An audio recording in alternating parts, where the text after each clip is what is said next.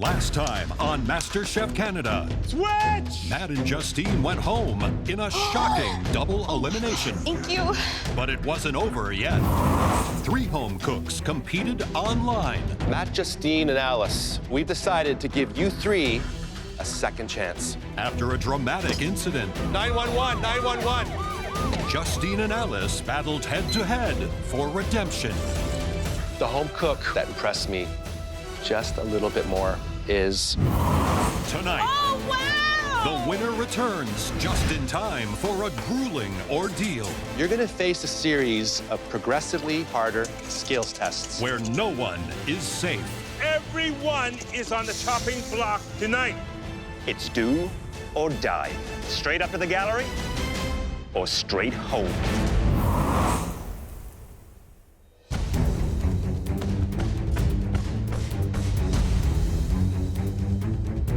Not too long ago, there was 12 of us, and now we're down to 6. It seems like the group's just dropping like flies. We just lost 2 really great home cooks, and now we're wearing black aprons. I feel scared. It's definitely different in the MasterChef kitchen today. Black apron is not a good apron. My heart is beating out of my chest. What is going on here? Welcome back. You are the top 6. Getting this far took skill, tenacity, and let's face it, a little bit of luck. You're only as good as your last challenge, and we've lost some very talented cooks on our way to this point. In fact, we thought some of them deserved a second chance. What? Since we last saw you, we gave 3 eliminated home cooks a chance to return to the MasterChef Canada kitchen. Newsflash, somebody's rejoining the ranks.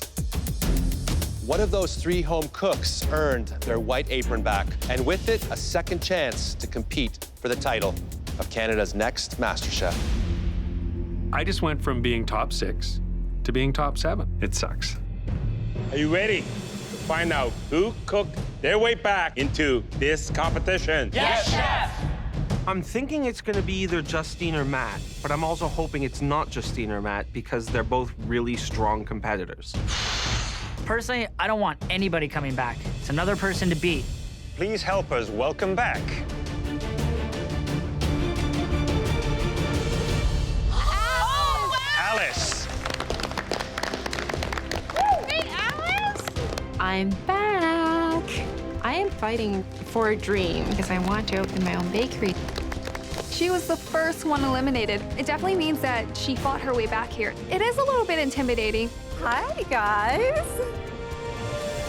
I'm not intimidated by Alice. There's a reason she went home first. Let's just hope she slips again. Alice, you beat 2 eliminated home cooks for the white apron. Yes, chef. But you notice for this next challenge, all of you are wearing a black apron. That's because everyone is on the chopping block tonight. I am definitely not expecting this. You're gonna face a series of progressively harder skills tests. And your survival rests on mastering the most basic of ingredients.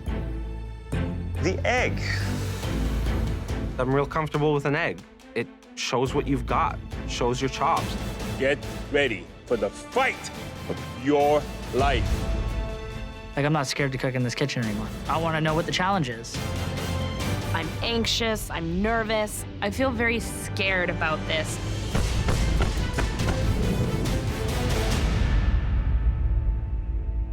Turn around. Whoa.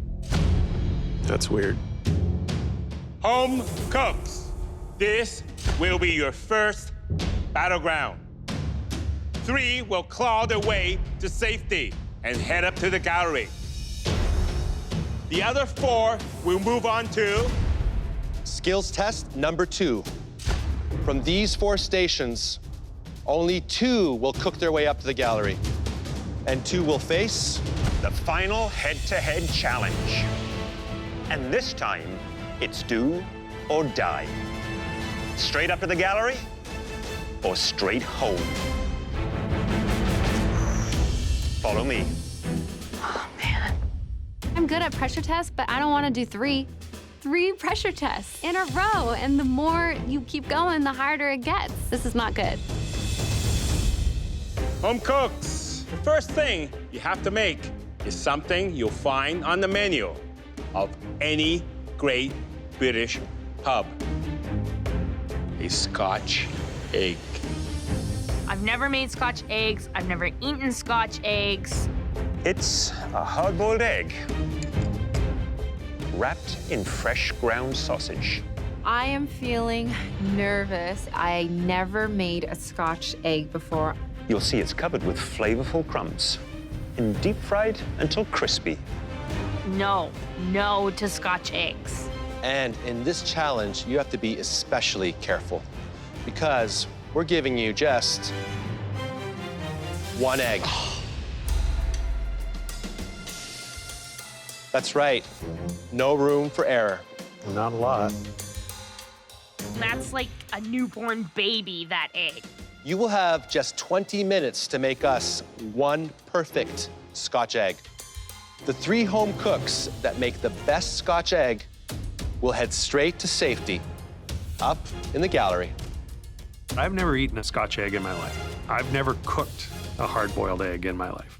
But I'm feeling confident in my skills. Are you ready to cook your way to safety? Yes, Chef! Your time starts now! This is insane. Who would have thought Scotch egg is the thing that stands between me and that gallery? I'm gonna do my grandfather McConaughey proud. It's a Scottish last name. I gotta do something with this. I don't care who's going home today as long as it ain't me. I'm the only home cook who's been in every pressure test. And I cook Scotch eggs all the time. I have this challenge in the bag. I'm just gonna stay focused and not panic, keep calm, and hopefully do my best. A Scotch egg, it's a lot more difficult than it might seem. You need to cook that egg so it is just hard cooked. Not overcooked and rubbery, but cooked through completely. You gotta make sure that sausage meat is ground fine. Okay, a little bit lumps, you're not gonna get that very thin and delicate layer. Whether you're making hamburgers, whether you're making meatballs, whether you're making sausage, you gotta sear off a test sample because it's the only way you're gonna know if your seasoning is right. I am not going home today. I'm going to earn my way back into that gallery. One I would be worried about is Alice. I wonder if she's adjusted, to that competition mode. After leaving the MasterChef Canada kitchen, I didn't stop cooking. I am going to take this second chance and cook my heart out. I need to win this. 10 minutes! You only have 10 minutes left! Boiled my egg for 10 minutes, right into an ice bath. The egg's supposed to be fully cooked, hard-boiled, but not overcooked, so you don't get that green ring. Luckily for me, back home, I make Scotch eggs all the time. Trevor pulled his egg out of the boiling water at 10 minutes. Some might argue that that's a little bit too early. Everybody wants to pull their egg at the same time. Nobody wants to be the person with the underdone egg. Certainly nobody wants to be the person with the overdone egg. The way that I'm going to do my hard-boiled egg is going to take roughly 12 to 13 minutes. I know they've all taken them out too early. Take your time, Tay. Some people are struggling with getting that perfect sausage crust around that egg. It's not sticking. I'm getting parts that are coming off of it that I completely have to re-flatten some and do it again. Calm down. Why are my hands freezing up? I can't move them. I don't know what's wrong. I've never had that. Stress, Taya. Breathe. Breathe deep. My brain is telling my hand to close, and it won't close. Medic, I don't know what's wrong with my hands, but they're seizing. Oh my goodness, Taya's nerves are getting the better of her. It just happened after I put my hands in the ice, and now they're like cramping up. No, I've never had this happen before. 5 minutes! You have 5 minutes left! Taya's hands have seized up under the pressure, Why are my hands freezing up? but she's determined to keep cooking. I am using the palms of my hands, and I'm trying to pack it as best as I can without the use of my fingers. Just calm down, Taya. The idea of getting it into a hot fryer to seal that outer crust, keep those wonderful juices in from that sausage meat, crispening up the crumbs is super important. Man, the tension in this kitchen is intense. 1 minute, you have 1 minute left. Listen to it in here. You can hear a pin drop. They are focused. Somebody's going home today, so everybody wants to put their best effort forward. I can't open anything. 5, 4, 3, 2, 1. Hands up!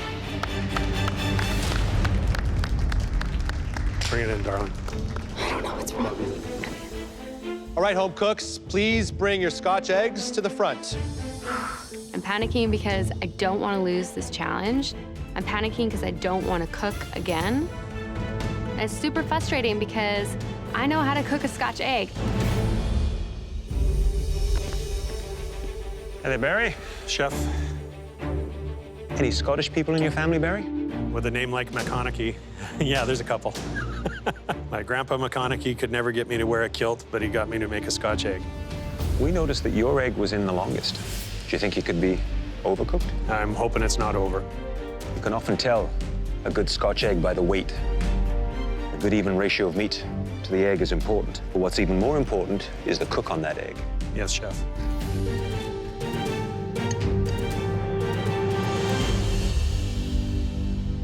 What do you think? I'm pretty happy with that. If I was in your shoes, I'd be pretty happy with that. Looks like a pretty even coating of the sausage grind around it. Let's give it a taste.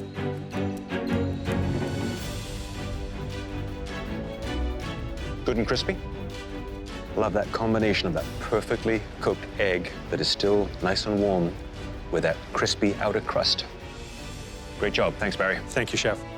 It's perfectly cooked. I want to eat it. How you feeling?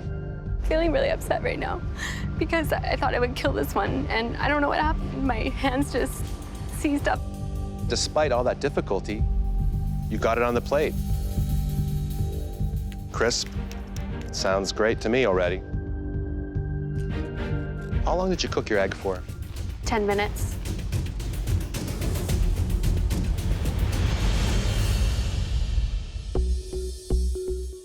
The egg is slightly under, but look at this sausage. It's perfectly ground. It's even. The sausage surrounding that egg is absolutely delicious. This is really awesome. I am hoping and praying that my flavors are enough to get me up to the gallery. Aaron, Chef Alvin? I love surprises. Do you like surprises? A little less when I'm on this side of the surprise, Chef. I hope it's a good surprise. I hope so, too. Like what's inside Cracker Jack box.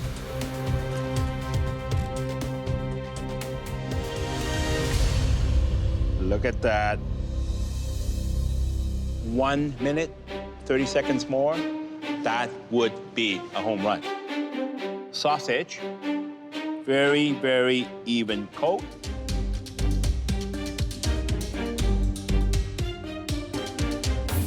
Very, very crispy. Seasoning, perfect. Scotch eggs. I locked this one down. There is a lot riding on this Scotch egg because this is my comeback dish. Alice, how you feeling? Nervous. It's a little irregular in shape, not as smooth around that egg as I think it could have been. I think it's a little on the darker side. It's a little under. I also see the sausage meat a little uneven here, and it's just starting to pull away from the egg.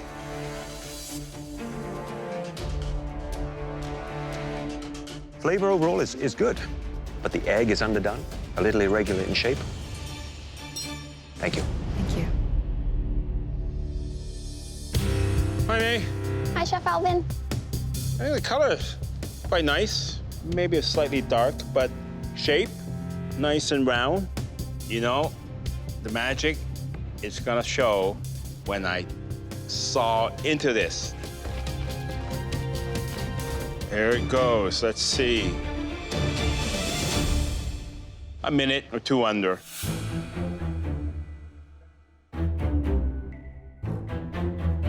Seasoning, it's just right. But, you know, as I bite into the Scotch egg, you can see by all the crumbling around the sausage meat, that starts to fall apart. It's not staying firm. So I don't get that crunch I want.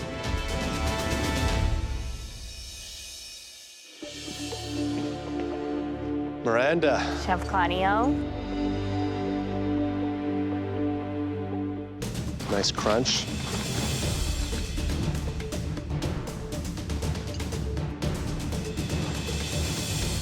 Unfortunately, your egg's undercooked. Yep. You didn't hit that sweet spot. 1 egg, 1 minute.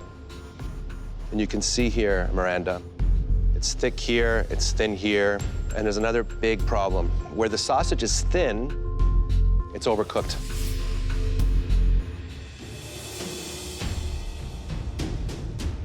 That's not good.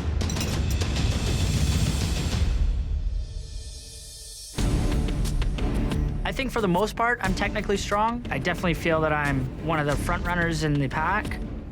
What I'm very concerned, actually, is how big your egg is. That could be due to too much meat, or, you know, it didn't bind, and it started to debind.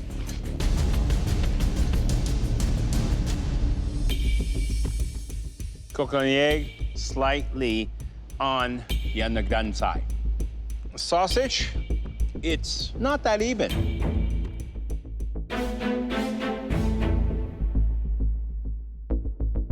You nailed it with your flavor. But the technical aspect, that may cost you. It was a difficult challenge. There was a lot of technical mistakes. I'm not happy. I'm mad at myself. Right now, I think my odds are pretty slim. I'm hoping I did enough to get myself to the next level. The biggest challenge for this group was cooking that egg well done. I'm very upset that my egg didn't turn out. I absolutely don't want to be in that head-to-head competition. It turns out that this deceptively simple pub snack is packed with technical challenges. Only one of you managed to overcome them all. Barry, congratulations. Very good. You're safe from elimination. Now make your way on up to the highlands of the gallery up there, young laddie. Aye, matey. Be on your way. Going up to the gallery. This is a fun, fun walk. Top of the world. No one else matched Barry's success, but 2 home cooks gained a slight edge thanks to their tastes and textures. Aaron and Taya, you're safe. Oh my God. Congratulations. Oh my God. Thank you so much. Thank you, chefs. I'll lock this one down. The rest of the day's a spectator sport. I am so happy I do not have to cook again. You 4 will now face an even tougher challenge. I'm disappointed. I strive for the best, and I want to win every challenge I go in. Please follow us. I feel like I was like a hair away from getting into the gallery. I'm feeling pretty upset to have to go through another cook. It's kind of deflating. I'm just hoping that this cook will go better than the first cook. You can't have an egg battle without breakfast. This time, your survival depends on a stunning Eggs Benedict with a perfectly poached egg and a velvety hollandaise. Absolute perfection. I'm feeling very confident I make eggs Benny pretty regularly for myself and my husband. You have 10 minutes for this challenge. And this time, you have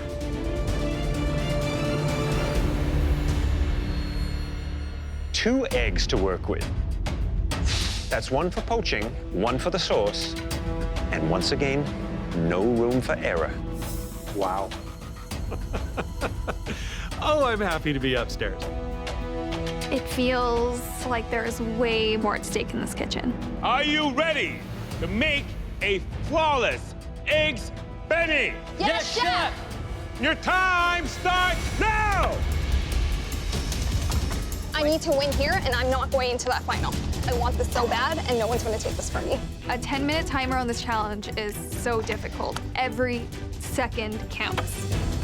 For me, this cook, there's a lot more pressure. The third challenge is gonna be 2 cooks, head-to-head, sudden death. Winner takes all. I don't wanna be in that challenge. I'm gonna rock this eggs Benny out. There you go, Trevor. Eggs Benedict sounds easy, but boy, oh boy, is it full of little twists and turns. Poaching that perfect egg is a challenge unto its own. What I do is I create a little vortex and slowly drop the raw egg into that vortex. Very, very carefully, because if you don't, the egg is not gonna come together. My biggest concern is I have to get this poach perfect on this egg first try. I'm not gonna be in the final because I'm gonna take a lot of care and attention to the little details with this poached egg so I don't mess it up like I did the last time. 5 minutes, you have 5 minutes left! I don't eat a lot of eggs. The only ones I like are scrambled or over easy. I am not as confident as I should be. I don't really cook a lot of eggs. I'm gonna do my very best. Now, hollandaise, I believe, is one of the most difficult sauces to make. If you do not keep whisking your eggs, they stick to the bottom of your stainless steel bowl, and then they cook and they scramble. And you have to very slowly drizzle in that butter. If you dump it in all at once, it's gonna separate and break. You checked your hollandaise? It tastes good? Yeah, it is. Okay. To nail this sauce, you have to have made it a bunch of times, which I have, so I'm feeling really comfortable. Attaboy, Trevor. I'm whisking it, and it's looking good. I set it down to check my English muffins. You gotta babysit a hollandaise sauce. Otherwise, it's gonna split like a bad marriage. I look back up. No! And my hollandaise sauce is starting to split. Now I'm panicking because I don't have another yolk. Okay. I have to try and salvage this. Now I'm just panicking and whisking vigorously to try and get it to come together.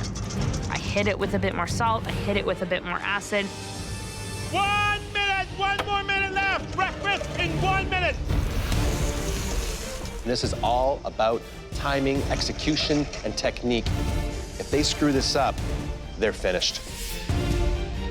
Look at this. May right now is the front runner. She is already applying her hollandaise to the top of the poached egg. And that hollandaise, we wanted a beautiful yellow color. It is unbelievable.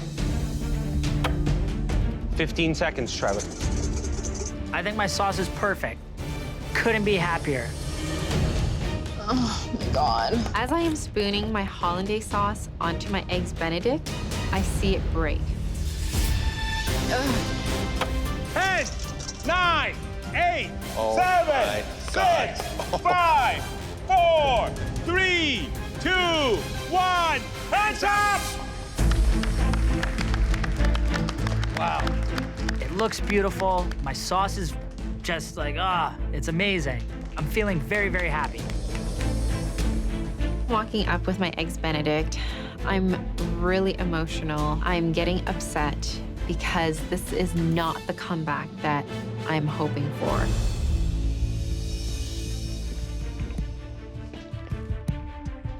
Wow, you pulled it off.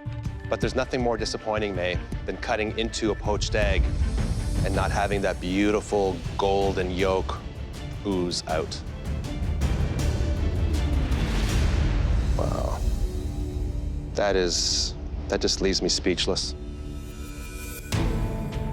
Let's see if it tastes as good as it looks.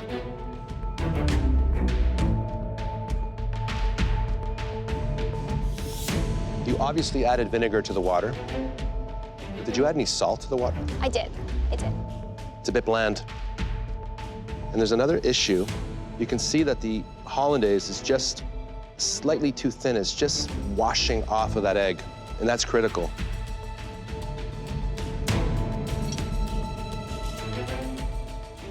And I think that bacon makes up for the lack of salt on the egg. That's a pretty solid performance by you. Thank you. I didn't get a perfect critique. I'm still feeling really unsure.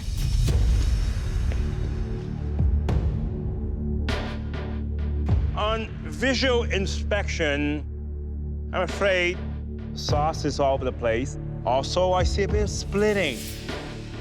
But what is the most important thing about an eggs Benedict? The runny yolk.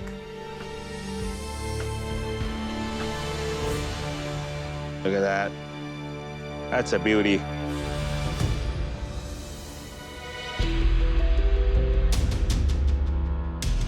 You know, the bacon, I would say, is slightly undercooked. Very important technical mistake.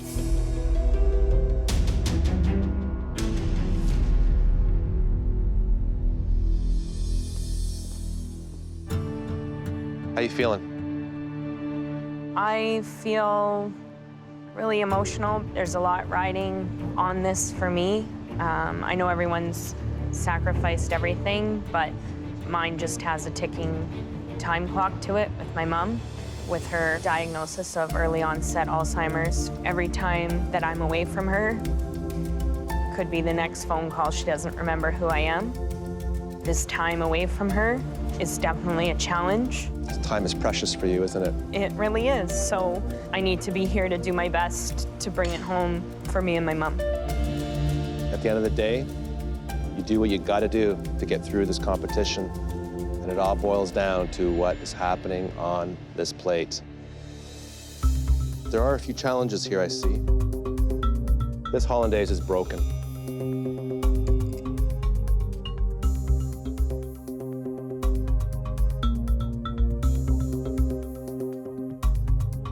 The flavor is awesome. If I close my eyes and I pretend that it's made properly, just never turn your back on a hollandaise. I won't do that again. I'm thinking about my mom. Everything I've worked hard to do is almost slipping out of my fingers. Hi there, Trevor. Chef Michael. Look, I think the eggs Benny looks pretty darn good. Good shape to the egg. What looks to be a good consistency on the hollandaise. Nice little browning on the bacon.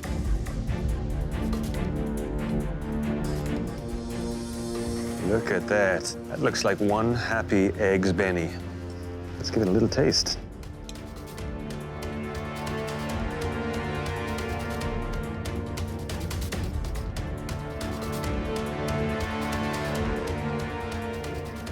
Very good. Thank you, Chef. Great consistency. Very, very light, seasoned well. I think it could have done just with a little more acidity, a touch more juice. But overall, it's very good indeed. Thank you very much, Chef. Thanks, Trevor.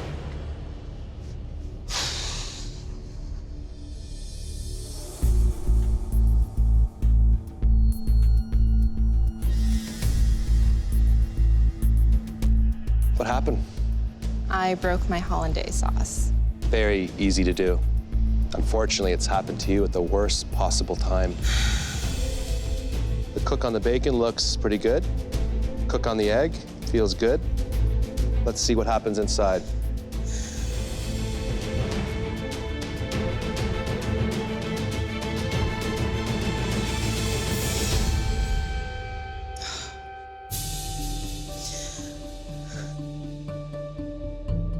Your yolk is overcooked. I know I'm cooking again.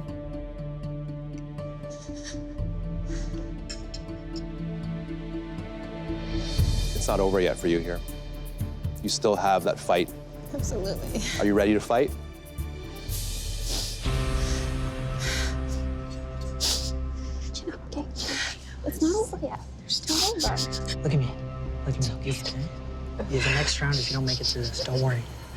It's not It's not over. It's not over. Just give us a moment, please.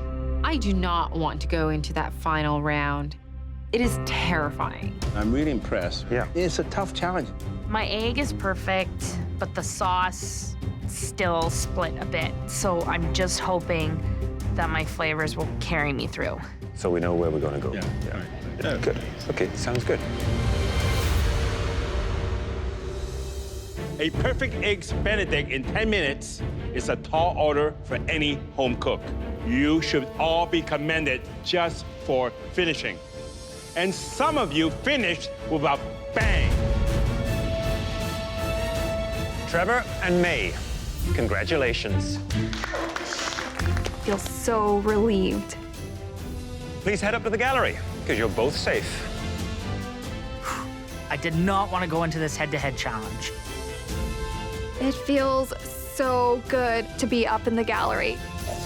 That's amazing to do that in 10 minutes. I'm so angry, but I'm angry at myself. I just haven't been able to show what I can do. This is it. One battle to determine who stays and who goes. And your future in the MasterChef Canada kitchen is riding on one last challenge. This is one of the hardest egg dishes that you'll ever have to master. A delicate and savory cheese soufflé. Soufflé is very hard, it's very technical, it's very challenging. You have 3 eggs to work with. You'll need all 3 yolks for the base and all 3 whites to make sure that it rises perfectly. So once again, you only have one chance to pull it off. You have only 30 minutes to make your soufflé. Some professional chefs take years to perfect the soufflé. I have only 30 minutes. We want you to bring it to the front as soon as it's ready. Soufflés must be served and eaten immediately. So we need to judge yours at its highest peak. If your soufflé does not rise, your dream will fall along with it. Now please head to your station. I should be top 6. I earned my spot. I've competed every single day. Alice hasn't. Everything is resting in that one soufflé. Are you ready? Yes, Chef. Your time starts now! Come on, guys. Let's go, ladies. Come on. So many things can go wrong in a soufflé. Every step is critical. They only have 3 eggs, and the first step is they have to separate them, the whites from the yolks. They cannot break those yolks and contaminate the egg white. Otherwise, those egg whites just won't whip. There are many ways to separate an egg white from egg yolk. Miranda used her hand, and that's exactly what I would do. With 3 eggs, no mistakes, use your hand. That's definitely a home-cooked mistake to use the eggshells to separate your whites from your yolks, because those eggshells are like tiny little teeth. They're very jagged. A soufflé relies upon the whisked egg whites to rise that whole dish. So if you don't whip your egg whites enough, it will be flat. It's do or die, and I can't go home right now. I have too much riding on this, so this has to be perfect. So I think what they should be doing next is starting to prepare their soufflé base. Measuring out their dry ingredients, getting a pan on the stove top, melting down some butter, adding the flour to that butter, making your base roux, and then slowly add the milk to that pan, whisking and stirring constantly. I want to prove to the judges that they were not wrong in bringing me back and that I deserve a spot here. Miranda's batter looks very silky and smooth. Unfortunately for Alice, her batter looks kind of lumpy, almost like scrambled egg.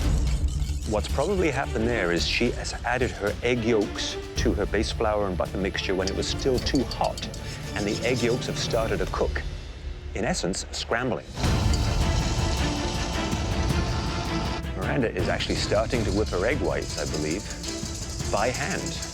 Look, getting a little bit of volume. I've whipped a lot of egg whites in my day. I know that I have to whip it to a medium stiff peak. Nice job, Miranda. Good job. Looks great. Savory soufflés are even harder to make than sweet soufflés. Especially a cheese soufflé for the simple reason cheese is very dense and heavy. That's why this is ultra tricky. It's just not whipping.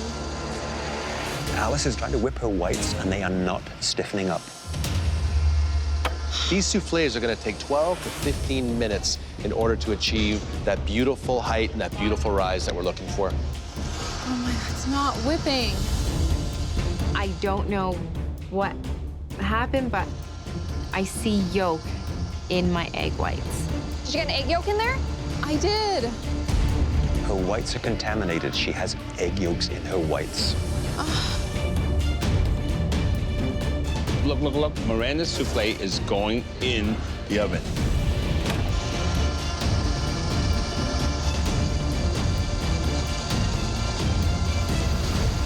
Whip it by hand. Turn it off and whip it by hand. Alice got yolk in her egg white. If I was in that position, I would really want someone to come help me. Oh my God, look at this. Miranda's helping her. Miranda's looking to help My goodness. her. I mean, this is... It's classy. Get violent. One of these home cooks is going home, and Miranda is helping Alice. And she only has 3 minutes to get that souffle in the oven, or it's Actually, those over. whites are stiffening up much better than I thought. My goodness. You have to admire both of these home cooks, you know. Miranda, on one hand, is trying to help Alice, and Alice refuses to throw the towel in. Second chances do not come that easily, and I came back here to cook. I am not going to give up. At the 30-minute mark, Miranda and Alice must present their dish. But if one of their soufflés is done before that, it will be judged immediately. Once you take it out of the oven, within minutes, if not seconds, it will start to deflate. Please, souffle. Please rise. The thing with soufflés is you don't know if you did it right till the very end. Alice, with soufflés, it can take a second, but it doesn't matter because in 1 second it won't be, and in the next second you have beautiful puffy goodness. Okay? Thank you, Miranda. Tell that soufflé to rise. 5 minutes! You have 5 minutes. You have to bring your souffle to the front. If you think it's time, you take it out. You don't want it too brown, right? Miranda's ready to take her souffle out. Oh my goodness. That one on the right looks nice. Flat Flat one. That one? I'm ready, chef.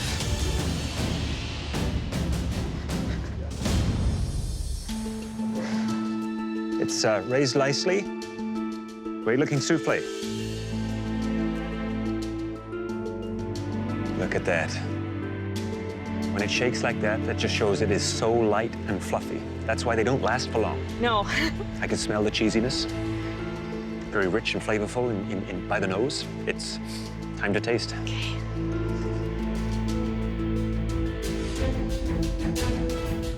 After 3 grueling cooks, you absolutely nailed this. Oh my God. Look at that. Thank you, Chef Michael. Miranda, your mother is incredibly proud of you right now.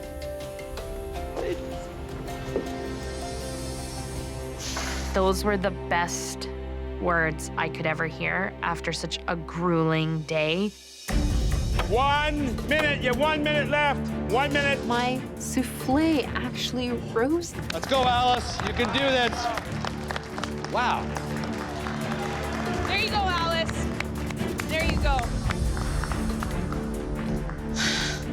Against all odds, Alice, look what you did. Is that better than you thought? It could have been better, I think. Not perfect, but it rose.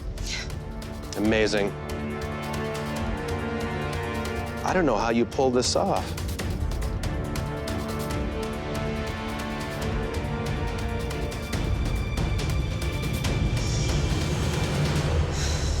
The flavor is quite nice. It's not perfect. What is perfect, though, is you did not give up. I did not make a mistake by asking you back. Thank you, Chef.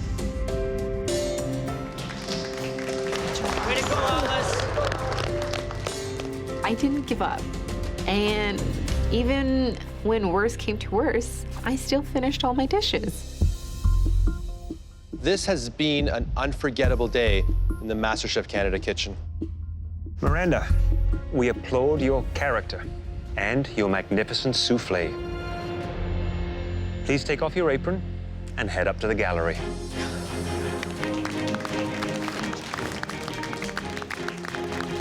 I put my everything into this souffle to just finally be told today that I nailed something. It was just such a great feeling.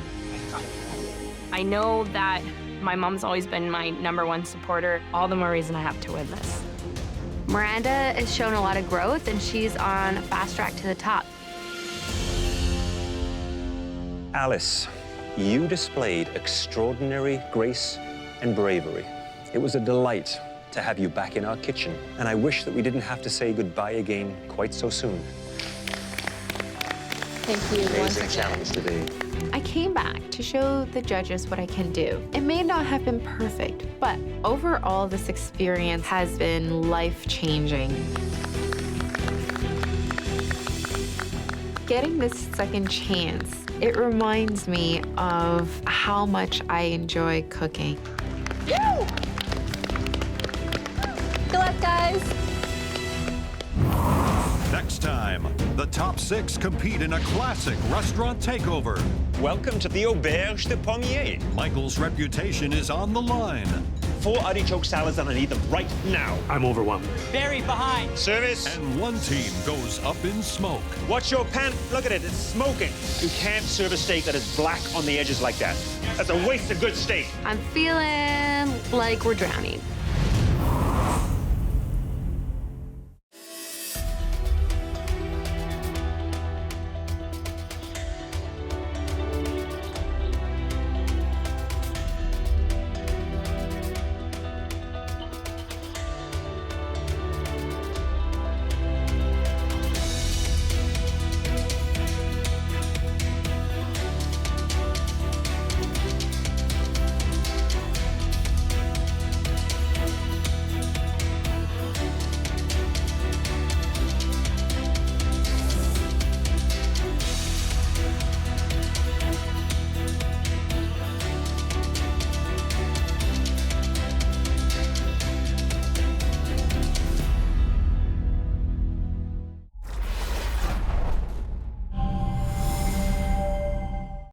Last time on MasterChef Canada, Alice returned Hi, guys. to compete in a grueling series of pressure tests. Alice is trying to whip her whites, and they are not stiffening up. But her MasterChef Canada dreams were dashed once again. Good luck, guys. Tonight, the top 6 compete in a classic restaurant takeover. 4 artichoke salads and I need them right now. I'm overwhelmed. And one team's dreams could go up in smoke. That's a waste of good steak. I'm feeling like we're drowning. As the sun sets over Toronto, the top 6 home cooks prepare to face their most demanding challenge yet. Today is Restaurant Takeover. We're walking up towards a beautiful building. This is a pretty posh place.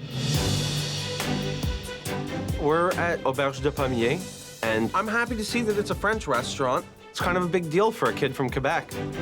At a young age, I worked in restaurants as a dishwasher, but nothing as high caliber as this place. This is a dream come true. Welcome to the site of your next team challenge, the Auberge de Pommier. It's beautiful. It is classy, elegant, sophisticated. It is stunning. This French fine dining restaurant has been providing North Toronto with exceptional cuisine for 30 years. Wow. Today is your job to keep that tradition alive. If you don't, Chef Michael will be very disappointed with you. Because he owns the place. It's a really big responsibility to uphold Chef Michael's reputation. Barry and Aaron, because you two made the best Scotch eggs in the last challenge, you're today's captains. This is an elegant restaurant. The plating is going to be very important, so I want the strongest platers. I'm pretty excited to be team captain again. Last time, the burger challenge didn't work out so well, so this is an opportunity at redemption. Barry, your Scotch egg was the best, so that means you get first pick. I've worked with just about everybody that's still in the top 6. And there's one person in particular that the communication was just natural. So I'm taking my man, Trevor. I feel amazing. That's the 3rd team challenge in a row that I've been picked first. I guess people think highly of me. Aaron. This home cook shines in the face of adversity. Taya. Having worked with Aaron before in the burger challenge, I know he can be quite opinionated, so I'm hoping he just lets his ego down a little. Barry, who do you choose? May. I'm looking at my team. I have the 2 strongest home cooks at plating. How can you go wrong with this? Miranda, please join the blue team. Surprise, surprise, I'm picked last. All I can do is just prove to people that I shouldn't have been picked last. Now, during service, we'll get feedback from my valued guests. But in the end, it will be Alvin, Claudio, and I that decide which team wins. And which team goes to the pressure test. Please change into your chef whites and meet Michael in the kitchen. Chef Michael will now demonstrate the 2 appetizers and 2 entrees the home cooks will be making. The first appetizer that I'm going to show you is a duck consommé en croûte. In goes this rich broth. It's made from the bones of roasted duck legs. We're going to be adding foraged mushrooms, some cinnamon caps, duck leg dumplings. Watching Chef Michael, it's like watching a mystical creature. A little diced mirepoix of vegetables. It's like he's a kitchen unicorn. Then you have to make sure you get a good seal. Once that's cooked, out it goes. The second appetizer I'm going to show you is a artichoke barigoule salad. Here I have some grilled artichokes. We're just going to give these a little toss in a light lemon vinaigrette, olive oil, and we start to build our dish. There's a lot of components in this salad. Little sprinkle of fleur de sel. This is a difficult dish to assemble. And that is salad barigoule of artichoke. The first entree that I'm going to show you is our beef dish. Good amount of salt, pepper, and into a pan. And you're going to have to work that pan on the stove and get a good sear on it. Chef Michael's standards are the highest of the high. There is no room for error. If I can have every steak go out like that tonight, I'll sleep well. Oxtail stuffed onions, carrots, my sauce, and that is our beef tenderloin. The second entree I'm going to show you is our monkfish. This is a beautiful fish. We wrap that in Bayonne ham. So into a pan with a little olive oil and butter. There's so many different components. I had no idea that this would be so hard. I'm freaking out a little. Take a little of our sauce. And there we have our second entree. I won't send out appetizers or main courses until everything's at the pass to go. And if it sits too long, it gets redone. Do not let me down. Yes, chef. Good luck et bonne chance. Let's go, Red. Let's figure out that monkfish. Before service starts, the teams must fillet their monkfish and prep their duck consommé. We need to chop up these mushrooms. How you girls doing? Portioning going well? Yes. For home cooks, there's nothing tougher than a restaurant takeover challenge. There is a tremendous amount of steak here. How's that fish coming, Trev? It's coming good, buddy. Barry is a little slow when he moves, but he's very methodical. So I think at times he will struggle with the pressures of pushing the volume of food out. Okay, we need to get those in there, Barry. Yeah, don't wait for me. Aaron, on the other hand, moves more like a chef. Dash of olive oil, saute, saute, saute. If you need any help, please holler at me. The dining room is filling up. Orders will be coming in soon. Pick up the pace on the prep. How you doing, boss? I'm doing great. How you doing, Trev? Good, buddy. I'm good. Don't fraternize with the enemy. Can I start egg washing? You're good? The restaurant is full. We have 52 guests out there. Don't let go of this for me. Yes, Chef! Service is starting now. All right, let's rock and roll. Red team, order in 2 artichoke salad, 2 consommé. Heard, Chef. For the appetizer service, Barry and Trevor are building the artichoke salad. Okay, so we'll go artichoke, chip, green. Let's build them. And I'm on duck consommé watch. Blue team ordering 2 consommé and 2 salad of artichoke. Yes, Chef! Miranda is doing all our soup. 5 minutes on the consommes. 5 minutes on the consommé. I'm cooking the artichoke salad, and Aaron is plating. Chef, there's order number 1, 2 artichoke salad. Barry, that looks great. Well done. Keep it up. Blue team order in 2 consommé, 2 artichoke. 2 more artichokes. Heard. Chef Michael's expediting, and I'm relaying orders to my crew. Toss them in a bowl, give them to me, please. Okay.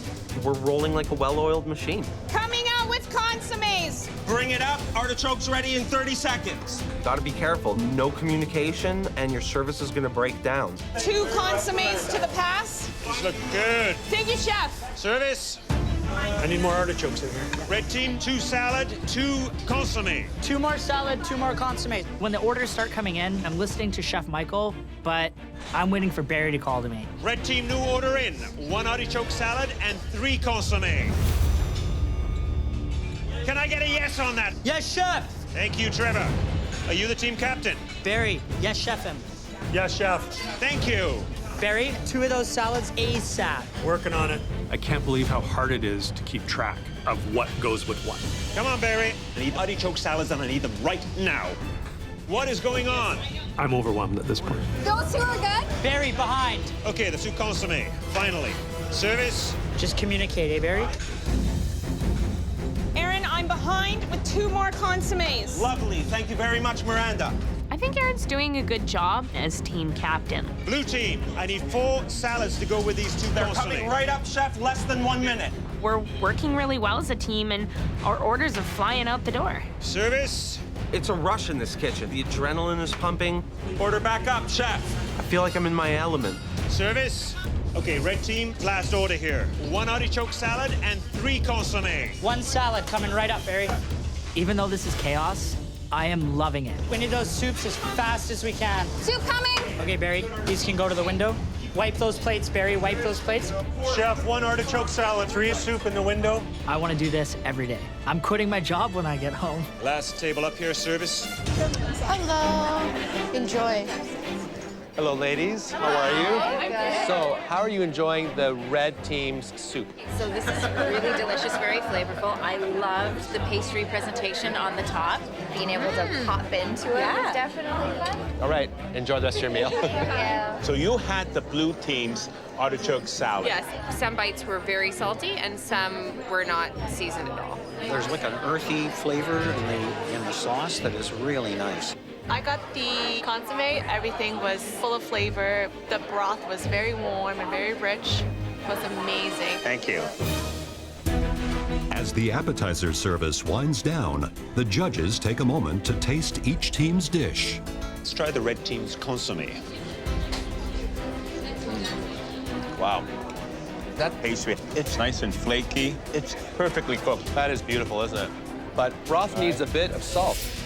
I agree with Claudio that it could be just seasoned a touch more, just to hit that peak.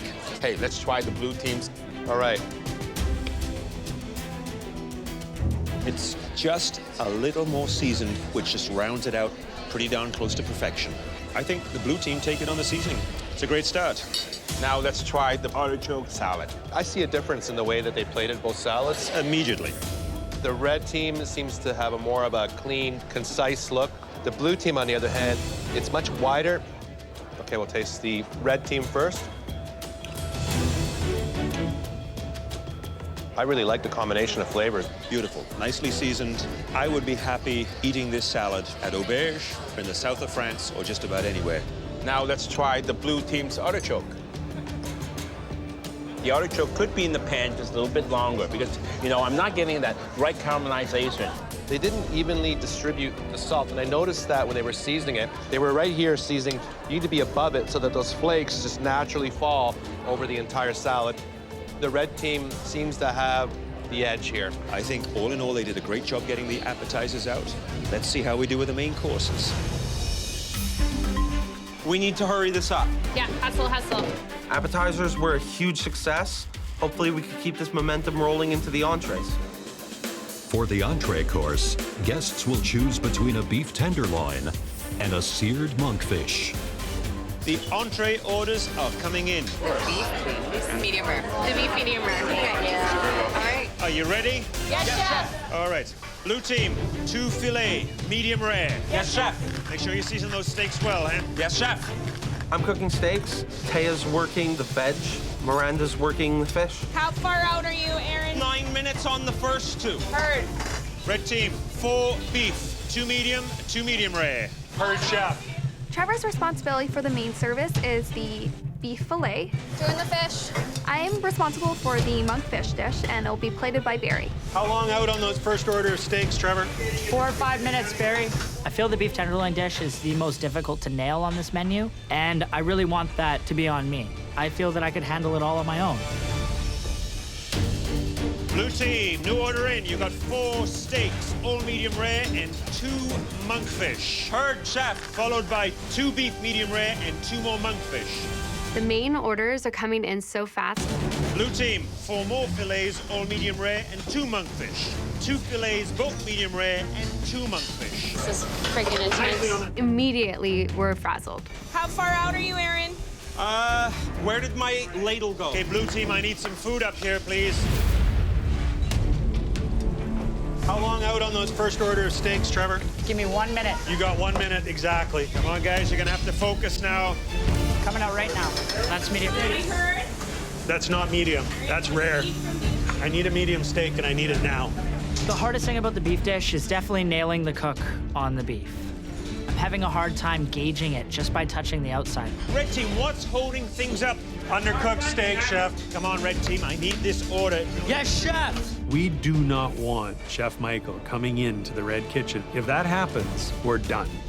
Dine on a medium steak.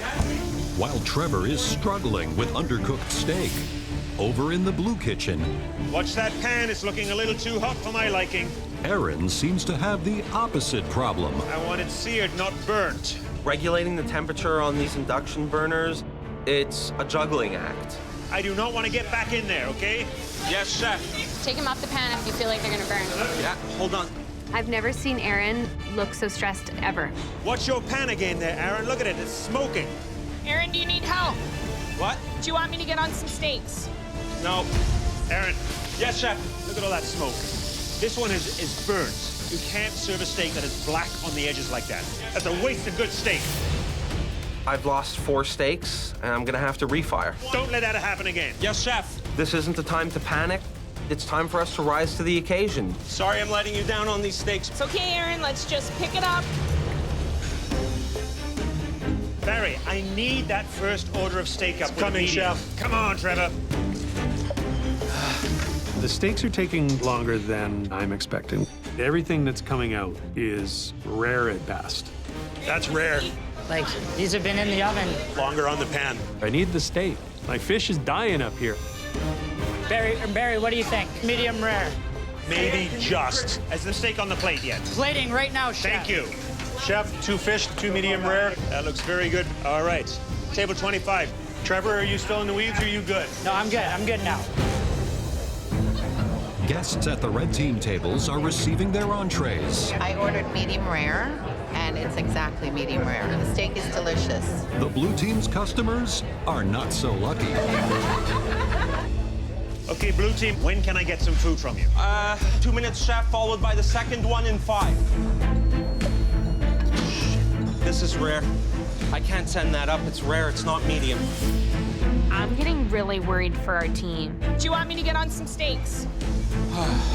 Aaron, what do you need from me? Aaron doesn't have to be a hero. I can come in and help. Aaron, I need an answer. You cook me 4 medium. I'll take care of all the medium rare. Okay, 4 medium.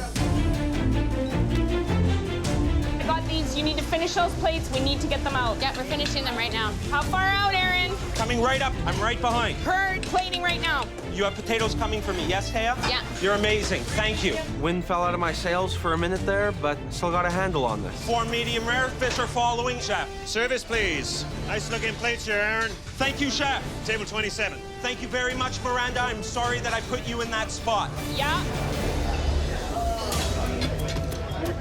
Now, both teams are sending out entrees at a steady pace. Hello, ladies.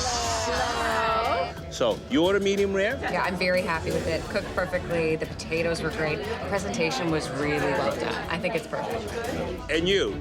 I really am enjoying how the meat is cooked. It's very tender. It's just a wee bit undersalted for my taste. Undersalted, so a little slightly underseasoned. I'm having the monkfish from the Red Kitchen. The taste is very good. From the Blue Kitchen, I had the beef. It was peppery. The flavor was exquisite. Loved it. Hi. You're not touching the beef here. No, it's not quite the temperature I ordered. You think it's a little bit too rare, right? I think it's a little too rare. I'm gonna get you a number right away. Thank you so much. I appreciate it. Hey, Michael, they order medium, and look at that. Barry, come in. This was medium. What color is that? That's rare. Okay, I'll fix it right away. Fix it medium and make sure it doesn't happen again. Yes, chef. Yes, chef. A steak comes back and it's undercooked. This is my fault. Come on, Trevor, I need that recooked steak. Just let it rest. It's coming right out, chef. Give me 1 minute here. If I can't figure out the doneness of these steaks, we're gonna lose this challenge, and I'm gonna be the cause. Perfect. Chef, order up. Refired medium. Sorry, chef. Thank you. All right, let's go. Service. All right. There you go. How's that? That looks great. Enjoy the rest of this. Thank you. Thank you. 2 and 2, chef. Service, table 23. Service, table 29. Thank you very much, Antonio. There's a couple of hiccups, but we're in some kind of a zone, and we're just doing it. Service, let's go. Thank you. Red team, blue team, service is over. Good job. Good job. That was so good, so good. Service is done, and I feel fantastic. Cooking that line, working with Chef Michael. I haven't felt that alive in a long time. The guests will now fill out comment cards, which the judges will take into consideration when deciding which team wins and which team faces the pressure test. So, Michael, that was intense. It's always a roller coaster ride, but you love every moment of it. Okay, we've got 2 monkfish dishes here. Let's try the red team's fish.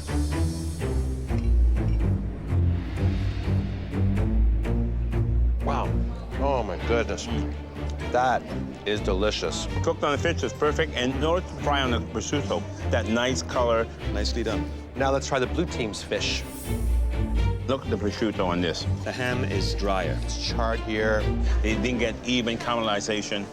Flavors are still very good on the blue team, just not as nicely cooked as the red team. It's safe to say, on this particular main course, the red team's got it. Absolutely. Now, let's try the filet. The cook on the meat on the blue team, it's uneven. It's blood rare in the middle and overcooked on the outside. That's a sign that the pan was too hot. Look at that, it's charred. Burnt. Yep. Look at that. Where you look at the cook on the red team, it is cooked perfectly. Let's taste the red. The steak needs a little salt and pepper, under seasoned. I think so. It needs more salt, for sure. Now let's try the blue team's filet. Aaron, even though he was struggling with his pan and getting the right cook on the steaks, the seasoning is spot on. The red team looks better. The blue team tastes better. I gotta tell you, I've done a complete U-turn here. Right now, I think the blue team has the edge. It's the morning after the restaurant takeover, and the home cooks return to the MasterChef Canada kitchen to find out which team has won yesterday's challenge. I know my team is winning today. We just rocked that service. I haven't done a single pressure test, and I plan to keep it that way. Everybody cooked their heart out. We left it all on that line. I'm confident. Welcome back, home cooks. Yesterday, you took over one of my most cherished restaurants, and you all did a great job. Thank you, Chef. Thank you, Thank you, Chef. chef. Deciding a winner was not easy. Blue team, you burnt more than just a few steaks, and I had to send some back at the pass. Red team, you had 1 undercooked steak sent back, which is 1 steak too many. The team that is safe from elimination is the red team. Yes! Boom! Red team, baby. Oh my God, we're top 5. Red team, and head up to the gallery. Thank you, chefs. We're top 5 now, and we don't have to go into a pressure test. It feels amazing. Now I've won 3 challenges in a row. If I'm not seen as a front runner at this point, I'm dealing with idiots. You guys rock. Blue team, you did a good job, and I know that this is a bitter pill to swallow. Aaron, what happened with those steaks? There were 4 steaks right off the top that there was too much color on them, and those were the 4 steaks that ultimately Miranda helped me to catch up on. Miranda, what do you feel went wrong? We had a little hiccup at the beginning, but I thought we bounced back really well, and then we were moving like a well-oiled machine. Miranda was a rock in that kitchen. She didn't deserve to have been chosen last. She is owed an extraordinary amount of respect and gratitude. I've earned my spot. Aaron recognizes that, and I'm just really grateful that he kind of said it out loud. Blue team, please come up and grab your black aprons. This is the hardest pill to swallow yet. Good luck. Thank you, Chef. I never want to put on the black apron of death, but when I wear it, it kind of just motivates me to take it off and not place it at my workstation.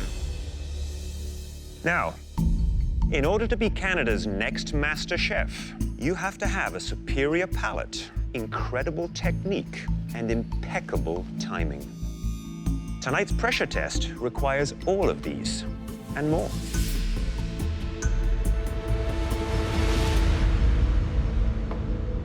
This is a tajine with a side of herbed couscous. What the frig is a tajine? I've never seen one. I've never heard of it. I live in Edmonton. If it doesn't moo and eat grass, I have no idea what this is. It's a North African dish named after the pot it's cooked in. Now, Moroccan cuisine is all about spice and texture. I know it's very humble when you look at it, but this is one of the most sophisticated dishes you can find. This tajine does not have meat, so your vegetables are the main event. They have to steal the show. All right, time to go to your stations. Being in the bottom with these 2 amazing home cooks makes me very, very scared. Miranda is a very strong cook. Aaron is very technical and he's confident.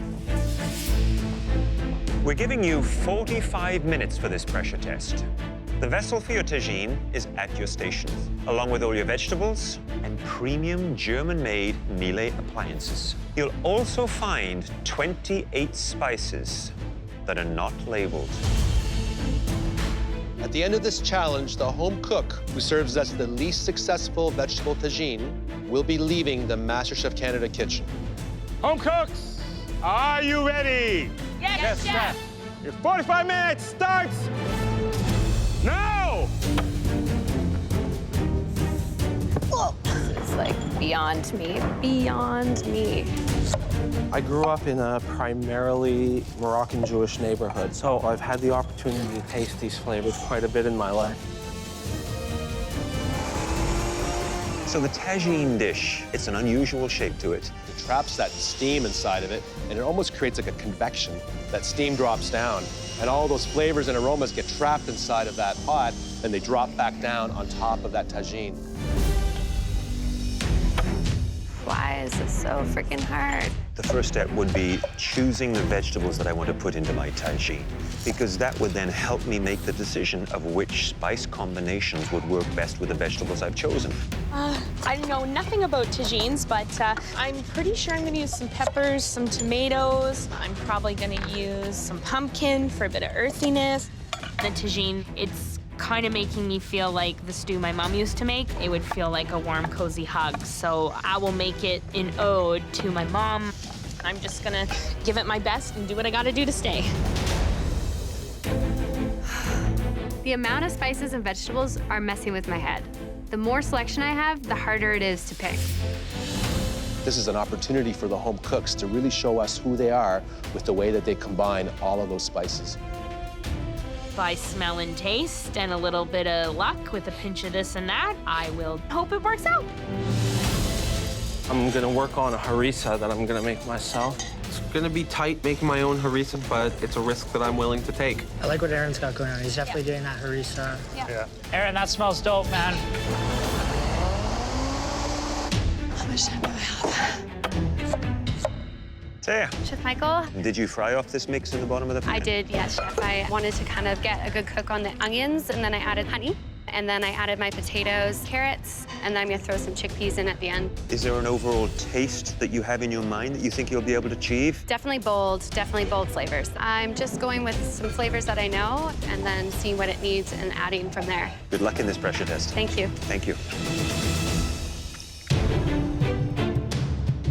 Miranda, Hi, Chef Claudio. how are you doing? I'm pretty confident. I know my flavors in my tajine are good. I thought I had a good idea with my pumpkin seed, so I'm happy. Are you cooking with instinct right now or experience? Instinct. Instinct. So far in this kitchen, I cooked with a lot of things I've never done before, and this is no different, so I'm just trying to do my best. I'd wish you luck, but I don't think you're going to need it. Thank you, Chef Claudio.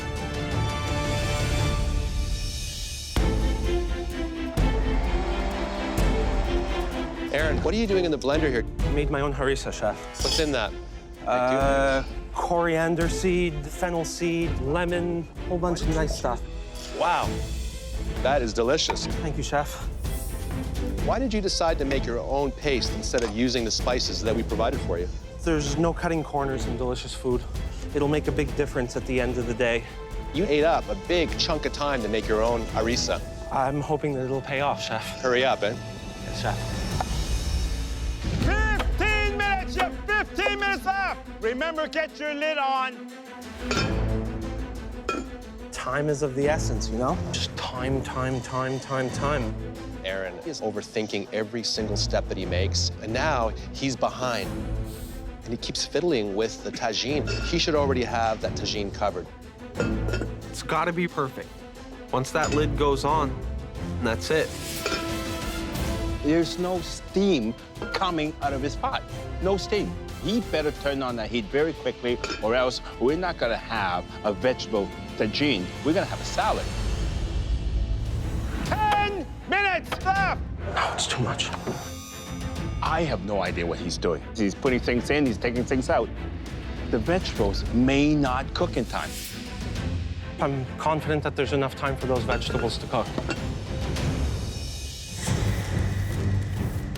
I don't eat rice or couscous. The trick of couscous is, unlike rice, you have to pour the boiling hot water onto couscous, give it a stir, okay, and cover it. Aaron's doing it right. He's steaming it. Every couple minutes, you have to check on it. You have to fluff it up, because if you don't, it's going to be one hard cake of couscous. I think it tastes fine. I have no bloody idea. Taya, that couscous is only about a couple of minutes, eh? Guys, done here. 1 minute. You have 1 minute left. Come on, guys. Final push. Good job. Mother of God. 10, 9, 8, 7, 6, 5, 4, 3, 2, 1. Hands up! Way to go, guys. The tajine is kind of like cooking an egg. You have no idea what's gonna happen in the inside, and you just hope for the best. So, home cooks, the hot air trapped in your tajine vessels is still circulating. So to make sure that all your tajines stop cooking at exactly the same time, we're gonna release that steam.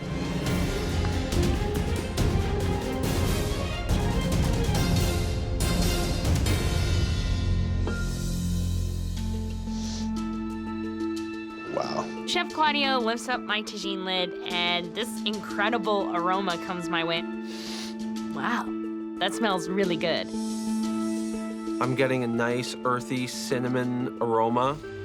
I'm feeling confident at this point. Okay, home cooks, it's time to taste.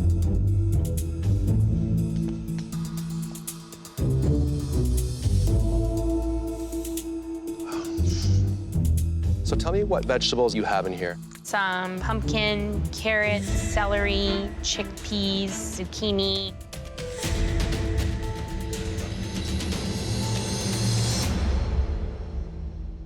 Miranda, you really captured the essence of a tajine. That tells me that you have intuition. You understand flavors, you understand how to work with heat, you understand when something's too sweet, too sour, which is a very powerful tool to have as a professional chef. Incredible. Thank you so much. Miranda! Hi, Chef Alvin. I assume in Edmonton you don't see a lot of these things, right? Yeah, don't see tagine, Chef. Well, it smells great. You did a great job. Thank you. It's just cooked perfectly. It's not mushy, it's not soft. It's got a little bit of crunch, and the flavor is sight. Couscous and the tajine, it's like a marriage. They complement each other, and you did that just right. Thank you, Chef Alvin. I'm amazing myself every single day I cook in this kitchen.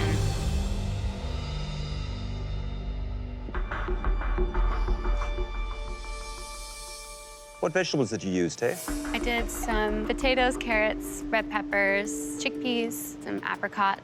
It's got a bright, eye-catching color to it, but it doesn't have an aroma to it that says it's a tajine. Tell me some of the spices you used. Chipotles, some turmeric, honey, cumin. I added cinnamon, too. I think, Taya, your spice choices seem to just fall short. You could have gone just a little bit more forceful. Your palate was leading you down the right avenues in terms of taste. And then you put the brake on.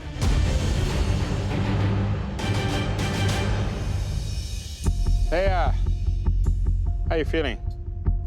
I know I'm going home. You know you're going home? Yeah. Why?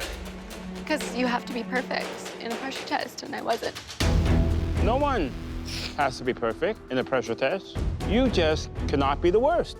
Do you think you are the worst? Yes. That's not the right attitude. You lack confidence. And Taya is getting a little boring. You do deserve to be here. Don't give up. Yeah.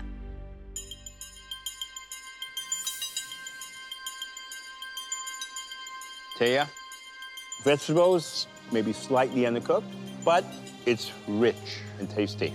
Spices are there to make things exciting.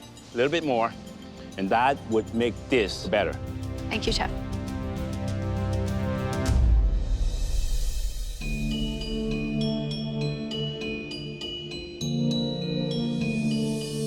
Tell me what vegetables you have in here.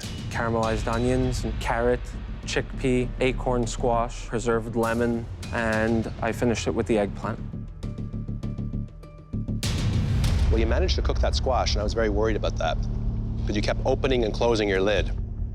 How many cloves did you put in here? I added 4 cloves to the grinder. It's very overpowered by clove. With the couscous, it mellows out some of those raw spices, but I'm not sure this is your shiny moment. Hey there, Aaron. Hello, Chef. Taking a look at your tagine, I like the size of which it's cut, so you can identify the vegetables that you've used.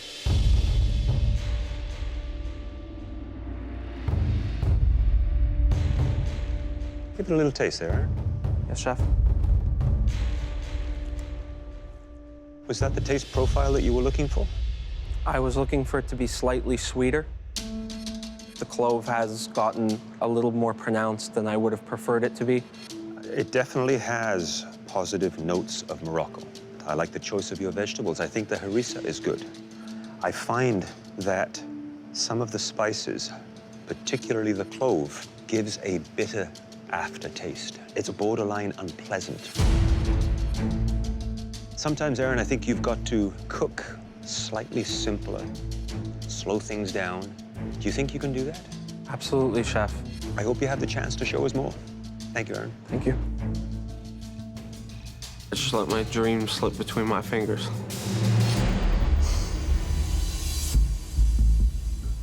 All 3 of you just tackled a dish that you've never cooked before. But only one of you achieved the textures and tastes of an authentic Moroccan tagine. And that home cook is Miranda. Good job, Miranda. Yay! My tajine's the best tajine. Black apron of death. Ah! Taya and Aaron, this was a really tough decision for us. We have said this many times. You're only as good as your last dish. And tonight, the worst tagine was made by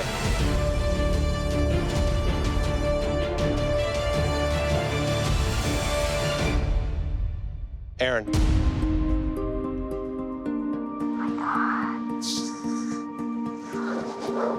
Holy smokes.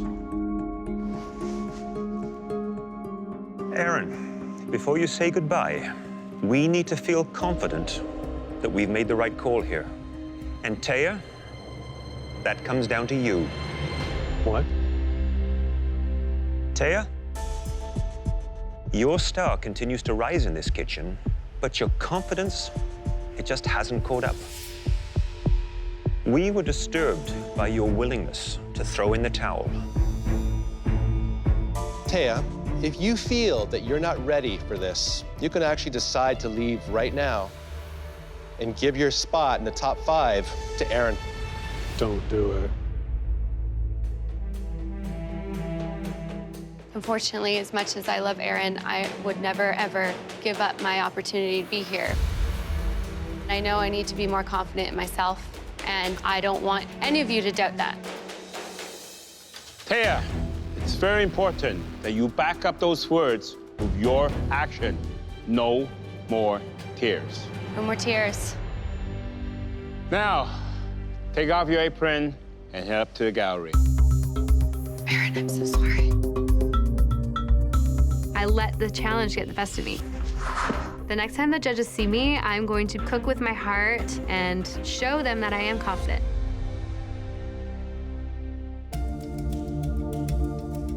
Aaron, you have the heart and soul of a chef, and all you lack is experience. And that's something that I'd love to give to you. Oliver and Bonaccini are opening up a new restaurant in Montreal next year, and it would be my honor to offer you a job in that kitchen.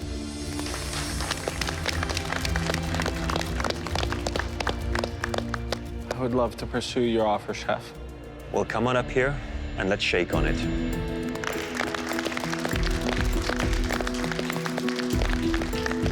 MasterChef Canada has been a chance for me to reclaim my passion. Your audition starts now. I came here to do something for me. Sexy, sexy, sexy. It really felt good. It really felt good to do it. What do you do for a living again? I manufacture valves. You've just created the best dish I've had in 4 seasons. You don't know how much you could do until you accept being pushed outside of your comfort zone. 2 and 2, chef. Service, please. Nice looking plates here, Aaron. Thank you, chef. I feel alive. Chef Michael told me that I belong in a kitchen. Love you, man. And that's all I needed to hear.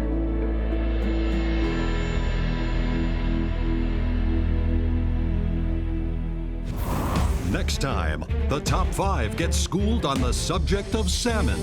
Jeez Louise, this is a huge fish. Ah, your little teeth are chomping me. It looks like she's been using a chainsaw on that salmon. Wow. Then, what can you do with 5 ingredients? a bare bones elimination challenge turns one home cook's dream into a nightmare. If I go home on this shrimp, I will be devastated.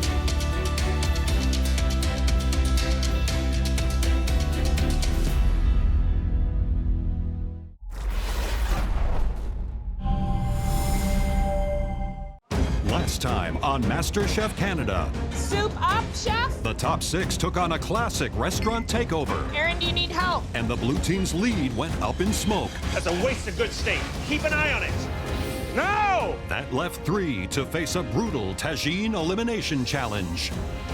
It's almost borderline unpleasant. And Aaron's MasterChef dream was dashed. Tonight, the top 5 get schooled, and the subject is salmon. Jeez Louise, this is a huge fish. Then, What can you do with 5 ingredients? a bare bones elimination challenge turns one home cook's dreams into a nightmare. There's that problem here. This meat is a mistake.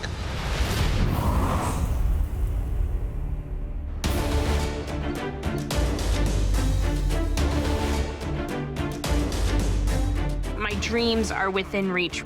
The restaurant that I want to open for me and my mom, there's only 4 other home cooks standing in my way.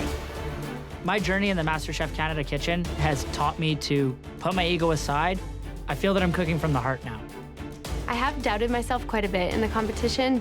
When I told the judges I was going home, it was because I just felt like I'd already been defeated. No more crying. Whatever the challenge today, I'm not gonna give up. You all want to be Canada's next MasterChef, right? Yes, Yes, chef. Well, it's time to cook it up a notch. We're giving you a masterclass. Oh. Get ready to learn everything you ever wanted to know about salmon. I grew up on the West Coast. I am through the roof. I'm so stoked. Anybody from that part of the country definitely knows what I'm talking about. Those are huge. I don't cook salmon. I've only tasted it a couple times. I didn't even know salmon could get that big. Canada is famous for this remarkable fish. It can be prepared in many different ways. Tonight, we're going to show you 3 of our favorites: glazed, encrusted, and poached. We're getting schooled today. Love it. I've been waiting for a fish challenge. My personal favorite is glazed salmon. First of all, the glaze, it should be nice and thick. And make sure it's sweet for caramelization. Watching Chef Alvin in action is amazing. I'm trying to capture it all in my brain so I can use it later. It should come out looking like this. And you notice these beautiful bits of caramelization? Now that's from sugar. You want a bit more caramelization? You can always choose this, all right? Be very careful, especially if you have long hair. You don't want a haircut. Alvin's a comedian, but the blowtorch trick is awesome. How you doing? Salmon is the ideal fish for crusting. This fish here has been breaded with almonds, lemon, and some herbs. This is gonna take 4 minutes. Then you're gonna flip it over. Don't move this fish a lot. If the heat is on too high, you're gonna char the outside. You're gonna burn it. When you're done, this is what it should look like. It's beautiful, chef. You should have a perfect medium rare center. Chef Claudio has like this suave feel to him. It's almost like he can do it with his eyes closed. Okay, home cooks, I'm going to show you how to perfectly poach this beautiful fillet of salmon.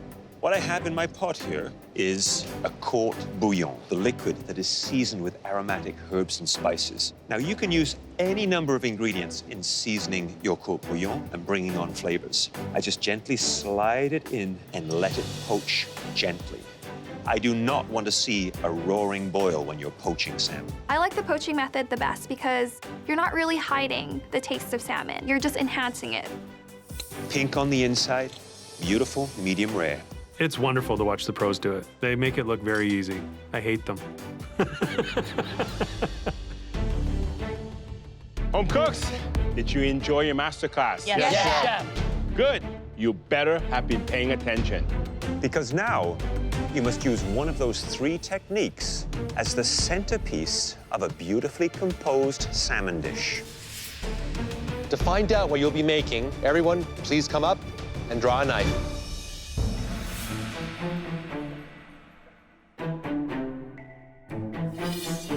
Encrusted, fantastic. I've done salmon just about every way but crusted. It's another opportunity to show the judges that I can do something outside my comfort zone. Poach, yes. Exactly what I wanted. Ooh. I like crunchy crust, so fingers crossed here that I get encrusted salmon. This side. Glazed. It was the one I wanted the least. Poached. Yes, I wanted that one. Glazed. Personally, I don't care what any of the other home cooks got. I'm focused on what I got, and I'm gonna rock it out today. All right, you know how you're cooking your fish. Now go get it. Oh, gosh. The home cooks must now fillet their salmon before creating a MasterChef quality dish using the technique they've been assigned. I'm really sorry, Salmon. I'll do the best I can. Salmon, be good to me, and I'll be good to you. You will all have access to a specialty pantry filled with beautiful ingredients. Keep in mind that this is not a replication. We want you to put your own creative spin on this dish. And you'll only have 45 minutes to get it all done. We have to do all these things in 45 minutes. No. Too much can go wrong with this for me. After the cook, we will select the 3 most promising dishes for tasting. And as always, the winner will receive a huge advantage in the upcoming Elimination Challenge. Are you ready to be the big fish in this competition? Yes, Chef! Your time starts now! Really, really want the judges to call my name today. So I'm putting everything I got into it. I grab rhubarb, I grab oyster sauce, some chili oil. Let's see what I can do with this. Now, the thing about salmon, it is a very fatty fish. And I think it's really important to cut that fat with the kick of citrus. White wine is perfect with it. I want to make a dashi broth. It's light, but it's full in flavor. I really, really want to show the judges that this girl knows her techniques. I love salmon. I eat a lot of it, I'm gonna respect it, and I'm very pumped on this challenge. Look at Barry and Trevor. They already started filleting their fish. Barry started to make his first cut right under the gills exactly like you should, turning the knife back onto itself and then cutting right down the backbone of that salmon. I got a sense he's done that before. My wife and I live right on the water in Vancouver. I have friends that are fishermen, so I had better do this salmon proud. I was a waitress at a Japanese restaurant for 3 years, so I got to constantly observe sushi chefs break down whole fish. You cannot have any hesitation. You need to do that one fluid motion and you need to commit to it. Right down to the bone. Jeez Louise, this is a huge fish.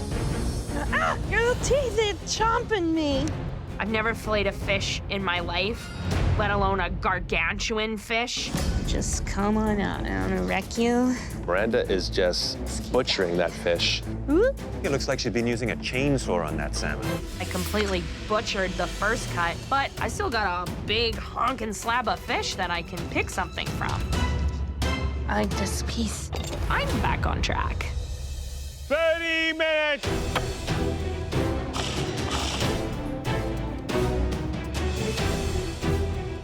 Barry, you got the crusted salmon. I got the crusted, chef. I'm gonna do a cornmeal, duck egg, panko, and pine nuts. Sounds interesting. Beyond the crust, what else is happening with your salmon dish here? I'm gonna do a nice grainy mustard cream sauce with the peas and gnocchi mushrooms. So you're gonna choose a cream sauce with the fatty fish? Lemony. A lemon cream sauce. Made it once or twice. So you've done this before? I've done this before. Okay, stay focused. I will, chef. Today I'm making a poached salmon with a homemade pesto sauce. I'm working with flavors I don't normally work with. It's totally out of my zone. Hope for the best. 20 minutes!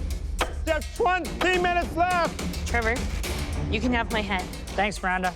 Appreciate it. Even when the chips are stacked against me, I take the time to help out others. So if Trevor wants my salmon head, go ahead. You're the best. I'm gonna be using strong Asian flavors and techniques to impress Alvin today. This is definitely gonna set me apart. Trevor, Trey has 2 fish heads. Did your salmon have 2 heads? I borrowed a fish head from Miranda Why?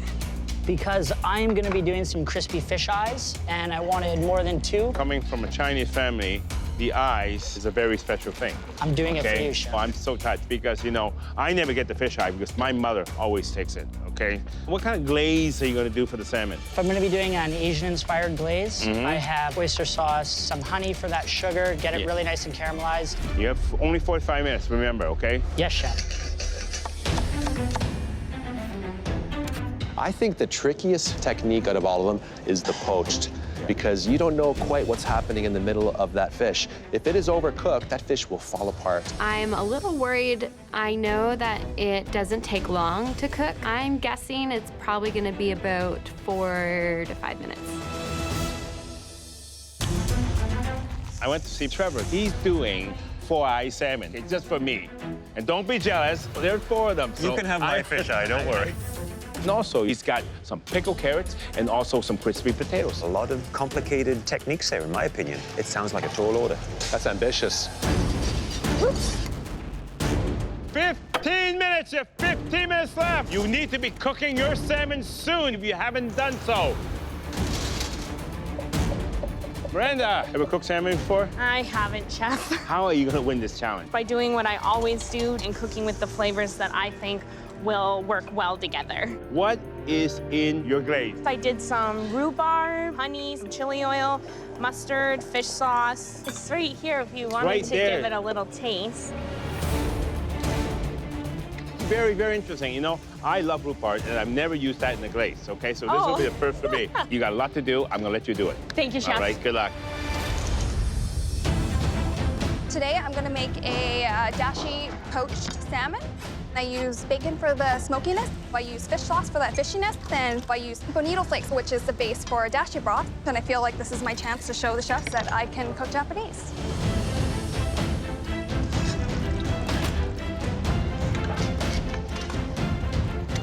Trevor seems to be the only home cook that is using that beautiful salmon skin. When you cook that crispy, it is delicious. It almost upstages the salmon itself.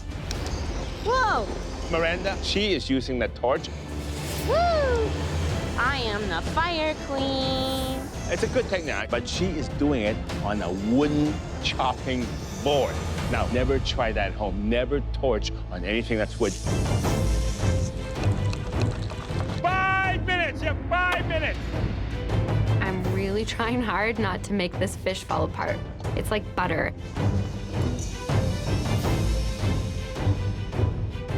Please stay together, fish. My salmon fell apart, which is the worst thing that can happen. But it's too late for me to poach it all again. 1 minute, you have 1 minute left. Heat is on. 10, 9, 8, 7, 6, 5, 4, 3, 2, 1. Hands up! Woo! Well done, everyone. The judges will now take a final look before choosing the top 3 salmon dishes for tasting. The winner will receive a major advantage in the upcoming elimination round. I don't feel like I proved my cooking skills yet. I want this advantage so badly, but more than that, I just want to be called up for top 3 dishes. Well done, everyone. Thank you, Chef. All your hard work has really made it difficult for us to narrow down our choices. But there are 3 dishes that we're particularly excited to try. The first dish that we like to call up was surprisingly sophisticated and refined. Miranda, Oh, please bring up your dish. I did a chili, honey, and rhubarb glazed salmon over a spinach and mushroom salad with toasted salted pine nuts. Plating. I think you've done a great job. What I like about it is clean, tight, compact. So I can't wait to taste. Let's see what we've got. The fish is tender, moist. The rhubarb works. Overall, the flavors are really solid. Seasoning, I think, has a great balance to it. The glaze, I think you could have been just a tad more generous with it. A little advice, this dish requires a little bit of crunchy texture, a little crispy piece of rhubarb. Just a light oil, pop it in the oven, let it crispen up, use it as a garnish. But it's a great dish. Thank you. Thank you. The next home cook really caught our eye. It was a beautiful concept. Trevor.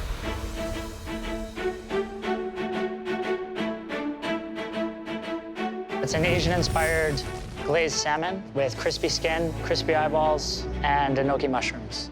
Visually is stunning. Thank you, Chef. These eyeballs, I mean, they're staring at me right now. There it is. You can see that nice piece of really soft gelatinous. You got it just perfect. Thank you, Chef. Perfect. Now, I'm gonna cut into this. What am I gonna see? Hopefully a medium rare piece of fish. Look at that. You nailed this one. It's perfect cooked on this salmon.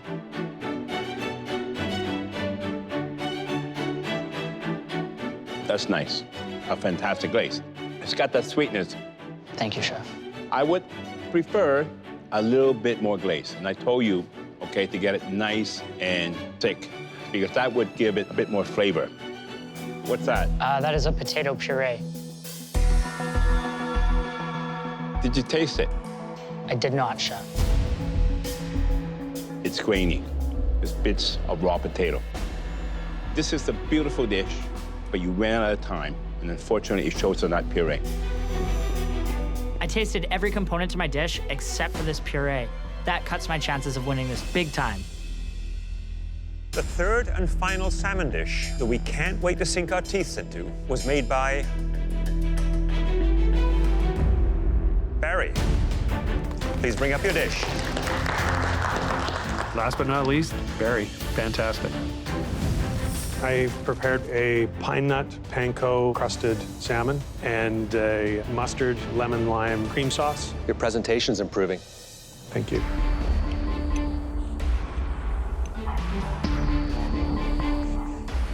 You nailed the cook on the salmon. It does not get much better than that. Let's eat.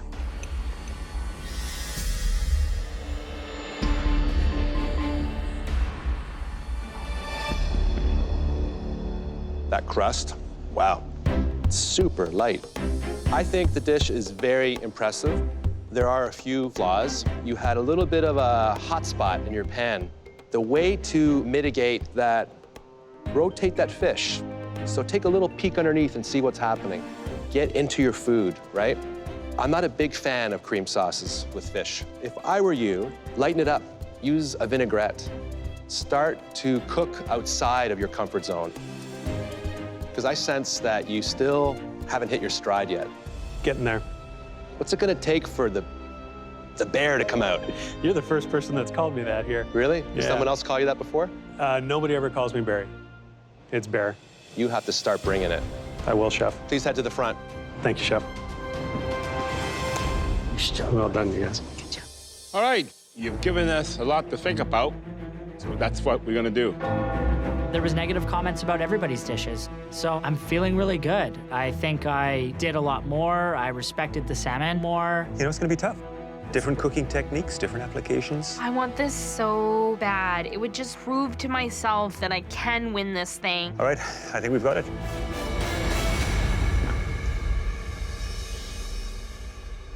You each took the techniques you were assigned and created restaurant-quality dishes. But there was one in particular that left us craving more. And that dish was made by Miranda. Oh. Congratulations. Oh my God. I am shocked that the judges call me because I've never cooked with salmon, but just goes to show that if you pack a punch with those flavors, that's what's gonna win. Miranda, you're gonna get a huge advantage in the next elimination challenge. But before we tell you what it is, we'd like everyone to join us at the front. Nice job, Miranda. Thank you.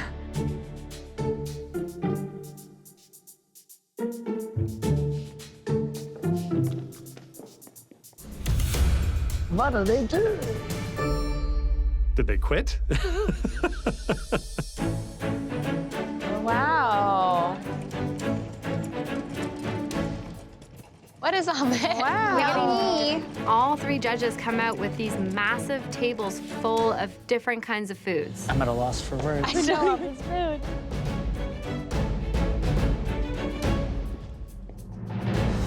There's desserts, there's appetizers, there's entrees. Wow. I hope that this is an eating contest, because I got it. Believe it or not, these 50 dishes have one thing in common. They were all made using just 5 ingredients.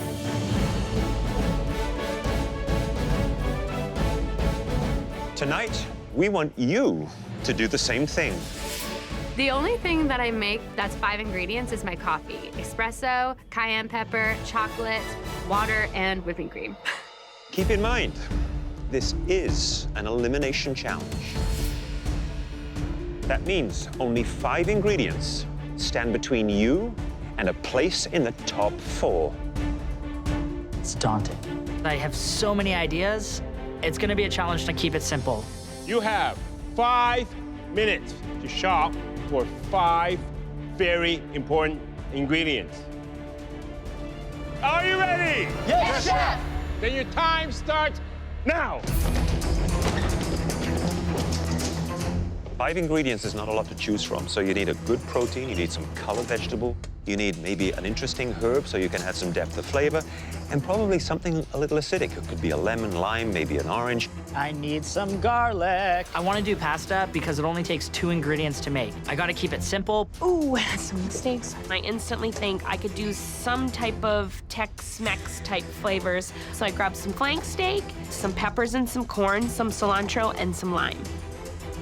My idea is to make a pasta, but I don't want to make just any pasta. I want to show the judges that I have skill. So I want to make an egg yolk ravioli because it's one of the harder raviolis to make.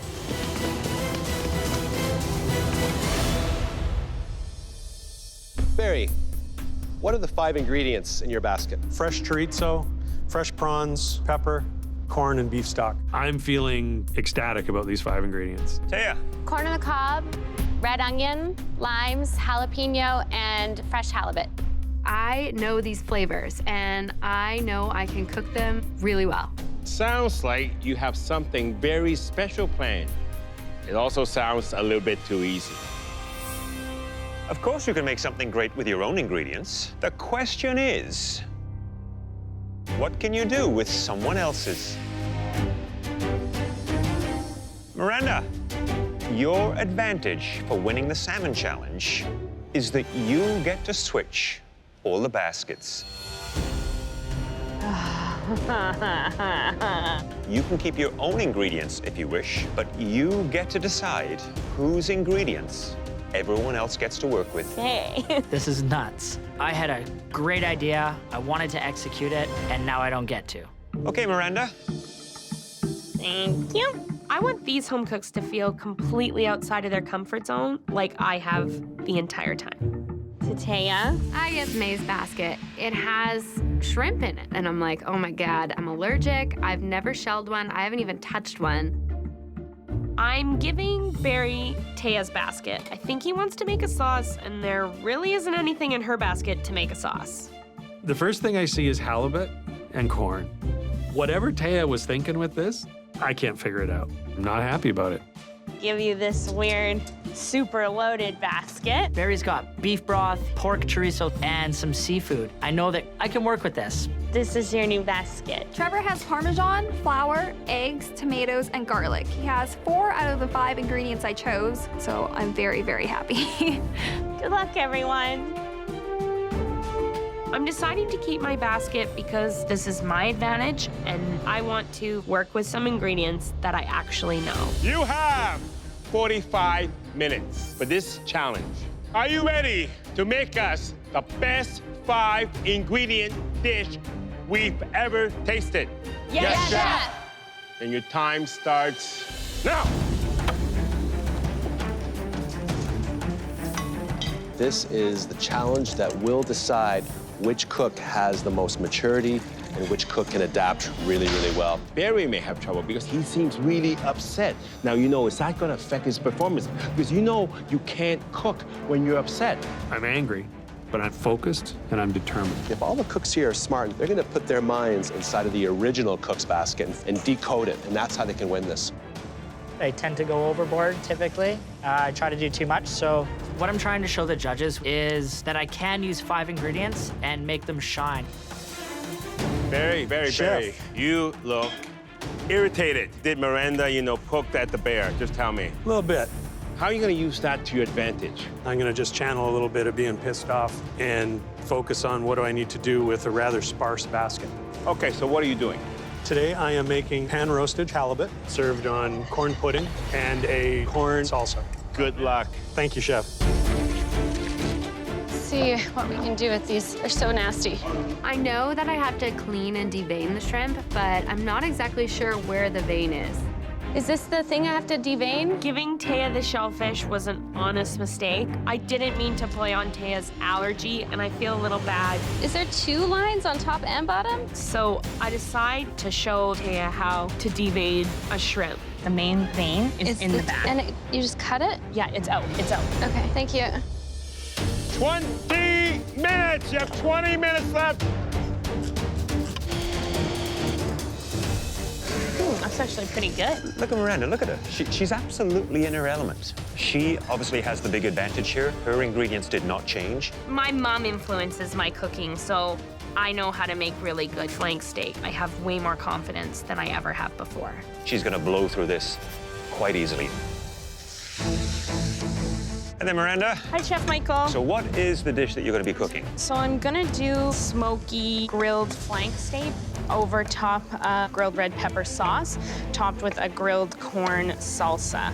Is this dish today something you might cook back home in Edmonton? Absolutely. I'm finally cooking something that I would cook at home, so I'm excited for this challenge. And what's the cook on the steak?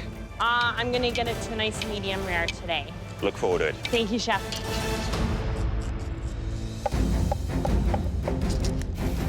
Today, I gotta keep it simple, but elevated at the same time. Hey, Trevor. Hey, Chef. Tell me, how do you feel about not being able to keep your own basket of ingredients? Oh, it's devastating. I had a really, really cool idea planned. More importantly, which path are you on right now, and what are you making? I'm gonna do sauteed prawns, and I'm gonna do sort of a succotash with the corn. I'm rendering down all the fat out of that chorizo, and I'm gonna use that as sort of my sauce for the plate. You know what I think? I think you got lucky.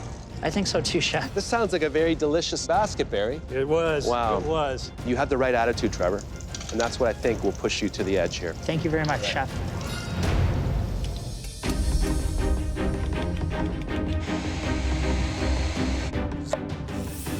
Hi, May. Hi, Chef Alvin. How you doing? I'm good. How do you feel? I'm feeling okay. There's no such thing as bad ingredients, so if you can't make those ingredients shine, then it's on you. Okay, that's the right attitude. Now, let me ask you, what are you gonna do? I'm gonna be making an egg yolk ravioli, and I also confit some tomatoes with some Parmesan cheese and crispy garlic. That sounds like a lot, okay? You sure you can do that 45 minutes? That's on my mind, but I'm gonna give it my all. I'm making an egg yolk raviolo. It's like a nest for the egg yolk, and then a shrimp garlic sauce. I have never made any of this stuff, so my goal is to wow the judges with my creativity. 10 minutes, you have 10 minutes left. We want amazing dishes from 5 ingredients. May is making egg yolk ravioli. Okay, very similar dishes. Taya. Now, May only has tomatoes. Well, Taya, she has protein. She has shrimps as well. And don't forget, May can taste her dish. Taya, on the other hand, is allergic to shrimp. She won't be able to taste it. I don't know if that's gonna stay. I'm tasting everything. Every step of the way, I have to. That's been my downfall in the past. Grain runs this way, cut against the grain. Miranda's already sliced her flank steak. It looks a bit on the rare side. The first few pieces are still looking slightly rare, but I think overcooking it would be worse than undercooking it. I hope she's cut it against the grain. 2 minutes. You have 2 more minutes left. You better be plating now. There's a lot of focus happening with all of the home cooks. Taya is frantic right now. Yeah. And she can't quite decide how to plate her dish. Don't overcomplicate it. 10, 9, 8, 7, 6, 5, 4, 3, 2, 1. Hands up! Great job, guys. Well done. I'm super happy. I actually tasted every component of my dish, and I think they're all great. I have no idea if my shrimp are properly cooked because I don't know how to properly cook one, but I'm not going home. Miranda, you gave me what you thought would send me home, and I blew that up, baby. The bear came out of the bush. Trevor, please bring up your plate. This is a corn and bell pepper succotash, a beef reduction, and some chorizo sautéed prawns. Now, visually, there's something missing on this plate, okay? And I bet you don't know what that is. No, I don't, Chef. I see 2 shrimp, but I only see 1 head. When you plate, it has to be logical and symmetric sometimes. So let me get all these flavors in there. Wow, I like it. You have that succulent shrimp. You have that sweetness from the corn, the textures from the pepper, and then that beef stock sauce, which you reduce, pulled everything together. That is a very, very nice dish, okay? Well done, brother. Miranda, please bring up your dish. I made a lime and pepper grilled flank steak with a red pepper sauce over top of a grilled corn salad. You know, you had less of a disadvantage. You got to keep your ingredients. Every time I've had to cook in this kitchen, I've been the one that's been out of my element. Have you ever worked with flank steak before? A couple times. What color were you going for? A medium rare. What do you think you achieved? I think I achieved a rare. Closer to blue. There's another problem here. You cut the flank steak with the grain. I thought I cut it against the grain. I saw it running this way. You cut with the grain. This is one of the biggest mistakes I've made in this kitchen. I'm in trouble.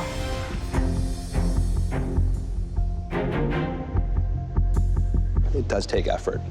This is tough.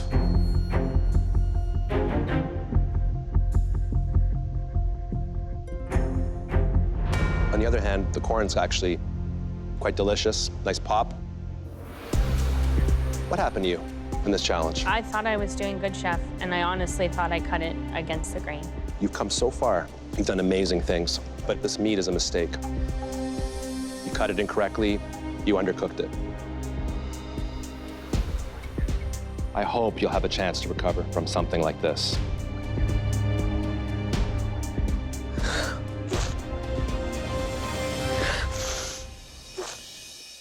May?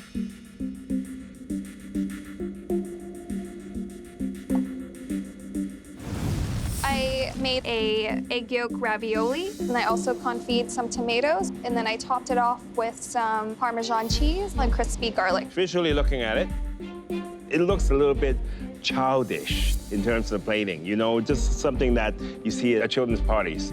So the moment of truth, so I'm gonna slice into that raviolo. What am I gonna see? You should see a runny egg yolk, I'm really hoping.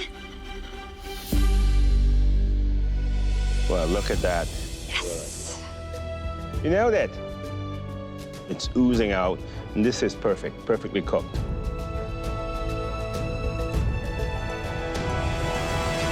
Wow. pasta's perfect. It's got very nice texture. Beautiful use of the 5 ingredients. You did a really good job. Thank you. Barry, please bring up your dish for tasting.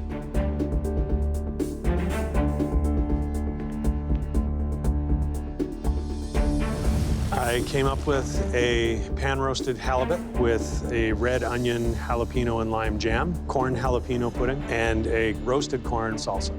How do you feel you did with those ingredients? 10 out of 10. That's pretty confident. Yes, chef. It forced me to do something I had never done before and techniques I've never used before. Let's have a taste.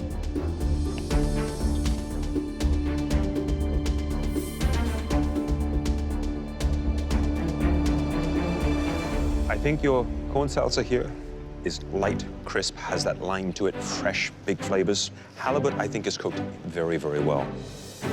The corn sauce, for me, could do with a little bit more seasoning. You just need to bring that sweetness out. Sure. Overall, I think it's a pretty good dish, and it's really great to see you being forced to use something different. Thank you, chef. The anger that fueled me through this cook woke up a part of my brain, and I'm going to make sure to keep it awake. Taya, please bring up your dish. I am worried about my entire dish. I just don't know what it's gonna taste like. But I need to show the judges that I'm not giving up yet. This is an egg yolk ravioli with mascarpone filling and garlic shrimp. All right, let's see how you did with the pasta here. What's your intention? To have a runny yolk.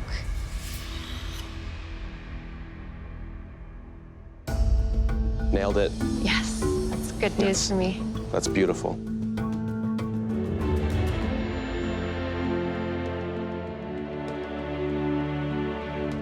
Great flavor. The texture of the pasta is a bit on the thick side. I did the lowest that the machine went twice. So did May. Yeah. Hers was thinner. There's another problem here.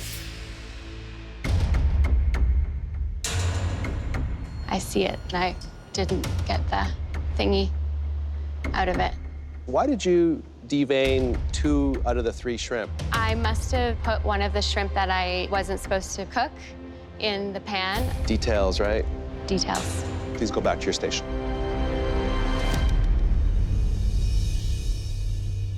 We need a few minutes to figure out what to do next. The main thing I'm worried about is the judges aren't happy with the cook on the steak, but my flavors are what's gonna keep me in the competition. Lots of great flavors, lots of great use of those ingredients. I'm a little bit worried about my plating, because at this point in the game, it needs to be perfect. Someone has to go home.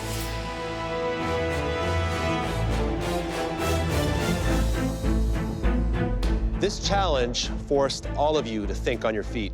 There were 2 standout dishes, but one home cook particularly impressed us. And that home cook was Barry. If this win doesn't prove that I belong here, I don't know what will. Congratulations! But Trevor, you were not far behind. Well done.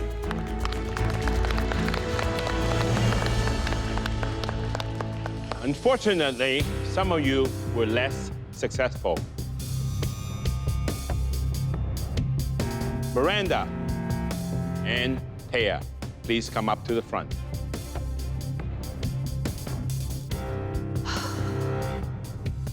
Miranda, despite, or maybe because you chose your own ingredients, you weren't able to display the creative flair that we've come to expect from you. Taya, we know you had trouble rolling your pasta, and you weren't comfortable with shrimp.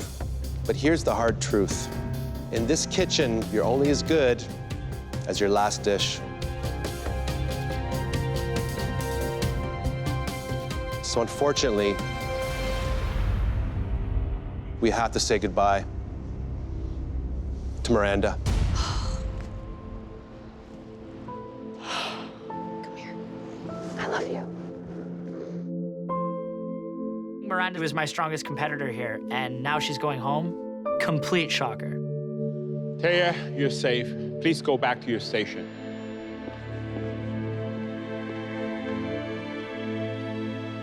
Miranda, you fell short in this challenge, but over the last several weeks, we've seen you soar. Your palate and your incredible instincts are real gifts. We know that your mother has always recognized your talent, and that we hope that your success here compels you to share it with an even wider audience. Now come on up and say goodbye. Miranda, you're gonna be missed. My MasterChef journey has definitely been a bumpy ride. This is the disaster, Miranda. Not giving up yet, Chef. I'm really proud of everything I've done in this competition. Yes, set the kitchen on fire. Miranda. Oh. Miranda, congratulations. Wow, I almost bit off my finger. This experience has definitely made me believe in Miranda a whole lot more than I ever thought possible.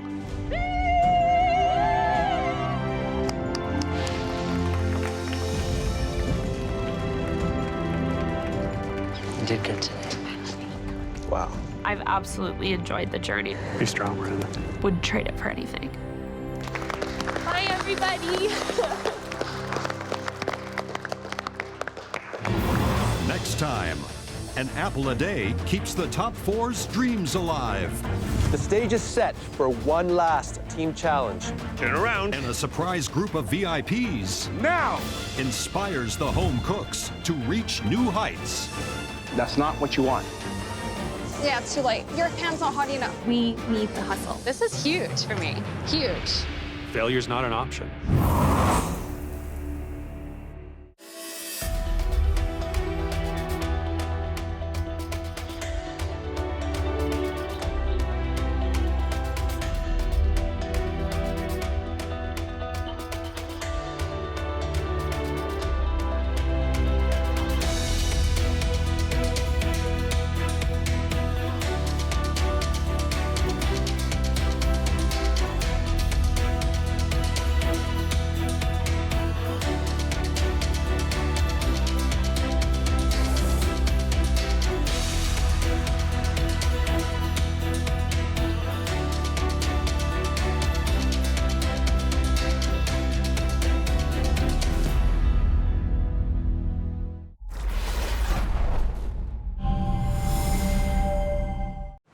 Last time, a masterclass in salmon Jeez Louise, this is a huge fish. Feels great. gave Miranda the advantage. Miranda! But after a bait and switch, it was her big dream This meat is a mistake. that got away. Bye, everybody. Tonight, The stage is set for one last team challenge. chasing a spot in the top 3, the home cooks are shaken to the core. That's not what you want. Yeah, it's too late. Your pan's not hot enough. These are gonna be the death of me. I'm not ready to go yet. There's so much at stake. Top 4, this is go hard or go home. This is full-on game mode right now. Failure's not an option.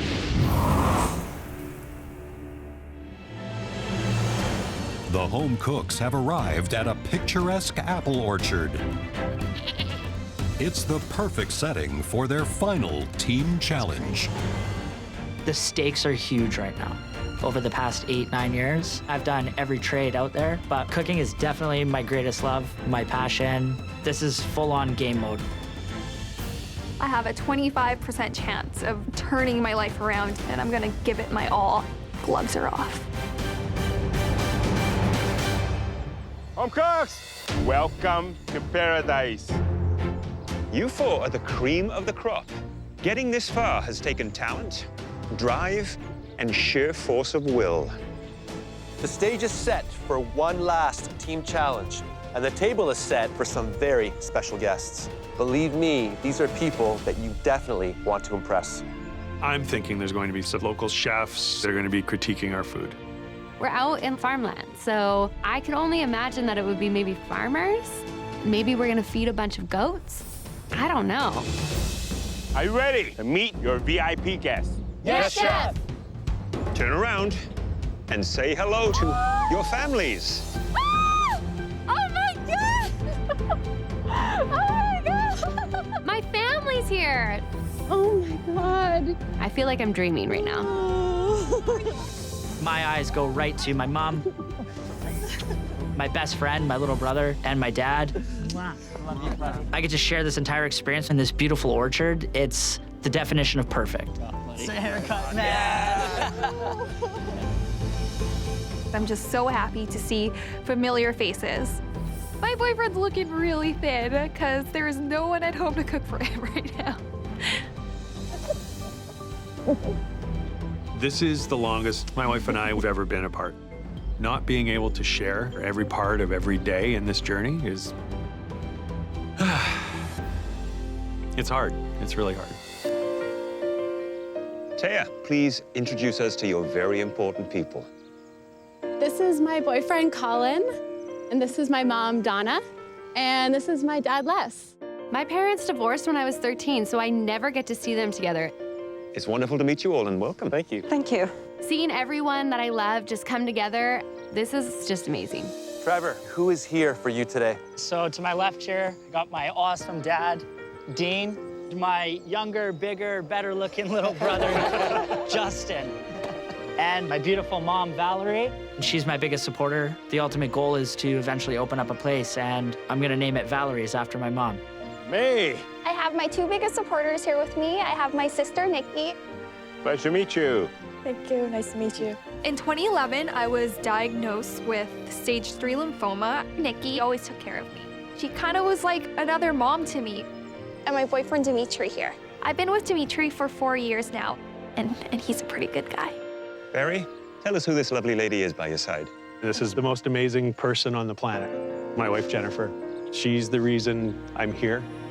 She's the reason I do everything. Families, the three of us look forward to dining with you, and we'll see you back here in a few hours. Good luck to you. Good luck. I love you so much. There isn't a VIP out there more important than the VIPs that showed up today. Home cooks, we want you to showcase the beautiful Canadian harvest to make something that your families are going to absolutely love. But also, you need to elevate it so you can show them how much you've grown. We've hand-selected the perfect ingredients for your pantry. Magnificent fruits, gorgeous vegetables, and superb proteins. You'll be working in teams of 2. Winning the last elimination challenge has given Barry an advantage. Barry, you get to choose your teammate. So effectively, you're choosing both teams. Here's your apron. Good luck. Thank you. Barry, before you make your choice, you should know how much is riding on this decision. The team that wins this challenge will be safe from the pressure test. That means both members of the winning team will automatically progress to the top 3. It's crazy. I can choose someone who I know that if we don't have the best dish today, that I know that I can beat in an elimination. But then I think, who can help me get an automatic into the top 3? My man, Trevor. We've worked together before in the past, and we've come out on top. Nothing can stop us. May and Taya, you're the blue team. I feel like me and Taya would make a great team. Trevor and Barry are known for plating nice, refined dishes, but Taya and I are known for having beautiful, bold flavors on the plate. We're flavor queens in this competition. All right, teams. You will have 2 hours to create magnificent plates for all your VIP guests, and that includes us. During the dinner, we will get feedback from your families, but we will decide who made the winning dish.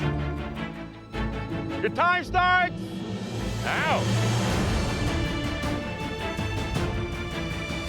The first thing the home cooks must do is design a high-end menu inspired by the great Canadian harvest.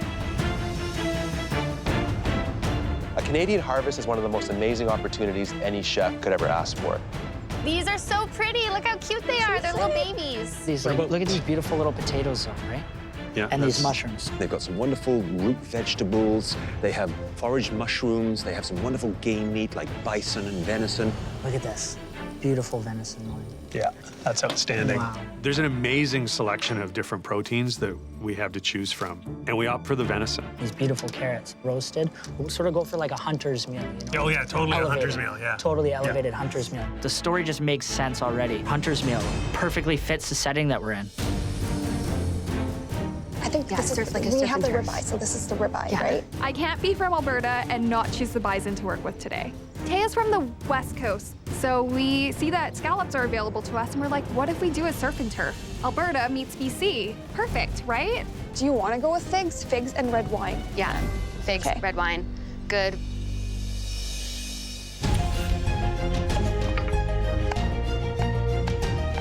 What do you think Barry and Trevor are making over there? Probably something really pretentious. Now, there is no leader on either team. It has to be a collaborative effort between two home cooks. I think all four have matured and they've learned that in the kitchen, teamwork is more important than dictatorship. Cooking with Barry is a dream come true. It's like I'm back home in Vancouver cooking with my own dad. This is my MasterChef dad. Love you, buddy. Love you too, man. Let's rock this up. Yeah, we got this. We kind of split our duties 50-50. I'm handling all the veg and the garnish, and Barry's handling the protein and the wine sauce. I'm not going to intrude on his area. He's not going to intrude on mine. Absolute trust over what the other one is doing. These are beauty, Trev. Look at this. Oh, man. They look delicious. I've never had fresh figs before, really. I don't see them that often in Alberta. Well, we're gonna have them today. Yay! May is my best friend in the competition, so I'm actually really excited to work with her. I need to get this red wine reduced. Remember to make more than less. Yeah. Maybe you should use a saucepan. Use that big saucepan. Bigger surface area to reduce, right? Yeah. She can be a little bit too demanding sometimes. Do you think that'll be like if we do just a little scattered one of these, like May? No, we need like a substantial amount on the plate, right? We're not feeding ants.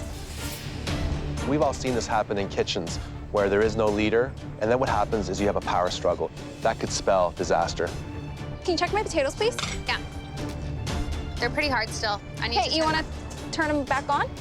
That's why you're here. Okay, girl, like, this is not how we talk to each other in a team challenge. Look, guys, can you imagine how much is at stake here? First, a spot in the top 3, and the cooking for their family. When I was young, my mom would come home from work and find every dish in the kitchen used, and there's me sitting at the table eating whatever concoction I made that day. I really want to show my family the cook that I've become. I've never actually cooked with both my parents and my boyfriend. This is huge for me, huge. I want to be a food critic one day, but my mom is a hardcore food critic already. I want to make sure absolutely everything is perfect. My dad is gonna love this demi-glaze. Hi there, May. Hi, Chef Michael. So what is it you're working on? I'm working on a truffled potato puree right now. I'm gonna mix in this really finely chopped truffle and then put it through a sieve. Good. So what else is going with those potatoes? Bison ribeye, and then we're gonna do a little play on surf and turf, and we're gonna have a nice seared scallop on the plate as well. So who's going to be cooking those scallops and taking that big responsibility? Is that you? Yes. How are you going to time that sea scallop? I personally do 90 seconds per side. I like to do like 3 minutes on one side and then 1 minute on the other side. So we're just gonna see what works the best and then go from there. Interesting. I'll let you carry on. Thanks, guys.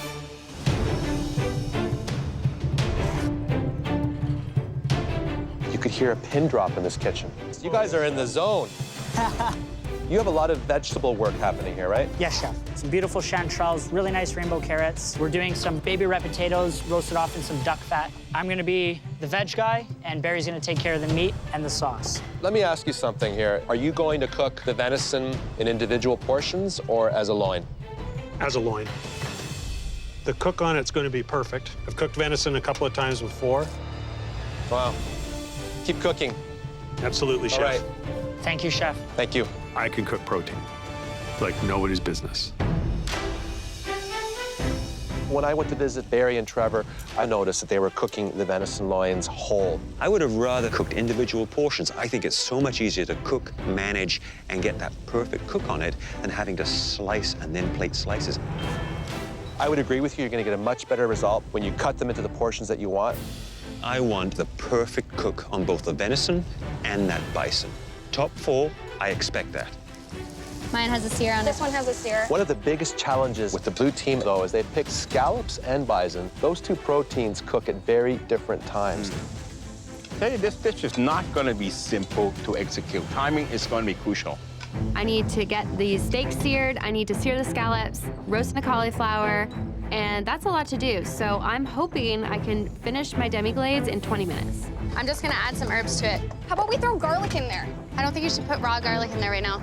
I know what I want to put in it, but May disagrees with me. I think it can use some more raw wine to be honest with you, some more red wine. I'll do it. Honestly, I think it needs some more like herbs and something like a little bit more flavorful than it just. I need to help her. I need to push her in the right direction. Yeah, just add a little bit of that. This? Yeah. I don't know. It's so hard to trust your gut when you have to talk to somebody else about it. Over in the red kitchen, Barry has no doubts about his wine sauce. I think I know more about wine than the average person. I truly believe I'm the right guy to be doing a red wine sauce. Now we're cooking. The wine sauce ties our entire dish together. Barry is nailing it. I wouldn't change a thing right now. The worst thing that could happen is old man Barry has a stroke or something, and I gotta do the meat and the veggies. Guys, how you doing? Good, Chef Alvin. Okay, Really what do good. you mean good? What do you mean Really good? good. You got the sauce? Let me give you a hint, okay? Sometimes, especially when you use wine, get this really kind of dry aftertaste in your tongue. Are you getting that? A little bit. That's not what you want. Yes, you Chef. don't want that aftertaste. No, Chef. Okay, so think. Use your mind. What would you do? You know, you have acids, you have base. How you do balance. Good luck. Thank you, Chef. Without the sauce, the plate is nothing. If I don't perfect this, we're going into the pressure test. 15 minutes! You have 15 minutes left! You want to start on the scallop? I'm just testing one of the scallops first. Taya, I need you to drop more scallops because we need to start plating soon. You can't be practicing. Like, we need to have them cooked, like, now. We need to hustle. Do you think the sear is a little too light on this one? Yeah, it's too late. Your pan's not hot enough. It's 8. It's at 8. It's the highest it is. I'm doing everything I possibly can to get these scallops cooked. We need to be plating, like, right now. Okay. There's so much at stake. If it doesn't meet our standards, it's not going on that plate. They're so raw in the middle. They're raw. Leave them. I just spent a bunch of time on scallops, and the scallops are going in the garbage. I could have been using my time for something else. I'm still working on this bloody sauce. And I'm thinking, the sauce is not going to win. I'm going to win. Balsamic. Are you sure? A little bit, just a hint. What is that? We'll add a quarter teaspoon at a time. I think we can cut the bitter aftertaste with acid. Just constantly, just keep tasting, keep tasting. The sauce situation is stressing me out. One more quarter. If we don't nail this sauce, we're not gonna win this challenge. Now let's see where we're at. Beautiful. It's gold. Absolute relief. I like it. I do too. I like it a lot. 5 minutes! You have 5 minutes left! And that went by fast. We want to see beautiful plates, 12 of them. There's a lot of moving parts to the blue team and the red team's dish. And there's only 2 cooks on each team. It's gonna be challenging. We're moving. We're moving. Our steaks are cooked nicely. All of our flavors taste really good. Our sauce worked out. I'm so glad we're not putting the scallop on the dish. No surf and turf for us. It is just turf. It's just gonna be turf now, but it's still gonna be delicious. Our dish is coming together exactly how we planned. Almost make like a half moon with the mushroom and the 2 potatoes, right? And then I'll follow in behind with the carrots. I'm really hoping that the families enjoy the meals that we put out for them. We really cooked with our hearts, and our flavors are there. The fact that my family's tasting my food, it's crazy. I'm more nervous of our family trying the food than the judges. I have no regrets. This is the most pride that I've felt since I've been here. Barry, servers are coming. I've been together with my wife for 11 years, and this is the best meal I've ever made her. Take them away.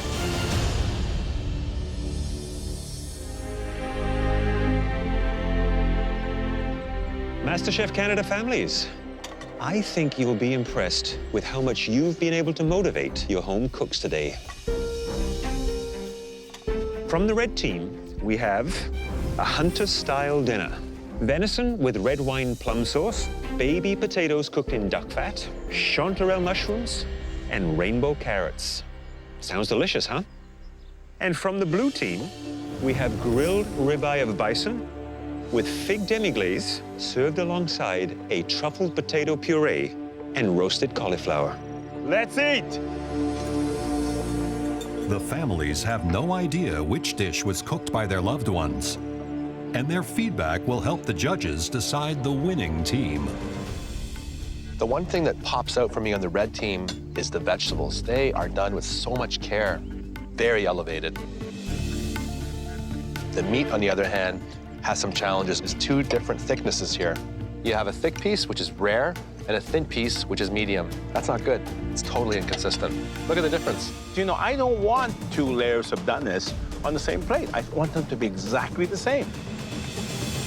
The sauce, rich, full of flavor, has the right balance, and goes incredibly well with the venison. Now let's move on to the blue team. There's no sea scallop on this plate. We were promised a surf and turf, and we just got turf. I have a feeling that they didn't put it on the plate because it wasn't good enough, and we have told them that from day one. If it's not great, do not put it on a plate. Beautiful potatoes, nice and smooth. It's not lumpy. It's got nice and... That's the money. Yeah. Velvety. Cauliflower is wonderful. It's nutty. It's perfectly roasted. Okay? And that's not easy. How is the cook on your bison? Mine is rare. Yours is rare. Mine is well done.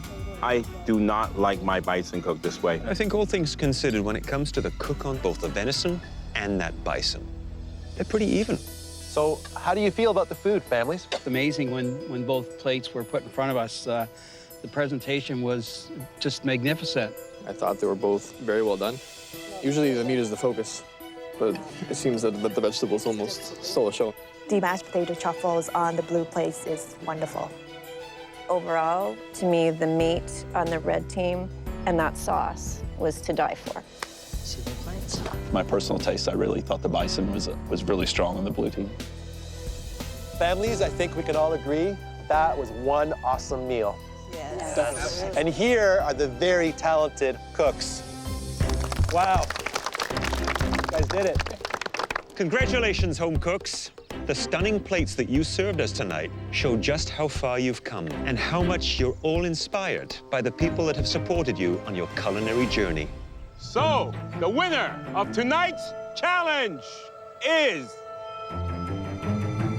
Going to be reviewed tomorrow. For now, savor this moment and enjoy some champagne with your lovely families. Chef. Thank you, chefs. This is such a great treat. Best day ever. I knew you were red. Did you? Yeah. Cooking this meal for my wife is the most important cook that I've done here. I do this so that I can share these skills with the people that I love, and all 3 of them are right in front of me. This is perfect. Having seen my family, they gave me a new sense of confidence because to see them so proud of me just means so much.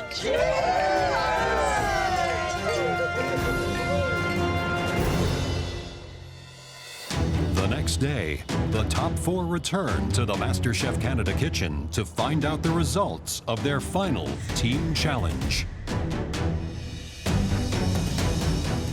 The nerves are high. Pressure's high. I don't want to cook today. I really hope Barry and I won this challenge. This top 4 is a tough bunch, but if I have to cook again, so be it. Pressure tests tend to be when I'm at my best. Welcome back, home cooks. What an honor it was to share a wonderful meal with your families. They were so proud of what you achieved and how far you've come. Both teams served game meat. Some pieces were excellent, but the overall quality was not consistent. Barry and Trevor, you started with a strong vision, and you followed through. Your vegetables and your plating show real finesse. Taya and May, your truffle potatoes, they were outstanding. And we applaud your decision to omit the sea scallops. It takes maturity and confidence to know when to leave something off the plate. As you know, the winning team moves immediately into the top 3. The remaining 2 will face off in the most daunting pressure test in MasterChef Canada history. There's god-awful pressure tests that are getting harder and harder. All it takes is a pinch of sugar instead of a pinch of salt, and it's over for you. You're going home. The 2 home cooks that impressed us the most are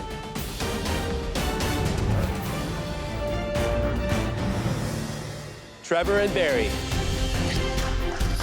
Congratulations, you are now in the top 3 in MasterChef Canada. Top 3 in Canada. Yes. Thank you, Chef. It feels so good. Love you, man. Please take off your aprons and head up to the gallery. Thank you, chefs. Guys, good luck. Good job. Love you. Good job. You got this. I'm super proud of how far I've come, but it's not good enough for me. I mean, I came here to win, and now that's actually in grasp. It's amazing. May and Taya, yesterday you worked beautifully as a team. But today, you're going head-to-head in the highest stakes pressure test yet. Please put on these black aprons. Going into head-to-head with May is definitely the hardest part. She is my best friend in this competition, and it'll be bittersweet for either one of us. Tonight, your challenge is to replicate this show-stopping dessert. Just cotton candy? What? Come on up and take a closer look. It's called Hawaiian Mountain Cloud, or as they say in Hawaii, the Mona Lei. It's a little mystery on a plate. Now, the key to revealing all its irresistible elements is this beautiful passion fruit reduction. Pour it on, and the cotton candy cloud dissolves to reveal a deliciously tropical landscape. It's not just cotton candy, it's the entire world of dessert in the middle. That's so awesome. The base is a Dutch ginger cookie, topped with sponge and flambéed pineapple. Resting upon that is a mascarpone and cream cannelle, plus Oh my God, there's more stuff in there? a macadamia nut tuile. All this is surrounded by shards of frozen kiwi. Holy smokes. That's crazy. Have a taste. This is what I'm curious about. Oh, the pineapple's just It's just laying on top, so like, oh wait, is there something underneath it too? Well, there's too many things going on in this dessert. Like, I need a pen and paper to write all these things down in order to recreate it. All right, spoons down. Now please go to your stations. Those ding-dongs in the balcony are so lucky. This is so much to do. As much as I love and respect Taya, I would love to knock her out of this competition. We're friends outside of this kitchen, but today we're competitors. May the best home cook win. At your stations, you have everything you need to replicate our Hawaiian Mona Lei, including premium German-made Miele appliances. You have 1 hour. The next 60 minutes will determine your fate, whether you join Trevor and Barry in the top 3 or your MasterChef Canada journey ends here tonight. Are you ready? Yes, chef. Time starts now.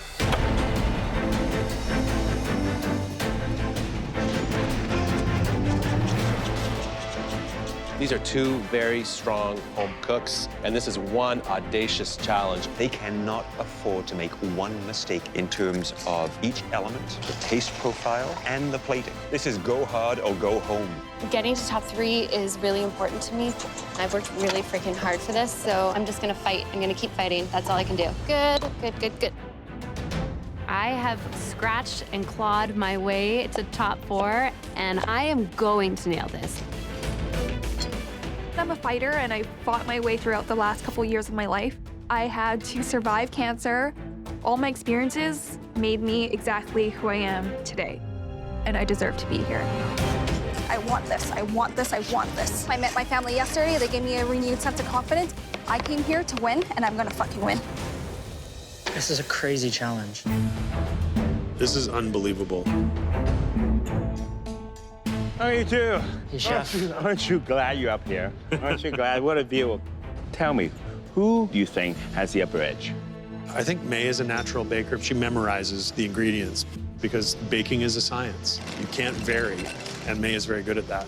Taya approaches it a little bit differently. It's more about the feel of the dish. This is replication.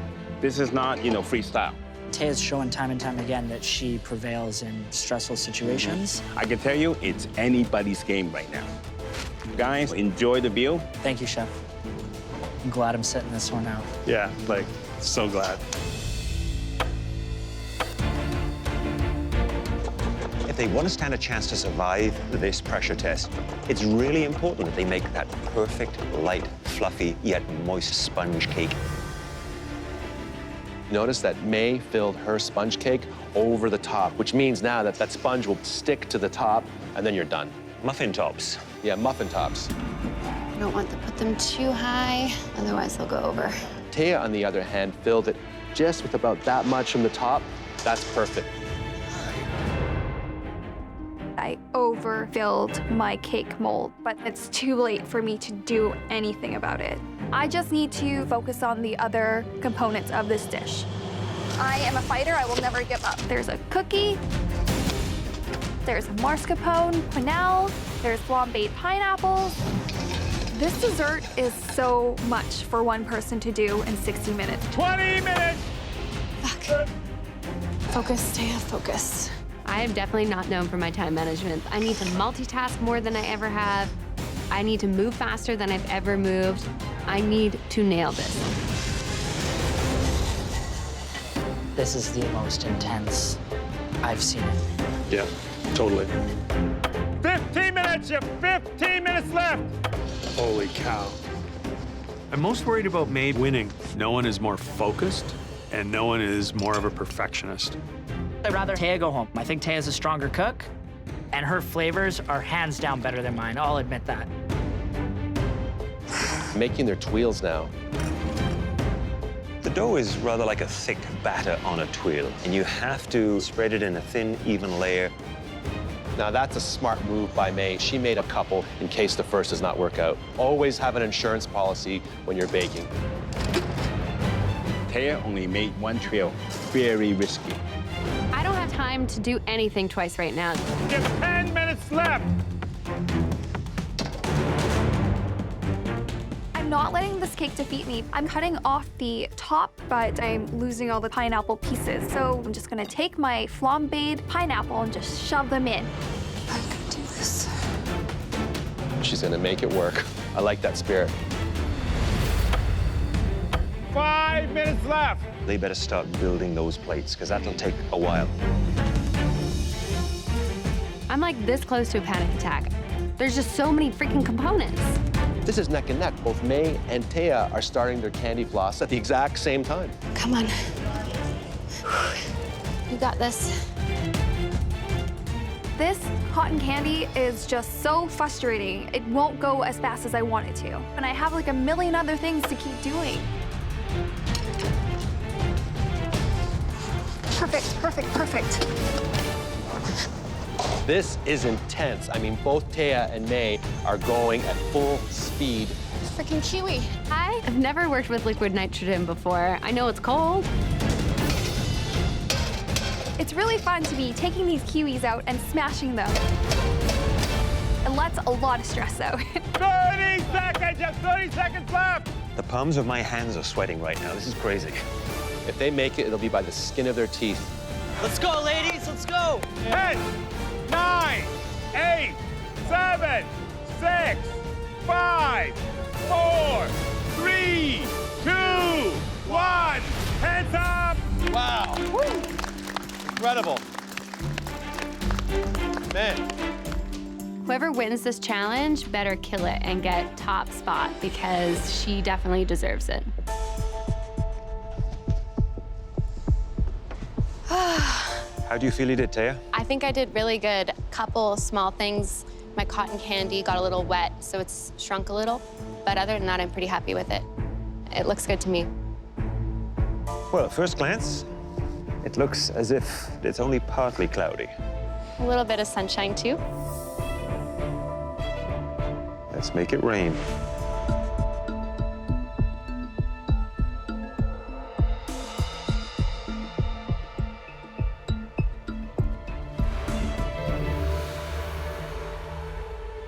I gotta say, pretty beautiful.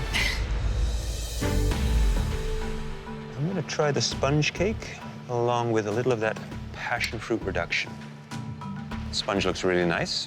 I see you've got some pineapple in there that has a nice golden brown color to it. Thank you, Chef.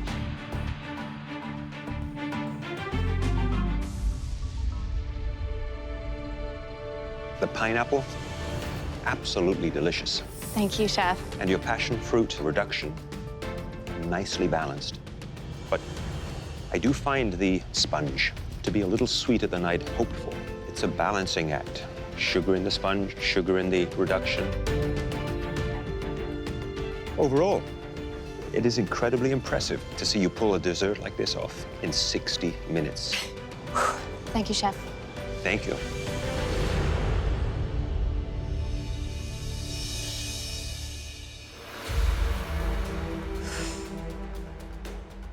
There's so many components in this, and they all need to come together. This all comes down to the fine details. Did you only make one? I did. I had no time. Well, let me tell you, it is perfect. Thank you, Chef. You're either really lucky or you're crazy. Yeah. This is incredible. Thank you, Chef. You know, Taya, I don't know what is more impressive, this dessert or how you have transformed yourself in such a short period of time. I have not seen that level of confidence in you yet. You've proven to yourself and everyone here that you belong here. Thank you, Chef.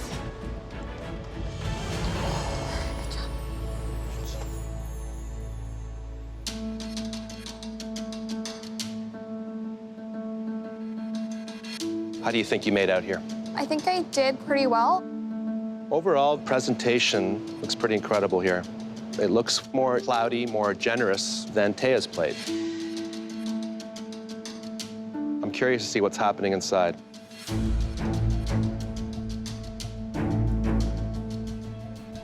Wow.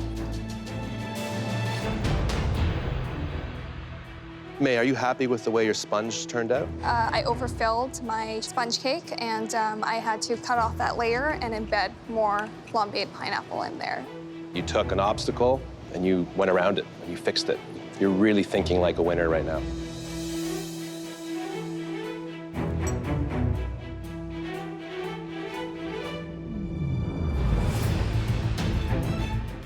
I hate it when this happens. What's that? I think that was from the butter, a little bit of aluminum. Wow. It pains me to see that. Listen, the sponge is actually, it's delicious. It's amazing. You know, May, overall, it's an incredible accomplishment, what you pulled off here.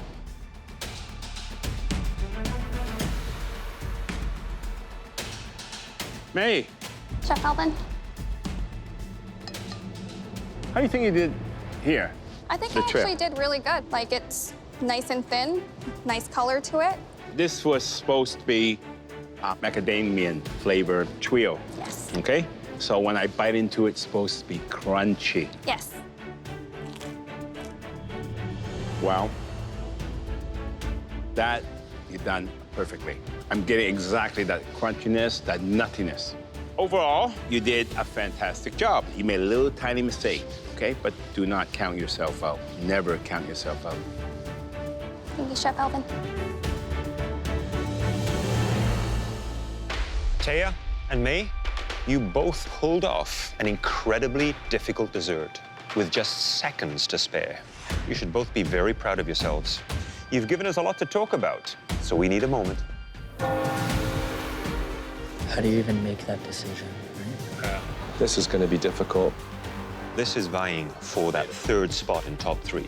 So expectations continue to rise. I've come this far. I've worked really hard to be here. I'm not ready to go yet. There were more than a few errors, in my opinion, but there were some really amazing things on those plates. I don't want this to be the last time I cook in the MasterChef kitchen because this was such an amazing cook for me, and I'm just gonna keep getting better. All right, let's go.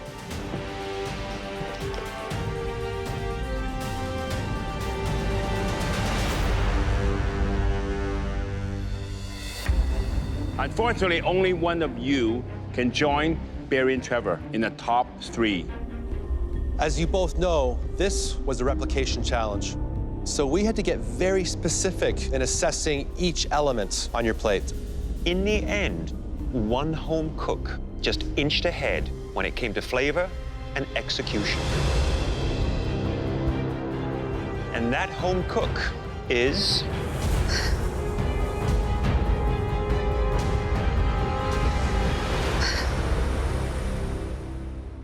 Taya. I knew it. I love you. Thank you. Well done, Taya. You've made it into the MasterChef Canada top 3. Thank you, Chef. Please join Trevor and Barry in the gallery.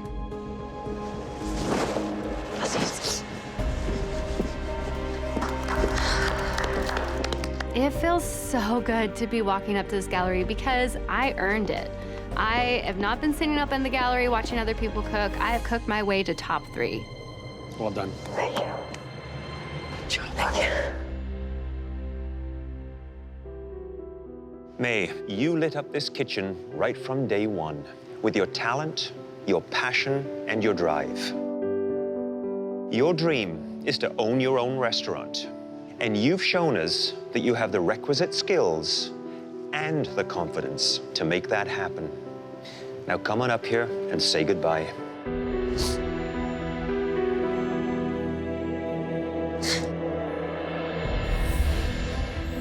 This competition has made it so clear to me that cooking is what I want to be doing. This tastes great. Being in the kitchen just awakens all the positive things inside me. That just leaves me speechless. No matter how hard all the challenges have been, I enjoyed every second of it. I would not give up those moments for anything. So May, who do you believe is going to be Canada's next MasterChef?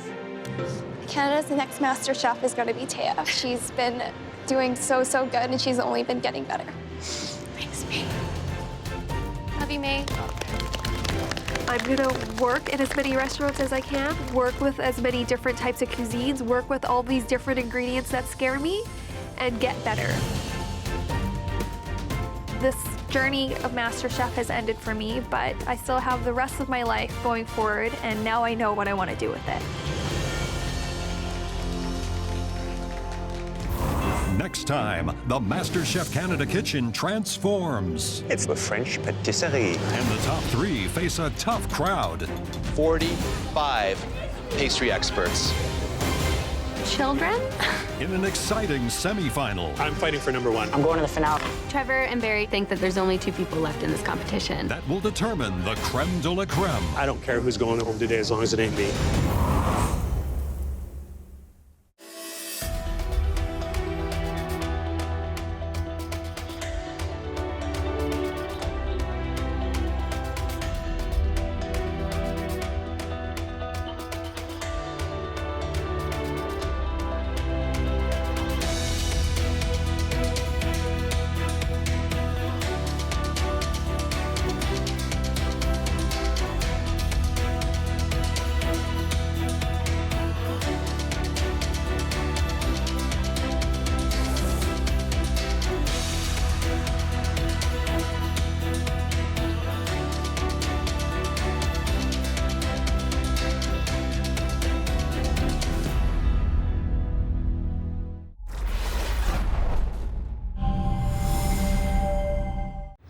This season on MasterChef Canada. Special delivery. Opportunity knocked for the nation's best home cooks. This is for you from MasterChef Canada. Woo!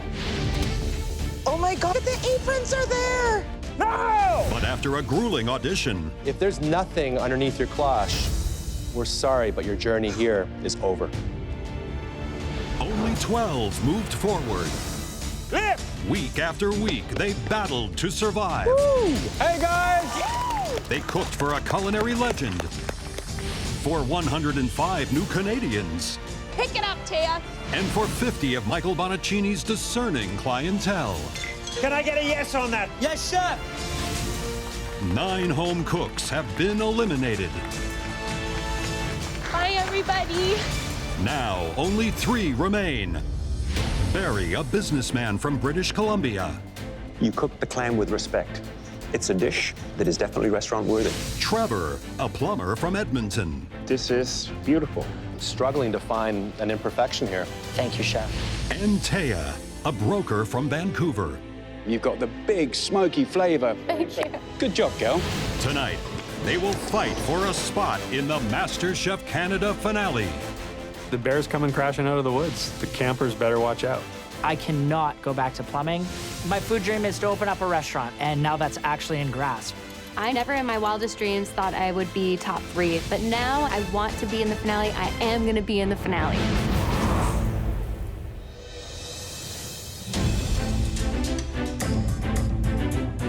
There's really only one thing left, and that's to win. Whatever we're going to be cooking, this is going to be difficult. Holy crap. What the heck's going on here? There's like this checkered floor, there's all these chairs and tables. Holy moly. It's a very French theme going on. The judges have espresso, they're looking very casual. I kind of want to be in their position right now.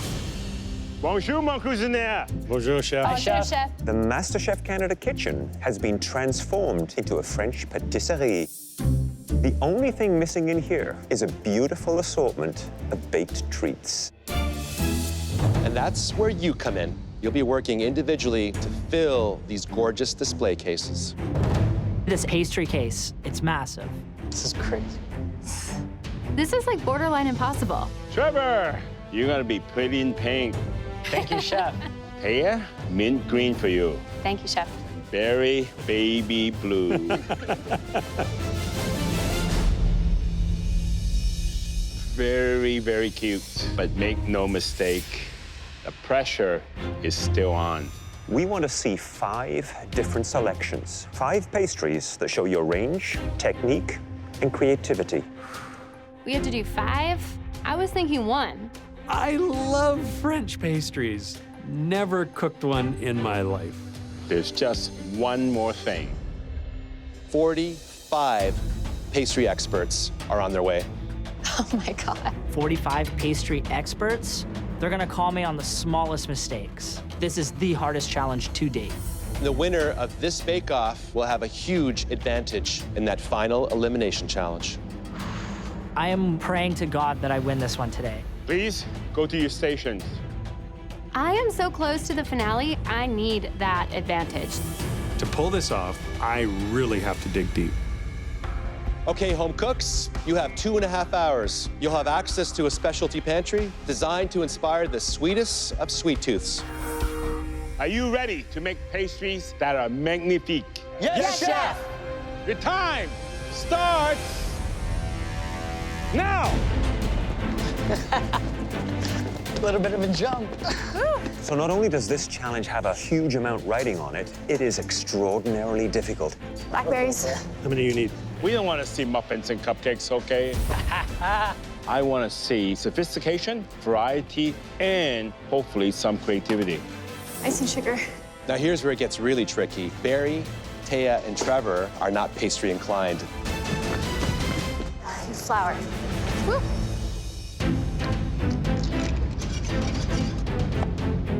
I'm not a baker, but I'm gonna try to bake to the best of my ability. I am making a raspberry cheesecake, a mango and vanilla panna cotta, poached pear galette, coffee liqueur creme brulee, and a pink peppercorn chocolate ganache. So right now I'm working on my raspberry cheesecake. It's a little scary, I've never made a cheesecake before. I wanna show what I've become and doing something new that's kind of out of my comfort zone. Come on, scald for God's sakes. This is a daunting task for a professional pastry chef. I am not a professional pastry chef. I'm making my spin on chocolate bars, lemon tartlets, raspberry shortcake, French pastry tart, and tarragon creme. You know, pastry cream is one of the mother custards in French pâtissier. One little error and it's ruined. This tarragon cream takes precisely 13 minutes. It's the combination of heat, time, and constant whisking. If I'm a little under, it's sweet milk. If I'm a little over, it's the most disgusting scrambled eggs you've ever seen in your life. My strategy is just to work as hard as I possibly can and get the more time-consuming things done first. To fill my pastry case, I'm making a lemon lavender cake, a chocolate cayenne tart, crepe cannoli with pistachio cream, Earl Grey tea cream puff, and blackberry basil millefeuille. I don't want to get this too warm, otherwise it's not going to puff. Now, we've done a millefeuille in a previous challenge, so I think Taya is leveraging her expertise because she won that challenge. Hopefully, she'll pull out another millefeuille that matches, if not exceeds, that one. I have the most experience in MasterChef Canada kitchen with baking. I'm feeling pretty confident that I might get this advantage. Okay, let's see if this works.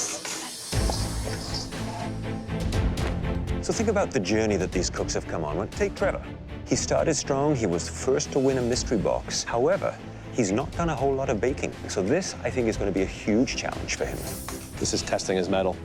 I've never been to Paris before. I haven't even been to Montreal for that matter. I've never been to a real patisserie in my life. Now, Taya, she almost talked herself out of this competition early on. And now look at her. She's a major contender. She has a confidence in her that we have never seen before. I'm just going to push through, stay focused, not get frazzled. Barry, on the other hand, is cool as a cucumber. Barry's been saved a lot. He's shown that he's a good team player. Now it's time for him to see how he can cook on his own. And this challenge is really going to put him through his paces. The biggest thing that this journey has given me is belief. I'm thinking that these chocolate cakes are the bomb. My wife tells me every day she loves me and is proud of me. And this is the first time that I feel proud of me, too. Friggin' excellent. Trevor, I won't take up too much of your time because I see you're busy running around. So what is it you're working on? Tell me. My chocolate truffle, chef. And what's in the chocolate truffle? It's a pink peppercorn cream that I use to make my ganache, and about 60% cocoa. So you ground down the pink peppercorns? I did not. I just steeped the cream in it, but when I top it on top, I'm going to grind them a bit. Any concerns that might be a little overpowering? I tasted it, and it didn't seem overpowering to me. But as you know, I'm not a pastry guy, so all of this is sort of out of my boundaries. All right, well, I'll let you get on. Thank you, Chef. Thank you. I'm definitely the underdog in this challenge, and I need to win. I cannot go back to plumbing. I have come so far as a person and a home cook. Beautiful. Pastry making is so precise. That puffed up way too much. It's either right or wrong. There's no in between. It's too puffed. Typically, a millefeuille is really nice and crispy, and it's thin, but it's still gonna taste good. I'm just gonna have to make do. One little error in making a pastry, and it's ruined. Unfortunately, undercooked. 25% of my shortcakes are dead. They collapsed in the middle. I can't serve them. Barry's throwing tarts in the garbage. I could be going home today. Damn it. I've got 24 shortcakes left. I've got 45 people that are coming. Hopefully only half of them like shortcake. Where there is a will, there is a way. They have to work like machines right now. They have to have exact movements, laser focus. Come on. I still have a crap ton of stuff to do. You know, I'm a bit worried about Taya. She just doesn't have the time to be creating as many variations of dessert as she is. This is very intense. She could be running out of time fast. I realize that my ideas are way too ambitious. I don't think I'm gonna be able to do my one dessert. Hey, Taya, how you doing? You know, not as good as I was hoping. What happened? What happened? I was gonna make a pistachio cannoli. I got my dough ready, but I just don't have time. Okay, so tell me, what's plan B? I have extra tart shells, so I'm doing pistachio little tarts. Okay, I'm not gonna bother you anymore. Good luck, you need it. Thank you. 30 minutes! 30 minutes left! I I go to pull my cheesecake out of the oven, and it looks amazing. Thank God. This is gonna set me apart from the other home cooks. That's awesome. Everything is a process. I've got my chocolate cakes. I've got the cups for my tarragon creme. I guess that's the end of that. Things are coming together. I have grown a lot since the first cake I've made until today. So I want to show the judges that I can make a cake that stands out. Of course you did that. Oh my goodness. 10 minutes. You have 10 minutes left. Come on. Trevor is working on his creme brulee. His top don't look brown enough. They may not be crispy. You know, raw sugar on creme brulee, nasty. I am looking pretty damn good here. I just got a plate. In savory cooking, plating is extremely important, but when it comes to desserts, you want that big, beautiful, spectacular finish. I gotta bust my butt to get everything to that display case. Look at Taya's cake. That looks like you're in a French bakery. Sensational. That was close. 1 minute. Come on, fill those cases. Behind you, Barry. They're cutting it close. Ooh, Trevor almost lost his creme brulees. Get in there. My heart's pounding out of my chest right now just watching them. Jesus. Come on, guys. All of you can do this. 10, 9, 8, 7, 6, 5, 4, 3, 2, 1. Hands up. That was intense. I can't believe we did it. Barry's Patisserie features 5 desserts, including raspberry shortcakes, tarragon cream with passion fruit, and homemade chocolate bars. Taya's offerings include blackberry basil millefeuille, pistachio cream tarts, and a lavender lemon cake. Trevor's display case includes coffee liqueur creme brulee, pink peppercorn chocolate truffles, and a raspberry cheesecake. Are you ready to open for business? Yes, Chef. Please welcome our 45 experts. Children? 11 of them are some of the most accomplished pastry chefs in Canada. The rest are passionate pastry eaters. My God, did like 6 buses of kids get unloaded? Oh, and these look like hungry experts. What would you like to have? Alrighty, who's first? Me. Which one would you like, man? Chocolate. Chocolate, of course. When I was a kid, sugar fiend. I was that kid going bonkers off the walls. What would you like to have? The cake as well? I love serving children. They're so cute. Do you guys want to try the little cream puffs over there? You want to try that? And they're also brutally honest. You don't like the crust? Here, we'll get you something else then, okay, sweetie? Little kids are dessert experts. I'm above the glass now. This is fun. But it's so gratifying to also be serving a dessert to professional.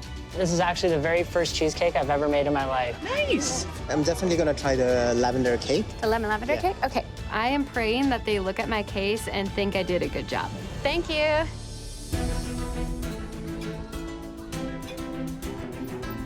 So this is Barry's platter. I think it's got very eye-catching qualities to it.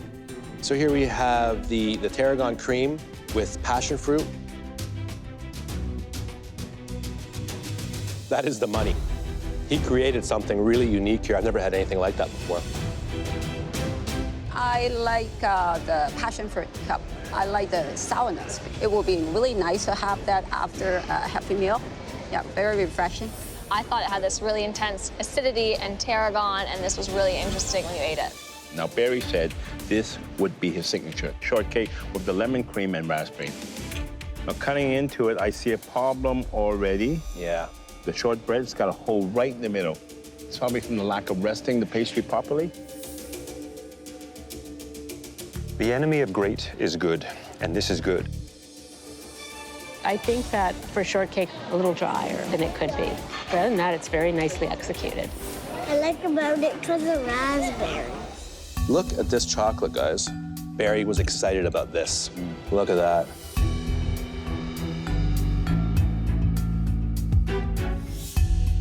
I like that. That, to me, is the business. The perfect balance of sponge and chocolate. That ganache is to die for because it's light, it's velvety. Overall, great performance. There you go, boss. You enjoy that? Hi, what would you like to have? I wanted a chocolate. So here we have Taya's dessert platter. I mean, if you look at all the different techniques, it's extraordinary. I'm gonna serve the lavender lemon cake because it's probably the most colorful, the most inviting. Cake, moist, soft, lavender light. She did a great job. Along with the buttercream, which I think is just simply divine. Wow. I really enjoyed the cake. I love lavender. To see it paired with lemon, it's amazing pairing. Like, you can't go wrong with it. I thought the presentation of the cake was wonderful. The colors pop, so vibrant. So I think she did a wonderful job with it. I'm gonna try the millefeuille. You know, the problem with this pastry is, and it's simple, it has too much chew on it. Yeah. It is spongy, soggy. Unfortunately, very undercooked. That's a very common mistake with millefeuille because you see the color, you think it's cooked, but it's not cooked inside, so sorry. So I'm gonna try Taya's pistachio tart. And remember, she had to change gears with this dessert. See what Plan B tastes like. The pistachio cream is beautiful, nutty, creamy. If that was Plan B, I can't imagine how good Plan A would have been.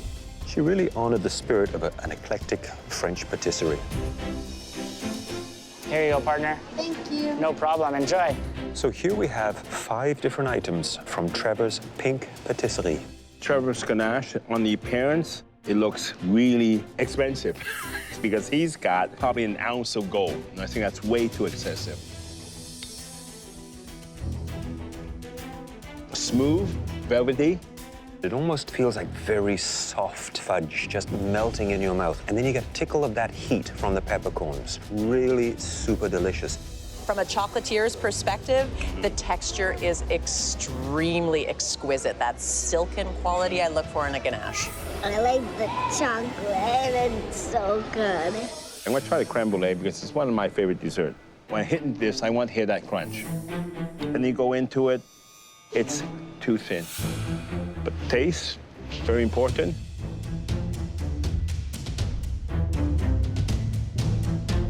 The crust on the top is missing for sure. Otherwise, it is rich, creamy, delicious, and silky. Unfortunately, the crunchy on the top disappeared, but the texture has been cooked properly. Let's try the cheesecake. Nice, even crust, smooth. Let's give it a taste. That's a really good cheesecake. The jelly on top is perfectly set. Great balance of flavor. I love the consistency. It's a baked cheesecake. I mean, remember, this pipe fitter, plumber, it's not a baker. I mean, can you believe he did this? Here you are, buddy. No, this guy, you've already had like 17 chocolates.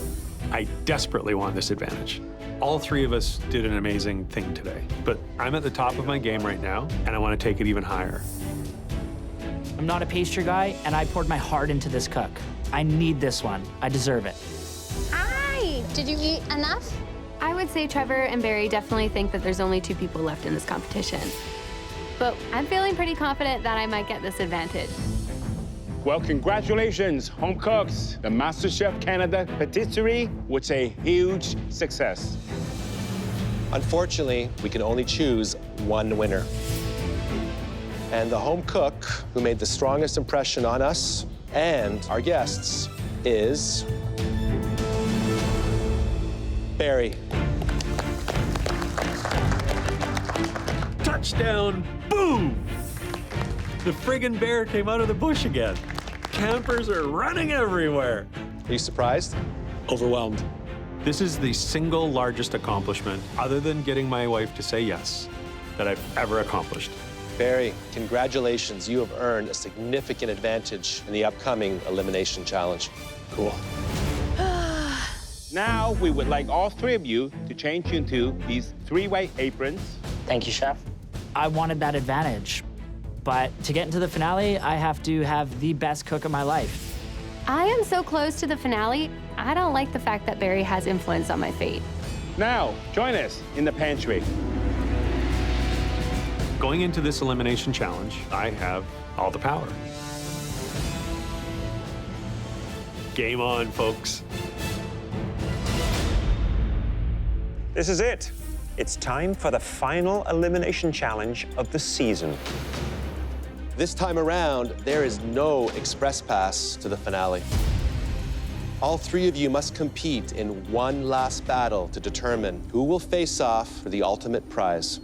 There is no express pass. I guess I'm gonna cook. The Canadian ingredients that we're about to show you are 3 of the finest proteins on the planet. Tonight, each one of you will be assigned one of these proteins, and we want you to showcase it in 3 different ways. That's 3 interpretations on one single plate. It's almost like this challenge is tailored for me. They're asking us to make 3 tasting menu style dishes. That's what I like to cook. The first luxury protein that we're going to show you is one of my favorites.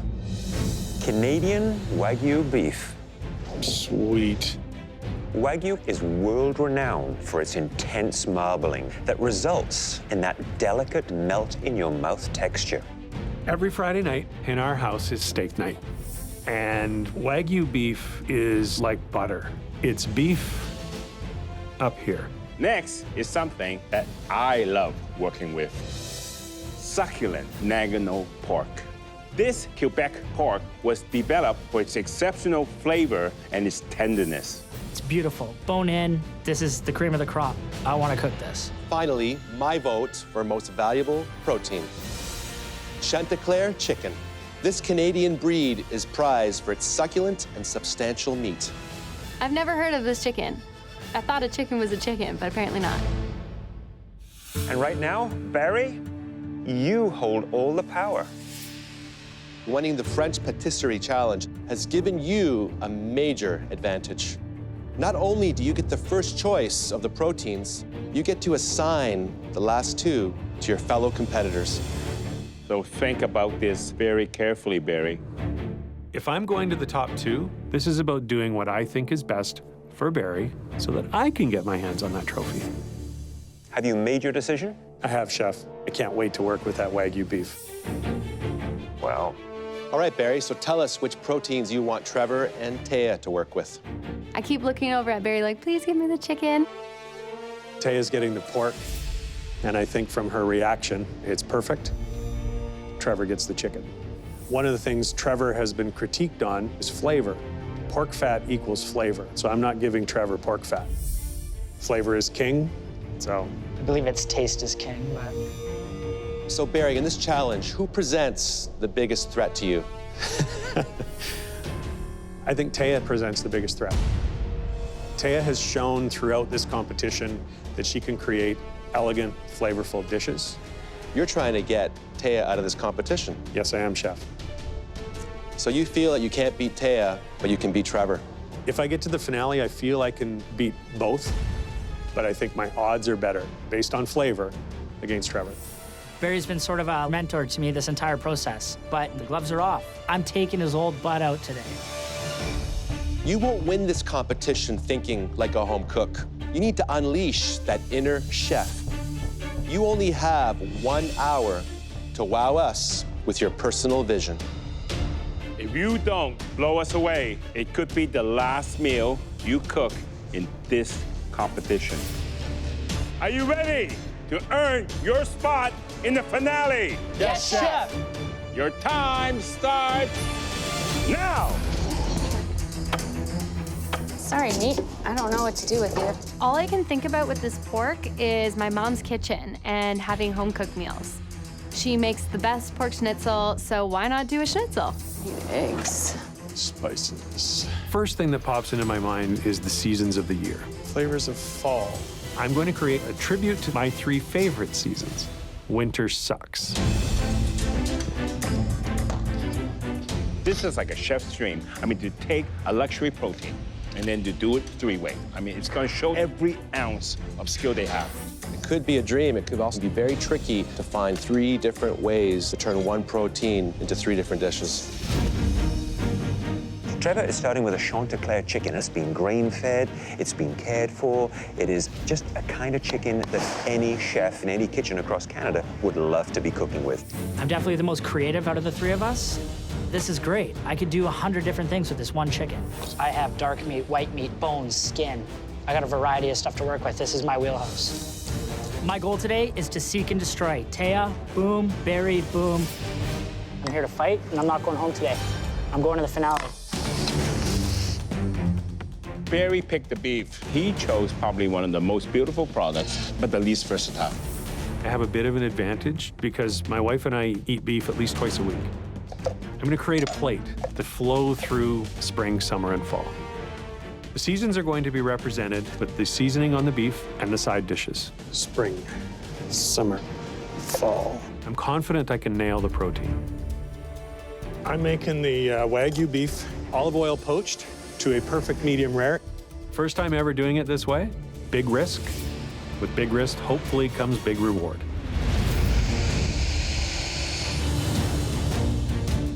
The pork that Taya got, now that's a big joint. There's a little bit of a fat cap to it. The bones are there.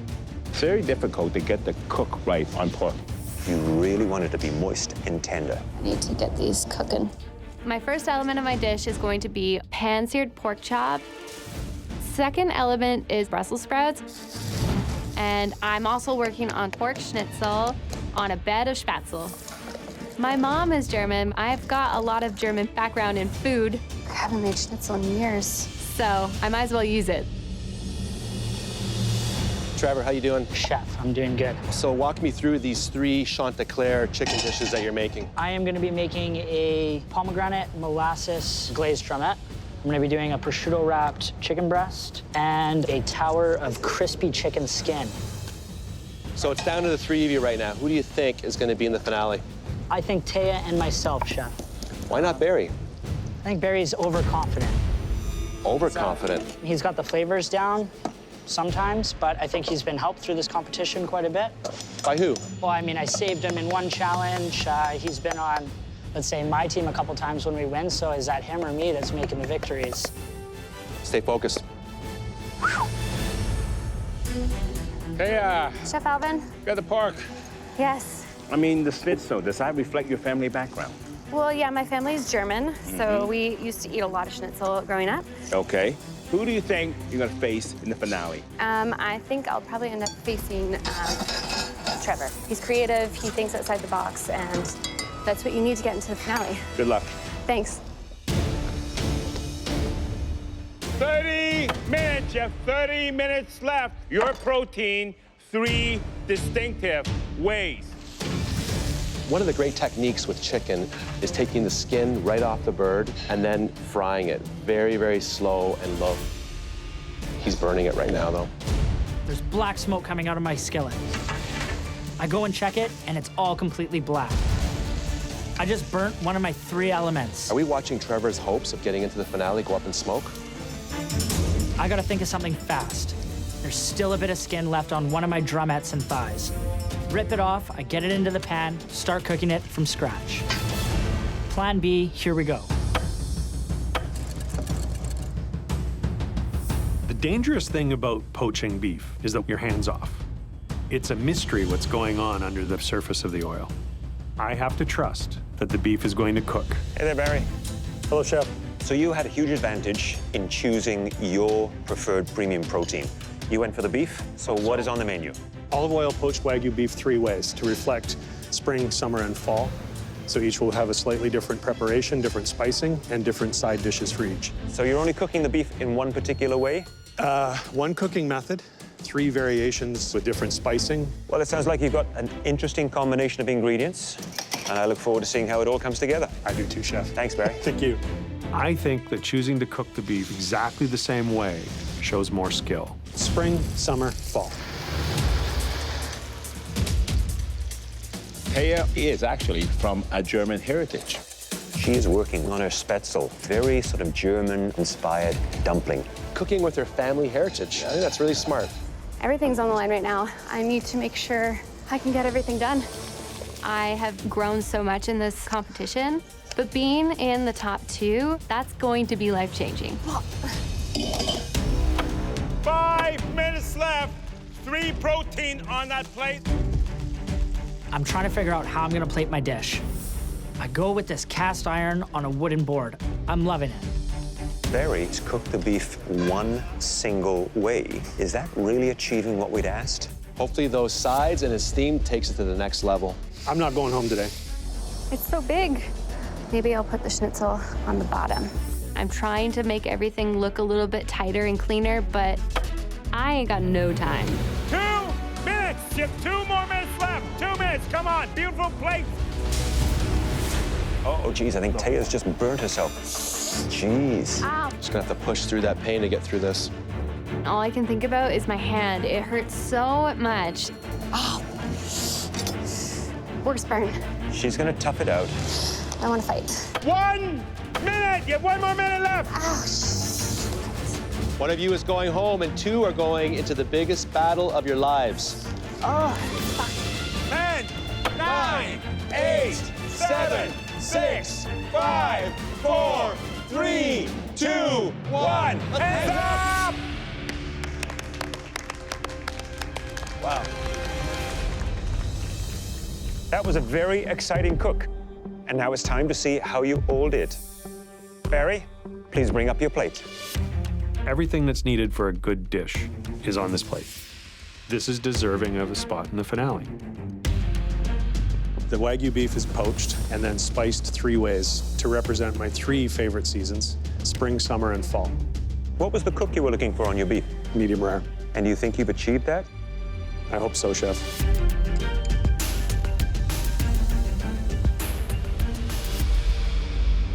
You know, the tenderness of that beef is unquestionable. But the cook on all 3 pieces of this beef, it's rare, borderline raw. The seasoning, it is fabulous. And I love those mushrooms. Beautiful, fresh chanterelle, slightly sauteed. But the star has to be the protein. Yes, Chef. Barry. Chef Alvin. Poaching in olive oil, that is a big, big risk. All right? Yeah. And you know the consequences. The seasoning on this, you know that. I can taste that thyme and sage. And that, to me, that's fall seasoning. It's this puree. It's well seasoned. It's nice and smooth. The meat, honestly, it's a miss. But I see something out of the box and tell you it's not over till it's over. Thank you, Chef. The star of the dish was undercooked, but they like the flavors. I'm hoping it's enough. Knock 'em dead. Taya, please come and bring your dish to the front. Good luck, sweetie. Thanks, Barry. I know my flavors taste good, but I have no idea if it's gonna be enough. I made a pork schnitzel with spätzle, a pork chop with a blueberry red wine reduction, and then I took the trimmings and sautéed a bunch of Brussels sprouts. You know, when I look at this dish, I have a lot of doubts. The only thing that can save you is if this dish tastes a lot better than it looks. Yeah.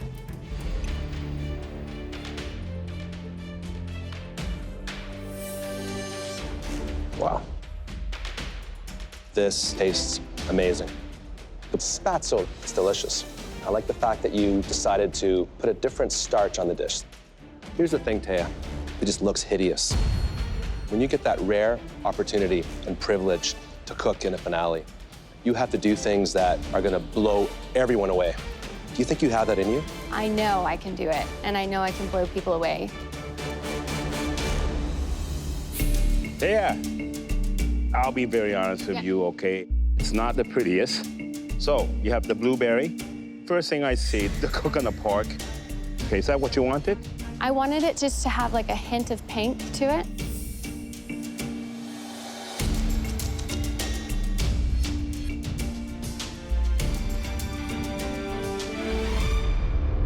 Wow. You have to cook right on. But not only do you have to cook right on, I think season-wise, it's on the dot. You know, sometimes it's what's inside that counts.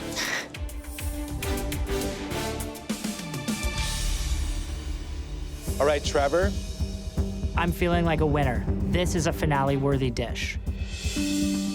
I prepared a romesco sauce crostini with the chicken breast. crispy chicken skin and crispy purple potatoes, and chicken drumette glazed with pomegranate molasses and honey.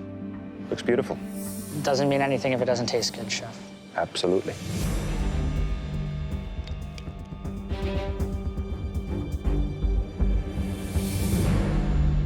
Delicious. Thank you.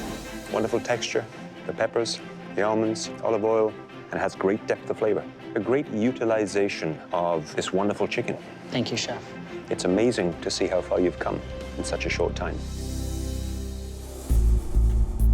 I don't know how it tastes, but the way it looks, it's world class. I noticed you burnt the first batch of chicken skin, but you saved enough to get through. Very smart.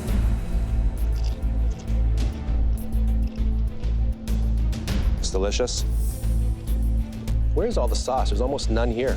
There's a small amount. I guess I could have put some more on there for you, Chef. I'm glad you didn't. The sauce is not balanced. It's very acidic and harsh. This looks great, but it's not a winner.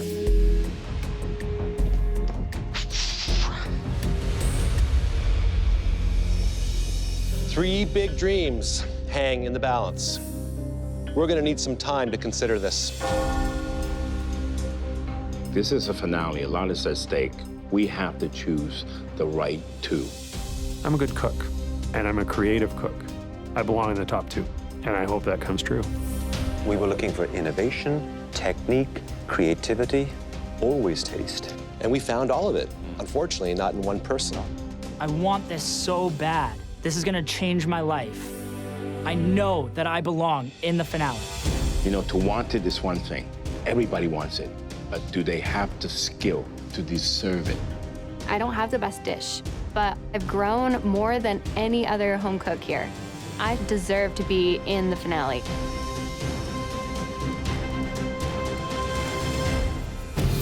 Each of you impressed us in different ways, but only one home cook embraced the spirit of this challenge and showcased their protein in a beautiful, eclectic way. And that home cook is Trevor.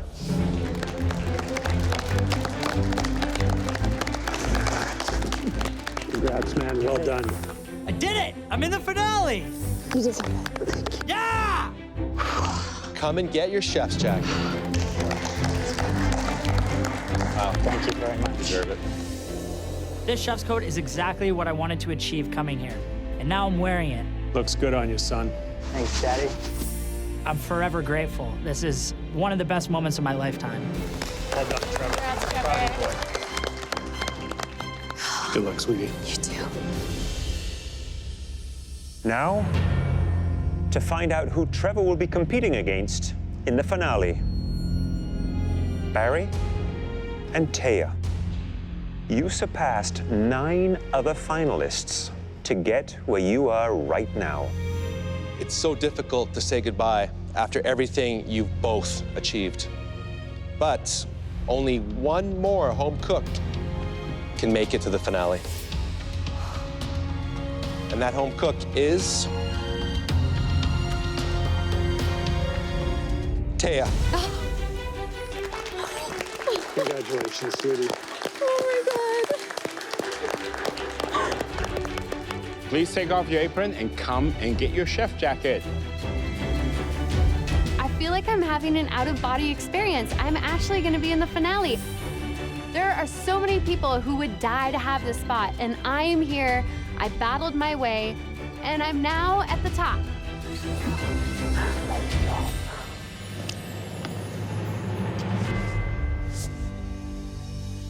Barry, we're very sorry. In the latter half of this competition, you unleashed the bear. And the bear not only has sophistication, he has extraordinary vision and heart. At the Orchard Challenge, we got to see the source of some of that heart, your lovely wife, Jennifer. Oh my God.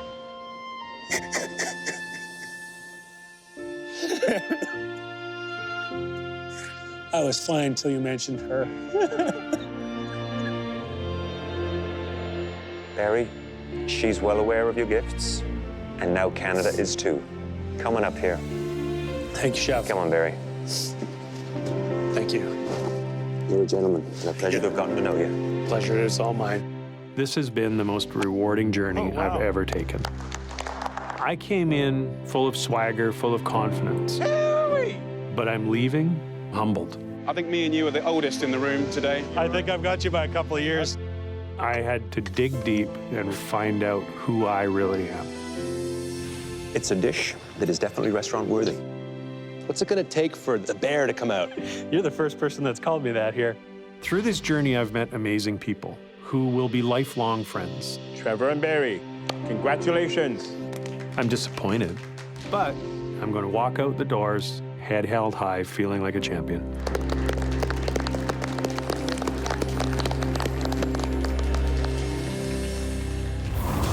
Next time, it's Trevor versus Taya in the biggest culinary showdown this country has ever seen. The MasterChef Canada finale. With $100,000 and the title at stake. I'm putting everything I got into this finale. I'm gonna win this. Good, Taya. Trevor, your plates may be pretty, but my flavors are beautiful. Canada's new MasterChef is...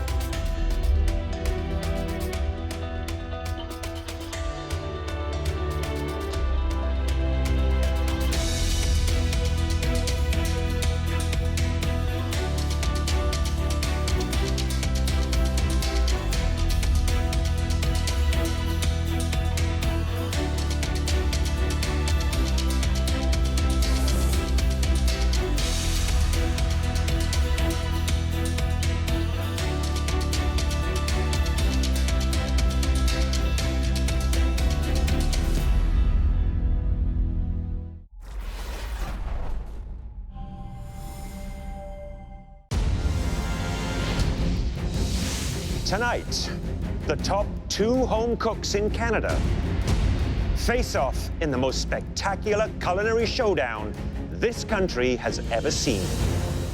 You're watching the MasterChef Canada finale. This season, it all started with rice. Boxes of it were delivered all over Canada. Special delivery. And 24 home cooks were invited to Toronto to cook a rice dish for the judges. Only 12 home cooks moved forward. And week after week, they battled to survive. Cooking for a culinary legend. Hey, guys! For proud new Canadians. It's an honor to cook for you today. Thank you. For renowned pastry experts and passionate pastry eaters. One by one, 10 home cooks were eliminated.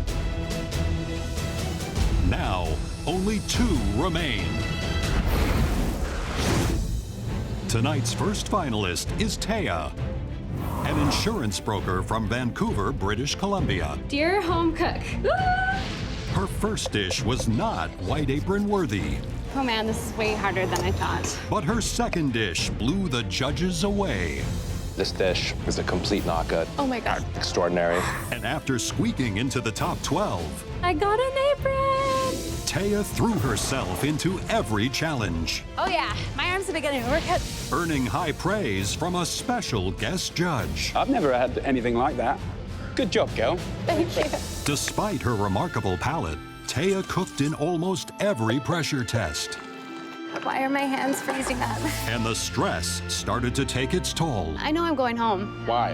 because you have to be perfect, and I wasn't. Eventually, Taya faced a tough decision. If you feel that you're not ready for this, you can actually decide to leave right now. I know I need to be more confident in myself. No more tears.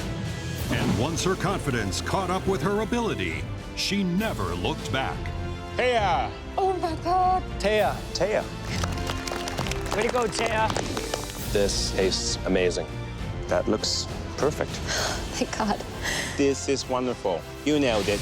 You know, Taya, I don't know what is more impressive, this dessert or how you have transformed yourself. Thank you, Chef.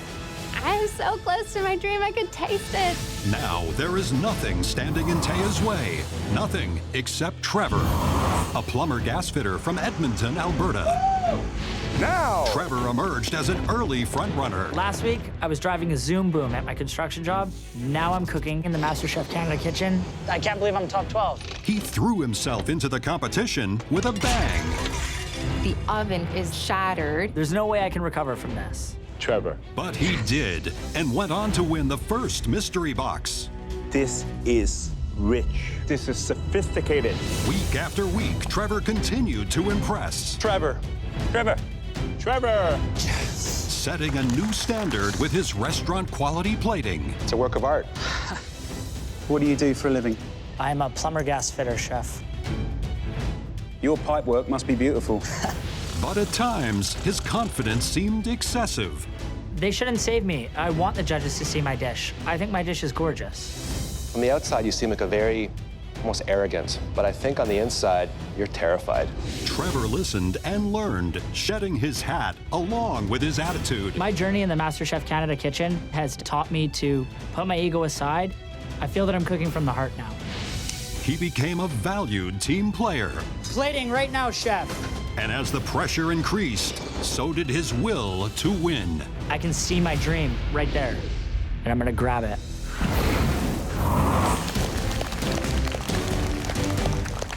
Congratulations, Trevor and Taya. Over the past several weeks, you proved to us and the country that you both deserve to be in the MasterChef Canada finale. Barry, what do you think about this matchup? This is going to be something to watch. I wish I was down there doing it, but I'm so proud to be watching these two. May, what are you expecting tonight? I'm expecting Trevor to plate the most beautiful dishes ever, and I know Taya is gonna bring it with flavor. Taya and Trevor, there is another group of people that have supported you since you first dared to dream. Trevor, your family wouldn't miss this for the world. And here they are. Your mum, Valerie, your dad, Dean, your stepmom, Melody, your brother, Justin, your grandparents, Vicky and Bob. Congratulations, I'm just so proud of you. Taya, you've got a ton of family supporters, too. Oh my. Your mom, Donna, your dad, Les, your brothers, Matthew and Timothy, and your boyfriend, Colin. So, Trevor, apparently you have a very close relationship with your grandmother, and I hear she got you into cooking. She's where it all started. I can remember tripping over him when he was just a little boy. He always wanted to be in the kitchen. So, Vicky, you knew that Trevor had a special talent from a very early age. Yes. I'm happy that I can share this moment with the people that are closest to me, and that's my family. This is a moment for me to shine and for them to be proud of me. So, Taya, you have a picture of your grandparents to remind you of them during your cook. My Oma is my best friend, and she passed away just recently, and then my Opa just passed away as well. She loved making German food, and I watched her growing up and helped her, and so I know she's looking down right now and is very proud. I just miss my Oma so much, and I know she would be just dancing up a storm if she was here. Families, thank you for helping us celebrate the end of this incredible journey. Please head up to the gallery. Kill it, baby. Love you. Kill it. Break a leg. Yeah. Bye, Grandpa. Taya, Trevor, tonight, we want to see a magnificent three-course meal showcasing everything you've learned. You will have 3 hours to complete your entire meal. But this time, we're gonna make it much harder. These 3 hours will mimic the conditions and pressures of a professional restaurant. Your appetizers will be due at the 1 hour mark. Then we taste your appetizers in private. The same thing will happen with your entrees at the 2 hour mark and your desserts at the very end of the challenge. Unlike years past, that clock will not stop. You'll continue to work after your plates are served. There are 0 stops in this cook. 3 hours of straight up insane, breathtaking, pressure-filled cookery. Tonight, one of you is 3 courses away from being crowned Canada's next Master Chef. Trevor, Taya, you now have 10 minutes in the pantry to get everything you need. Are you ready? Yes, Chef. Your time in the pantry starts now.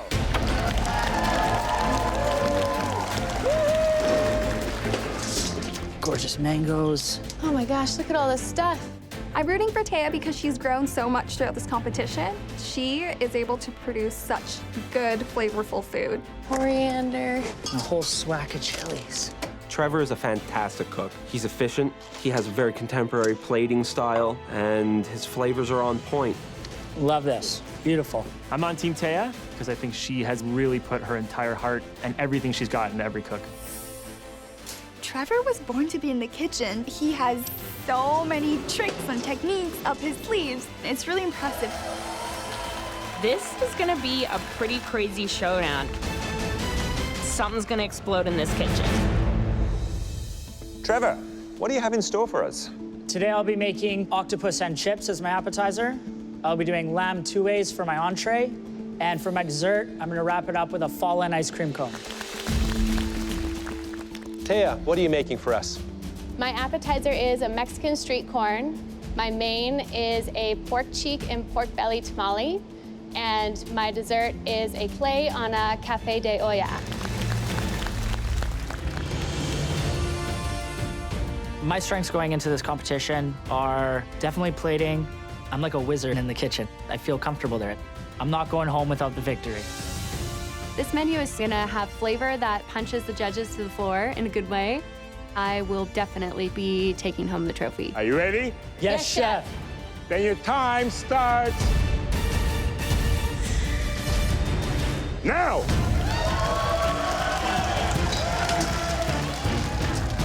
These two menus sound spectacular.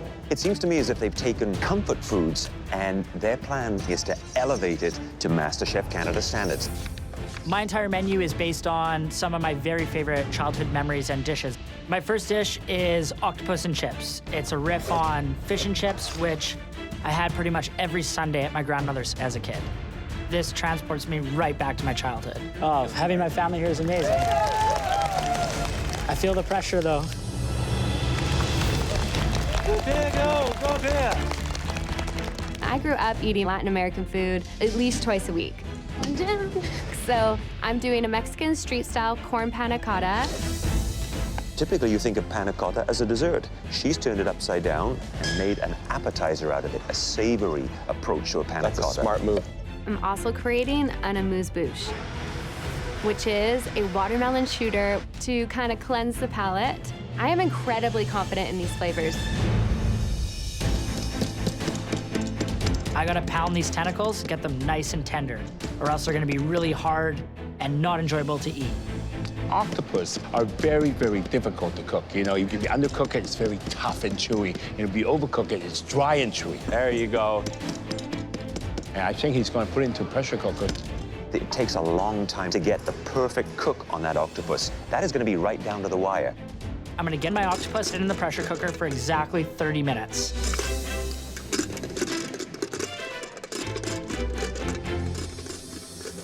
The irony in the situation is I'm literally in a big pressure cooker.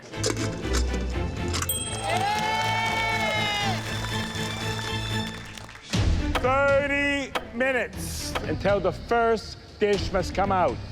I tell you, this challenge, it's a marathon. We're still in the appetizer round, but I see Taya.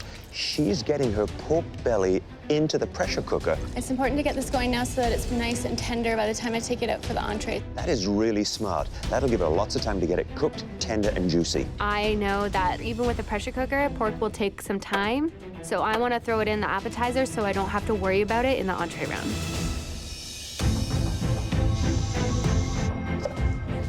Trevor, how you doing? Chef, I'm doing good. What stage are you at right now? Oh, right now I got my pressure cooker on for my octopus. This is some lemon aioli I'm gonna be making. Smells great already.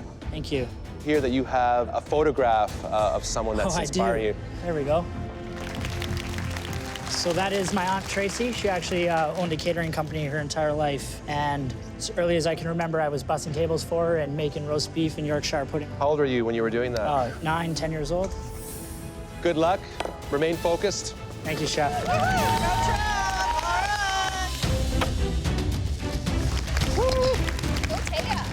Hey there, Taya. Chef Michael? So 3 hours, 3 courses. Yes. A lot to get done. Lot to get Is done. there one element that is going to give you the biggest concern? The panna cotta setting is my biggest concern. So as long as that goes well, I think I'll be okay. And I see you are doing something to the corn here. I'm just roasting the corn so they get a nice char. There'll be a layer on top of the panna cotta. It'll look like Mexican street-style corn, but then when you cut into it, it'll be a nice creamy corn panna cotta. Interesting. Good luck with it. Thank you, Chef. Good job, Tay. You got it, Taya. 15 minutes. You have 15 minutes left. I have to nail the cook on the octopus. There is no room for error. Anything less, anything more, and this could sink me. Here is a defining moment for Trevor. I pull the octopus out of the pressure cooker. It is perfect. It's so tender.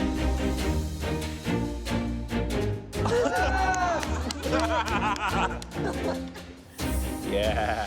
How am I doing, guys? Great. Fantastic. I'm on track. And I know I have enough time to make every plate perfect. But the panna cotta is absolutely vital. If my panna cotta doesn't set, it's just like this blob. And I might as well just give the first round to Trevor. Oh my gosh. Looking good. Whew.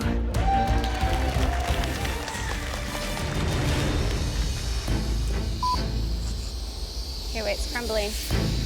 The look I'm going for is a whole piece of charred corn on top of the panna cotta. This isn't good. It's falling apart. I gotta get this off. She's really struggling with the corn there. Come on, Taya. I just need to pick my other corn and pray for the best. This one's good, this one's good. 5 minutes. You have 5 more minutes left. Both cooks are bringing this down to the wire. I mean, Taya has already started plating. Her dish looks incredible. And Trevor's got nothing on his plates right now. My strategy is to produce very artistic dishes that have a story, and that takes a lot of time. Trevor loves his fine details. He just loves to make sure that everything is absolutely perfect. Stay focused, buddy. Oh, Trevor, let's go. 1 minute. You have 1 more minute left. Come on, guys. You can get it done. You got this, girl. You got it. You got this, Taya. Come on, you got this. Trevor, yeah. It's down to the wire on every plate. This is the most pressure I've ever felt in this kitchen. 10, 9, 8, 7, 6, 5, 4, 3, 2, 1. Hands up. That was intense. Absolutely gorgeous, Trevor. Woo! All right. Trevor and Taya, please keep working. Your appetizers look fantastic, and we can't wait to try them. The judges will now head into the dining room to privately taste both appetizers, while the home cooks continue with the entree round. I feel like I nailed the appetizer round. It's exactly how I wanted it to look. It's exactly how I wanted it to taste. Trevor should be incredibly scared because I know it tastes good. I've been studying plating, and it definitely shows in my appetizer. First is Trevor's braised and grilled octopus with purple and gold fingerling potatoes and a deconstructed lemon tartar sauce. So immediately, I could see this as a dish that Trevor thought very carefully about. This says elevated cuisine to me. But let's see how it tastes. Wow, that's incredible. The octopus is cooked to perfection. It's fresh, it's clean, it's tender. He was able to get the octopus to have a great flavor from that broth that he cooked it in. I think it could have done with a little bit more charring on that grill just to give it a little bit more crispness and a touch of smokiness to it. The flavors of the aioli are incredibly bright and very, very tasteful. And the potato chips, nice and crispy, thin, perfect size. Next up is Taya's appetizer. a Mexican street-style corn with a corn panna cotta, zucchini blossoms, a jalapeno lime puree, and a watermelon and mint amuse-bouche. To me, it's clear that Taya has managed to elevate her plate presentation. I think this dish is her defining moment. We have never seen a more elegant, beautifully presented dish from Taya until now. And we have an amuse-bouche as well. Wow. Great beginning.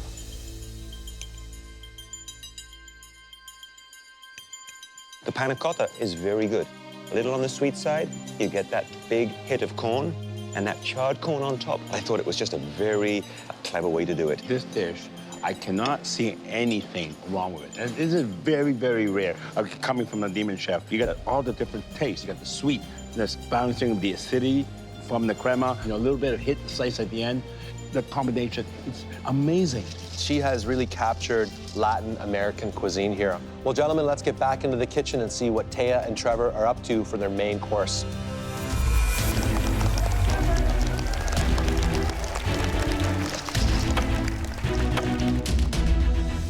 I have absolutely no idea what the judges think of my appetizer.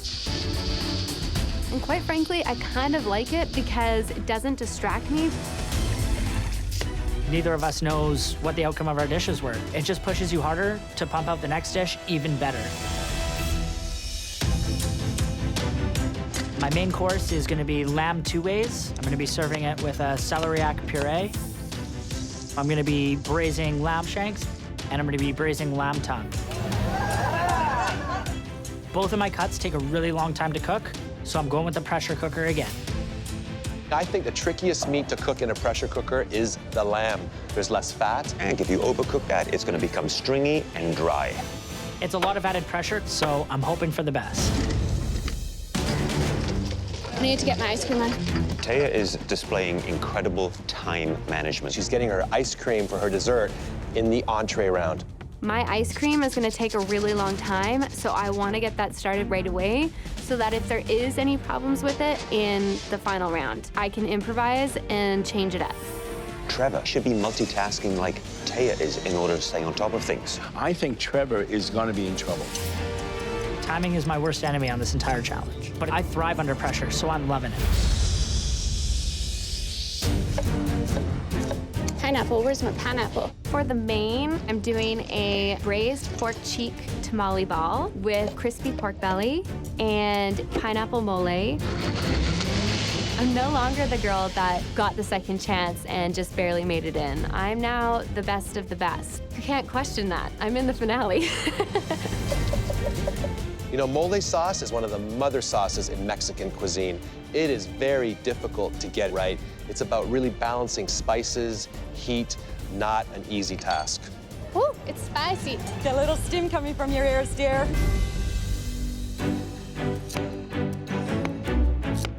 It's important for me to nail this lamb for my mama up there watching down. She's the one that introduced me to lamb, and I just want to make her proud today.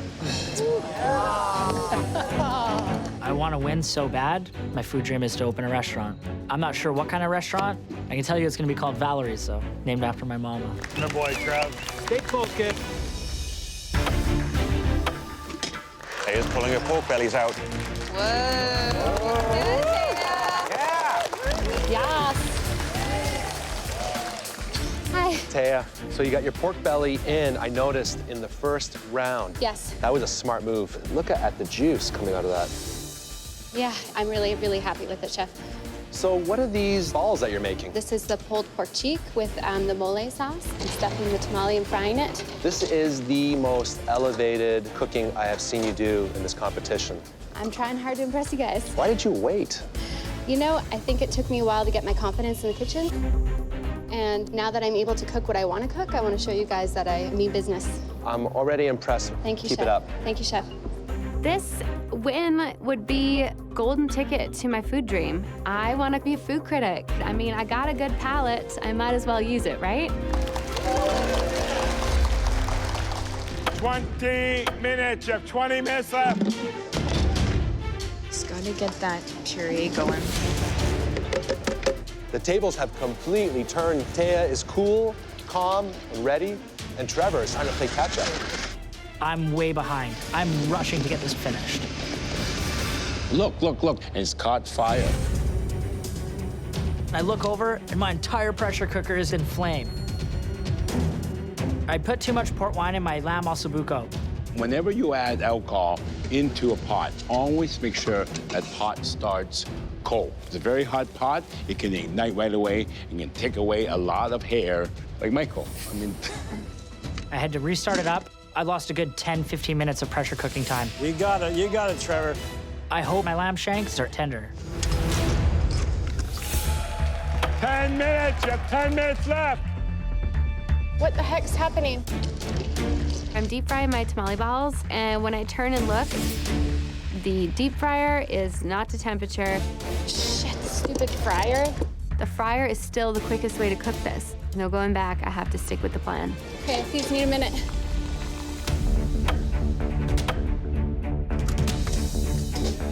I looked down at my lamb, and I couldn't be happier. It's exactly how I envisioned. Beautiful. Get it going, buddy. All right. He's running out of time. My lamb reduction, I gotta get reduced before it goes on the plate. It's too fatty, it's too winey. I'm cutting it really close. I mean, this is a sauce that needs usually hours of reduction. He's gonna try and do it in minutes. He is really pushing it now. Keep an eye on that for me. Pull it together. I gotta get back on track. I gotta be able to plate. My plating is everything. In 5 minutes, the server will be coming for the entree. Hot, hot. I'm getting frazzled because I don't have that much time to plate. Look at the focus right now. This is next level. You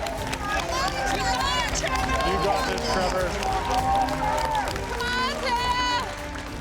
1 minute! 1 more minute left! Taya, you can do it. 10, 9, 8, 7, 6, 5, 4, 3, 2, 1, and up! Unreal. We get to taste, and they have to keep cooking. So let's go, guys. I am getting tired, but I need to keep on going. Trevor's not letting up, so I can't let up. The exhaustion is kicking in, but this is the biggest cook of my life. There's no way that I'm giving up. All comes down to this. The first entree the judges will taste is Trevor's braised lamb shank and lamb tongue with celeriac puree and vegetables. Judging from looks alone, this is a piece of art. It has this progression from color to meat. I just love this. He's plating like a true professional chef. Always has, and I think that's one of his strengths.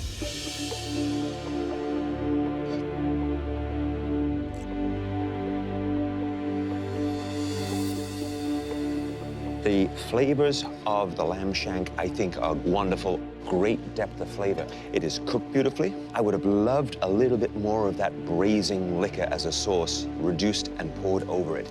His celery root puree, creamy, delicate, well-seasoned, really nice. The shank, nice and tasty. My tongue was nice, soft, and tender. I love these little beetroots. That's an extra touch, earthiness to a dish. I love this dish. The vegetables, I think, are world-class. Perfectly cooked, perfectly cleaned. It's really smart. There's not one ingredient out of place. Absolute perfection. Next up is Taya's entree. Braised pork belly and pork cheek tamale ball, and a pineapple mole. It doesn't look as good as the appetizer. The color of the tamale ball is a bit light. It doesn't have that golden look that you would expect from a deep-fried item. I do think it's a playful take. I love the colors on the plate. It does say Mexico to me, and now it's all down to how it's going to taste.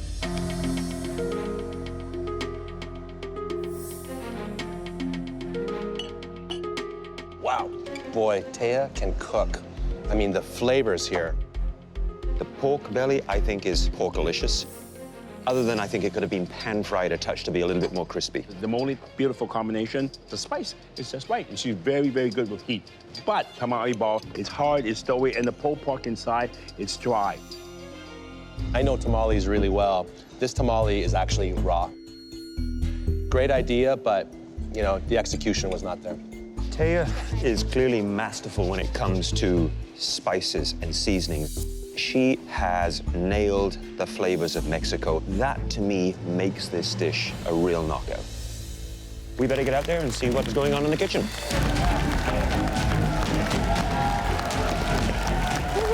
Taya! Bring it home! Oranges are gonna be the death of me. This is the last round of the 3-hour marathon. You can see that the home cooks are starting to feel the heat. Oh my God, it's like a bomb went off in here. I'm doing a play on traditional Mexican coffees. I'm doing a orange sponge cake, a cinnamon ice cream, and a dusting of espresso powder. Tight on time. All comes down to this. My dessert is a really rich dark chocolate mint gelato and a Dutch cocoa pizzelli cone. Both Taya and Trevor are making ice cream, but Taya started her ice cream when she was plating her main course. It's delicious, cinnamon ice cream. Whereas Trevor is just starting his ice cream base now.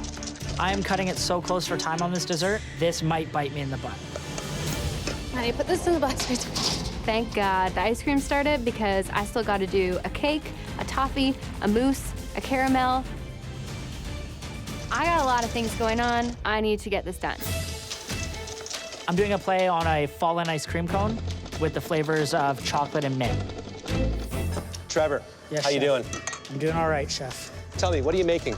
So right now I'm making a creme fraiche whipped cream with no sugar. It's gonna be very tart because I have a really, really rich dark chocolate mint ice cream going with this.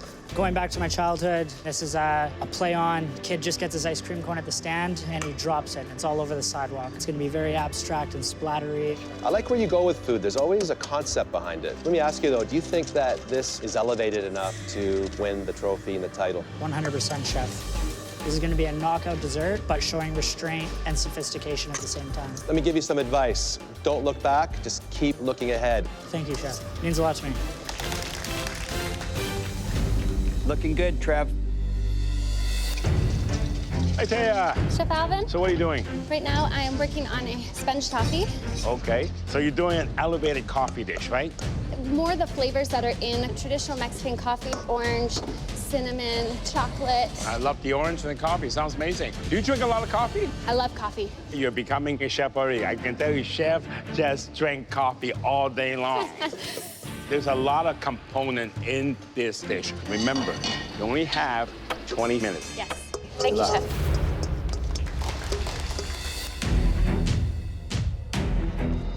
You know, I'm a bit worried. There's a lot of element on that plate, and I hope Taya has the energy to push through. I'm gonna die. So Trevor is making pizzelle. It's like an Italian wafer-thin cookie that can be shaped once it's hot into a cone. Perfect for ice cream. 10 minutes, Let's go, 10 minutes. Taya's cake is out of the oven now. That's got to be a sigh of relief for her. I need to cool my cakes. Now I need to plate. I'm good. Look at the way Trevor's plating. Trevor is an artist. My hands are shaking like a leaf. I know I need to make sure my plating is absolutely beautiful. Just 5 minutes left. In 5 minutes, the MasterChef Canada kitchen will be closed. I go to my ice cream machine and it's nowhere near being frozen. How's it looking, Trev? Fuck. Trevor's starting to panic because his ice cream is not setting. He's not gonna have enough time to set it. If I don't nail this ice cream, I just have a chocolate puddle on a plate. I need to get this ice cream really cold. He's only got 4 minutes left. My only option is liquid nitrogen. It's a crazy gamble. I've never worked with it before. Let's give it a shot. Trevor is really thinking like a chef and adapting to the situation. Using liquid nitrogen is always risky, but it's either try it or serve as soup. Brilliant. 2 minutes. You only have 2 more minutes left. 2 minutes. Come on, girl, you can do it. I'm gonna do a little mousse. Oh my God, that looks amazing. That ice cream and that liquid nitrogen, it's got to come out right about now, otherwise it will be like a rock. One problem turns into another. The mold is so frozen that it's actually rock solid. I can't get the ice cream out of the mold, but I got to keep pushing hard to get this dessert out. So Trevor's just come back from the equipment room with a torch. So now he's heating the bottom of that silicone mold, which should release the ice cream. He is not giving up, and neither is she. Taya has just brought her ice cream from the blast freezer, and she has 1 minute to make canals and get it on the plate. This is so much pressure, but I gotta shake it off because I need to make the best damn dessert these judges have ever tasted. There we go. There he goes, coming out. Yay! Wow, he's doing it.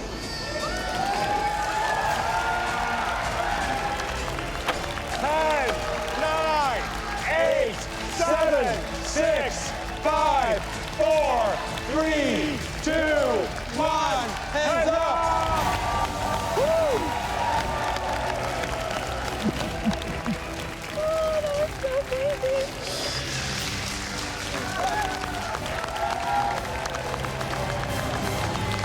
Incredible. Now, it's time to taste your third and final course. Please follow us into the banquet room to present your dishes. I put my heart on this plate. Good or bad, I stand by my plates today. I never in a million years would have imagined I could do the things that I've done here. It's mind-blowing. Before we taste your desserts, we'd like to tell you how your culinary stories have unfolded this far. Trevor, we loved your fish and chips and how you elevated it. The octopus was perfectly cooked and beautifully flavored. Thank you, Chef. Now, Taya, your Mexican street corn appetizer. It was incredible. Thank you. That plate looked beautiful. Not just your best plate, but one of the best-looking plates we've seen in this competition. And now for the entrees. Trevor, your lamb two ways was plated flawlessly. Your lamb tongue was perfectly cooked.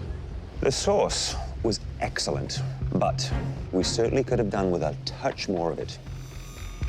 And Taya, your pork belly and pork tamale dish featured those big, bold South American flavors that I love. Thank you, Chef. But the tamale bowl was a little bit undercooked and was just a tad on the dry side. So there you have it, 2 culinary stories, and we can't wait to find out how they end. Trevor made a better competitor out of me because I had to push myself really hard to compete with him. Hearing Taya's feedback on her dishes, it makes me really nervous. Her flavors are in your face and bold, and I had more subtle flavors. It could go either way. Trevor, please describe your dessert. What you have in front of you is a chocolate mint gelato with a Dutch cocoa pizzelli cone and a creme fraiche whip. Let's try this dessert.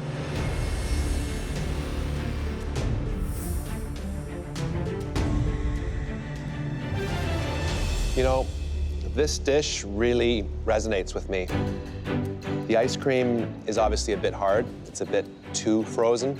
That's a common mistake when you're working with liquid nitrogen. However, having said that, the flavor that you have is divine. Great balance of chocolate and mint, really playful. I love it. Thank you very much. Great flavors. That big, bold, bitter chocolate with fresh poppy mint, which is a perfect combination. You have the balance just right. In the ice cream, I tasted a bit of salt, and that's a very good idea. That little bit of salt brings out that chocolate even better. I like it. I like it very much. Thank you, Chef Allen.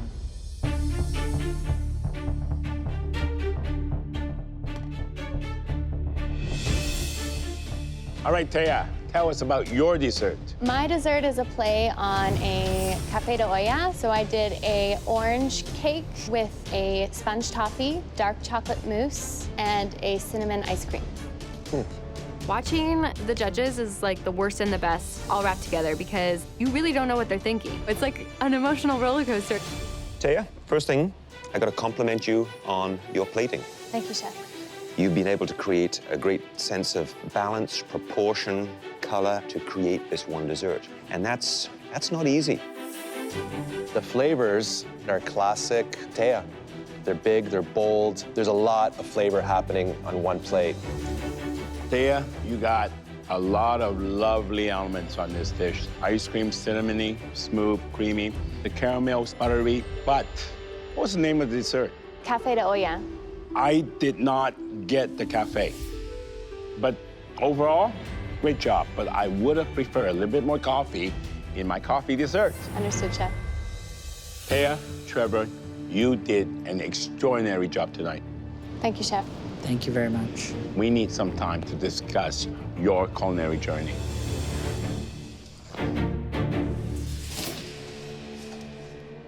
This is never easy.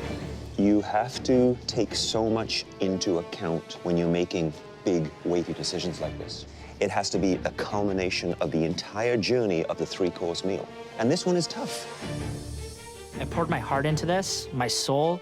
I want to win so bad. The question is, which out of the two home cooks told a cohesive story?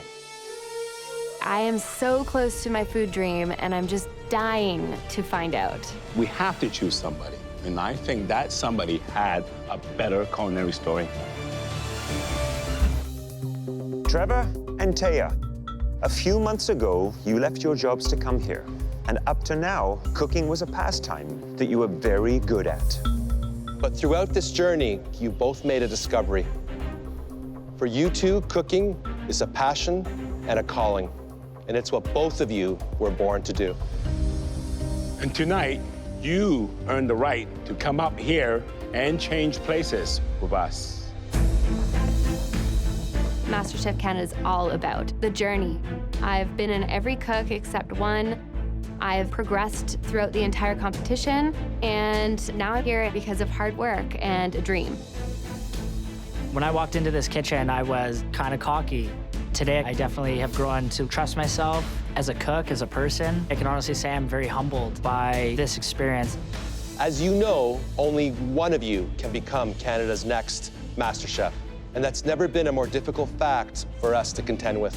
In each course, you excelled in different ways.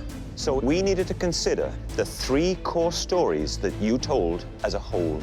And one drew us in a little more deeply with its creative twists and turns. The home cook who took us on that journey tonight will win $100,000. This trophy and a life-changing title. This year's winner and Canada's new MasterChef is...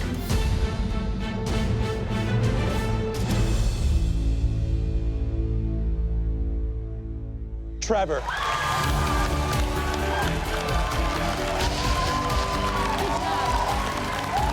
Did it. It's beautiful. You did it. Flying colors. I am Canada's newest Master Chef. I did it, Robin. I did it. Winning this has kickstarted my food dream. I love you. You make me so proud. I'm really happy for Trevor, but I still feel like a winner. This has been the best journey I've ever had. Nothing's gonna stop me from pursuing my food dream right now. Nothing, absolutely nothing. My life is changing as we speak. Goodbye plumbing, hello cooking.